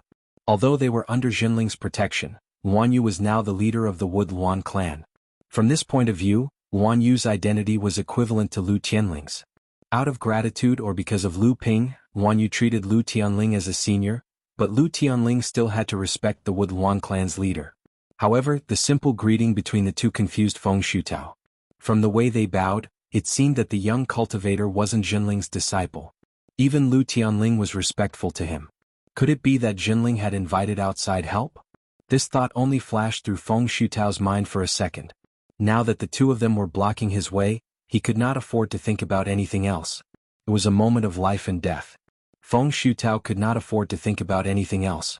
"Lu Tianling, do you want to start a war between Xianling and Jinling?" Feng Shutao's fierce expression was a little funny in Lu Tianling's eyes. "Fellow Feng, you think too highly of yourself. Are you sure you can start a war between our two sects with your identity?" "Of course." Feng Shutao's decisive tone somehow revealed a trace of guilt. "Don't forget that Songhai sect is definitely willing to ally with our sect. Huangli Island has probably been massacred by the Fiend army already. If you leave now, the old man will promise to persuade Jinling's teacher to back out of this conflict with Jinling." Lu Tianling let out a long sigh and said, "Feng Shutao, you still don't realize the situation you're in? This is already Xianling sect's territory. Why hasn't anyone from Xianling sect come to rescue you?" Feng Shutao's expression changed drastically. The young cultivator behind him seemed to be thinking about it as well. Then, as if he had suddenly realized something, he said, "Oh, you've been abandoned." "Impossible." Feng Shutao opened his mouth to deny it, but the panic on his face betrayed him. However, he still tried his best to find a reason to boost his confidence. "Absolutely impossible. I am Xianling sect's Dao Xing Laozu's eldest disciple, the future leader of Xianling sect. How can I be abandoned? Haha, teacher must be on his way to help me." "Lu Tianling, if you leave now, you might be able to keep your lives. Otherwise, once teacher arrives, you will definitely die in his hands. Teacher will avenge me, so you must not kill me. Seeing Feng Shutao slowly going crazy, Guan Yu said quietly, he has already broken down. Looking at this person who was once an outstanding second-generation disciple like him falling into madness because of being abandoned by the sect, even though Lu Tianling was the sect master, he couldn't help but sigh. Hearing this, he said softly, if that's the case, clan leader Mu Wan, please help me free him. Lin Xuqing led the Xianling sect disciples back to Xianling Island, but saw that the two Laozus, Dao Sheng and Dao Yen, were already waiting outside Xianling Island. Lin Xuqing was very careful. When he realized that the situation was not right, he immediately led the disciples to retreat. Even so, along the way he was ambushed by a masked lady. Although this lady was only at the early Dharma stage, her abilities were extraordinary. Her sleeves were like two agile snakes attacking, and the two swords in her sleeves were like the poisonous fangs of agile snakes. Lin Xuqing was sweating profusely from all the attacks she had made. Fortunately, Lin Xuqing was still in the mid-Dharma stage. After the initial panic of being ambushed, he was able to quickly calm down. After defending himself, he slowly launched a counterattack. Bit by bit, he was able to turn the situation around. However, it was beyond his ability to defeat the female practitioner in front of him. However, just as he was being held back, Junling's cultivators came chasing after him. Although Junling was suspicious of the masked female practitioner's identity, those who made things difficult for Xianling sect were naturally allies. Without a word, they fought with the Xianling sect cultivators. That was when the casualties among the Xianling sect cultivators that Lin Xuqing led began to appear. When he finally forced the masked female practitioner to retreat and led the disciples out of the encirclement, he suddenly heard the news that Lu Ping had returned to the North Sea. This shocked Lin Xuqing. Fortunately, most of the Xianling sect disciples he brought with him returned safely. Although many of them were injured, they were still alive. When Dao Xing Laozu saw that Lin Xuqing had returned safely, he could not help but say, "It's good that you're back, it's good that you're back." Lin Xuqing hurriedly said, "Uncle Master, senior brother Feng is not back yet. He led his people too deep into the sea. It's very likely that he will encounter Lu Tianping or be hunted down. Please save him, Uncle Master. I'm willing to lead the way." Unexpectedly, Dao Xing Laozu said, "Settle the disciples first, then go to the Black Spirit Hall to discuss the matter later." Lin Xuqing was stunned and quickly said, "But," however, after Dao Xing Laozu said this, he turned and left. Lin Xuqing panicked and quickly asked Dao Yen Laozu for help. However, Dao Yen Laozu sighed and patted him on the shoulder, saying, "It's good that you can come back." Before senior brother left the island, Tian Xiang blocked his door. After saying this, he also turned and left. Lin Xuqing's expression changed. After a while, he seemed to understand what had happened and murmured to himself, "It's over, it's over." After Junling's treasured ship went west, the North Sea Demon Race, Blue Sea Sect and Xianling Sect attacked Junling at the same time. The battles were mainly focused on Frost Island, Huangli Island and Scarlet Mist Island. However, after Junling's treasured ship went west, he killed Blue Sea Sect's Eastern Pole Laozu, forced back the Demon Race's large-scale attack, and at the same time defeated Xianling Sect's attempt to take advantage of Scarlet Mist Island. Junling Sect Master Lu Tianling Laozu personally killed Feng Shutao. During this period, the strength that Junling displayed shocked the entire North Sea cultivation world. When Lu Ping crossed the stormy ocean in his physical body and returned, the North Sea sects that were still restless had all ceased their activities. Many sects had even sent messengers to celebrate Junling's promotion to a large sect, including Xianling Sect. They wanted to bury the hatchet with Junling so that they wouldn't be attacked by such a behemoth in the future. Everyone already knew that Junling's power was now established, and the situation of him dominating the North Sea was irreversible. Also, from the strength that Junling displayed, even Fei Ling Sect's reputation in the North Sea was far inferior. However, Junling's operation was far from over.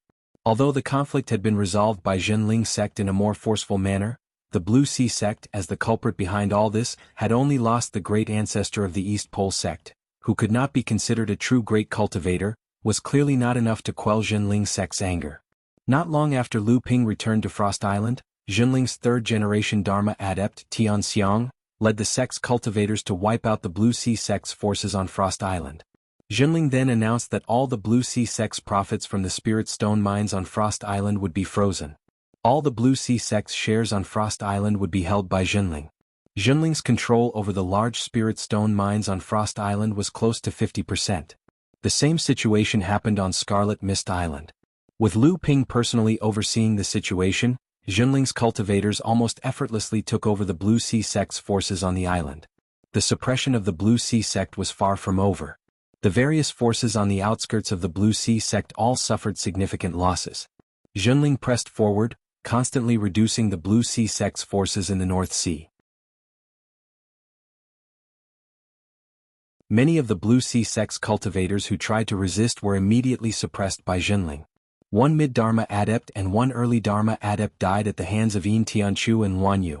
In Junling's series of operations, Luanyu was always at the front line as Junling's vanguard.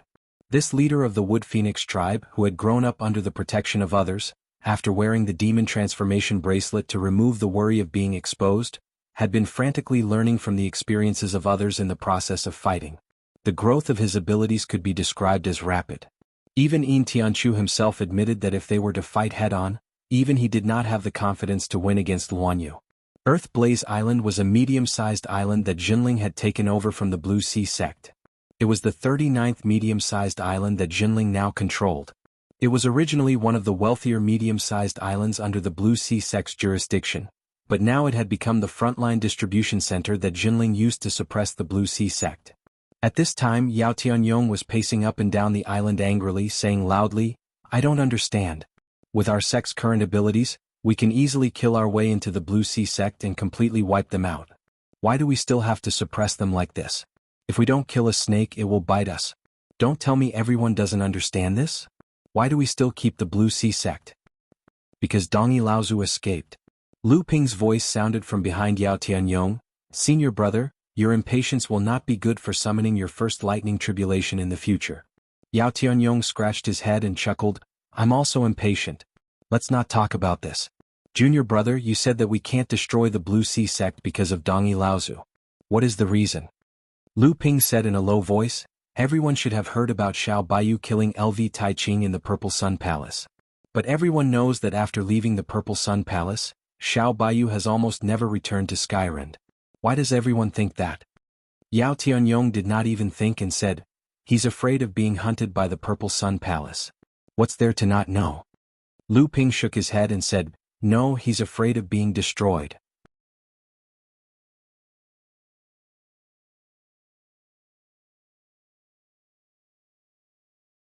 Chapter 14-15. Back then, Xiao Baiyu calmly left the mountain after killing LV Taiching. Of course, it was because he was bound by an oath, but the more important reason was that Purple Sun Palace was waiting for Xiao Baiyu to return to the Heaven-Splitting Sword Sect, and then they would use all their strength to wipe out the Heaven-Splitting Sword Sect. However, Xiao Baiyu did not stay in Skyrend for long. Very soon, he began to wander the cultivation world for more than 200 years. This caused Purple Sun Palace to be cautious and did not dare to launch a sect-exterminating war against Skyrend. And the reason was the restraint of Xiao Baiyu, who appeared and disappeared mysteriously. Imagine an existence comparable to a pure yang staring at you like a venomous snake, waiting for the moment you were careless to suddenly bite you before retreating and waiting for an opportunity to attack. Although Dongi Laozu could not compare to Xiao Baiyu, Junling was not Purple Sun Palace either. Junling could not withstand the endless harassment of a great cultivator hiding in the dark. Thus, he left Azure Sea Sect behind, leaving it on the verge of being destroyed by Junling at any time. This was also a deterrent to Dongi Laozu. Once Dongi Laozu acted recklessly, Junling could launch a sect-exterminating war at any time. Junling could already confirm that Dongi Laozu was not in Azure Sea Sect. Unless Junling found traces of Dongi Laozu and killed him, Junling could only do what Purple Sun Palace did to Skyrend back then. Although he could suppress them, he did not dare to launch a sect-exterminating war. Of course, this was not the only reason that made Junling feel helpless. After all, Junling had just established his position as the hegemon of the North Sea. If he rashly launched a sect annihilation war at this time, it would definitely cause panic among all the sects and forces in the entire North Sea cultivation world. It might even force them to unite against Junling. At that time, Junling would be badly battered. The situation in North Sea had gradually calmed down. Junling still spared no effort in suppressing the Blue Sea Sect, but there was no need for Lu Ping to do the rest himself. After leaving Earthly Blaze Island, Lu Ping hovered above the surface of the sea, as if he was waiting for someone. A moment later, a red cloud floated over, and a masked woman stood gracefully on the cloud, waving at Lu Ping. Lu Ping smiled faintly. He took a step forward and covered an unknown distance in the blink of an eye. In the blink of an eye, he stood on the masked woman's cloud. The fiery red veil slid off the woman's face, and Lu Ping smiled at Qi Lianying and said, "Thank you for stopping Lin Xuqing that day." Qi Lianying rolled his eyes at Lu Ping and said, "I just wanted to scare him. Lin Xuqing was running away, so it didn't make much of a difference whether I stopped him or not." Lu Ping asked again, "How have you been in the North Sea? I'm about to return to Huangli Island, do you want to come with me?" Qi Lianying giggled and said, "I don't dare to go. I don't want your first wife to misunderstand." No matter how one listened to it, these words were full of ambiguity. Before Lu Ping could reveal a strange expression, Qi Lianying couldn't help but laugh. "All right. Are you still traveling in the North Sea or returning to the East Sea? I'll be taking a detour to the Middle Earth in a few days. Do you want to come with me?" Lu Ping thought about it and asked again. Hearing that Lu Ping was going to the Middle Earth, Qi Lianying's eyes lit up and she said, "I've never been to the Middle Earth and the North Sea is very boring. I'll return to the East Sea first, and you must call me when you go to the Middle Earth. Otherwise I'll definitely teach you a lesson. But why are you going to the Middle Earth?" Lu Ping shrugged and said, "I'll first go to the Heavenly Profound sect to welcome the treasured ship, then go to the Heavenly Moon sect to take a look. After that I'll be invited to witness a sword duel." Sword duel? Qi Lianying was someone who craved for the world to be in chaos. Hearing that there was such a show to watch, she was even more determined to follow Lu Ping to the Middle Earth. "But really, now that you've recovered most of your memories and appearance, don't you want to come with me to see Master? Master has always felt guilty about your disappearance all these years." Qi Lianying originally wanted to gloss over it, but seeing Lu Ping's serious expression she could only say in distress, "See what she says? Hug her head and cry? Moreover, although Aunt Qin doesn't like me all these years, she still saved my life and taught me how to cultivate. I owe her a lot. If I return to the sect, what will Aunt Qin do? Thinking about this, I feel that it's better for me to stay in the East Sea. These years I've gotten used to living freely. I can do whatever I want on Soundwave Island, and if I really return to the Heavenly Spirit Mountain, I'm afraid I won't be able to adapt there." Lu Ping originally wanted to say something, but he suddenly remembered what Mei Tianqin had said to him. One Jiang Tianshan, one Qi Lianying. The grievances of the previous generation were now entangled in a mess. It was not even clear who was right and who was wrong. As for juniors like Lu Ping, they were even more clueless about the intricate relationship between them. Since Qi Lianying didn't want to return to Zhenling, Lu Ping naturally respected her choice. After sending her to the East Sea, Lu Ping also flew towards Huangli Island. "Brother Xia, Brother Sang, I still have to thank the two of you for your help. Huangli Island did not fall into the hands of the demon race again. It's just that I haven't been able to find time to thank the two of you personally these days. Please don't blame me." Lu Ping smiled and cupped his fists towards the two. Xia Tianyang smiled and said, "It's good that you didn't come. The scenery of the North Sea has its own charm. Your arrival has disturbed Brother Sang and me." "Sang, you said, you and I are sworn brothers, there's no need to be so polite." After the three sat down, Lu Ping then said seriously, "Brother Xia, what is going on with the sword duel between your sect and Skyrend? Brother Xia, are you sure you can win?" "Brother Xia, I also received an invitation from Skyrend at the foot of Tianling Mountain, and it was personally written by Xiao Baiyu. When the time comes, I'm afraid I won't be able to help Brother Xia." At this time, Sang Yu also said, "Speaking of this, our sect's Feng Lu Laozu also received an invitation from Skyrend. The old man has a deep friendship with Xiao Baiyu. When the time comes, I'm afraid he will stand on Xiao Baiyu's side." Xia Tianyang didn't seem surprised that Lu Ping had received an invitation from Skyrend, and he naturally knew about Feng Lu Laozu's matter. He said in a low voice, "I originally wanted to use Brother Lu's reputation as a witness. I believe Skyrend did this for the same reason.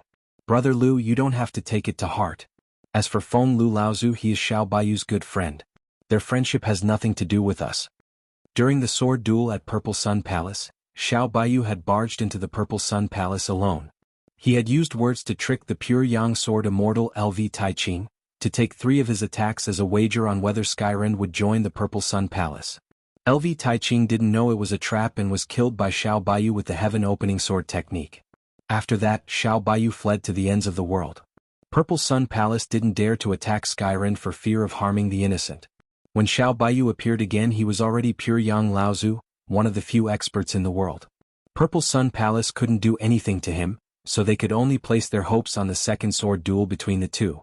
The second sword duel was also the content of the wager between Xiao Baiyu and Purple Sun Palace. Xiao Baiyu killed LV Taiching by trickery. Although Purple Sun Palace couldn't stop him from leaving due to the wager, it forced Xiao Baiyu to agree to the second sword duel. After listening to Xie Tianyang's story, Lu Ping asked, "I am familiar with the 6 great swordsmen of your sect. Brother Fan, Brother Su and Brother Xia, but I am not familiar with the other 3. I wonder if Brother Xia has any confidence in this sword duel?"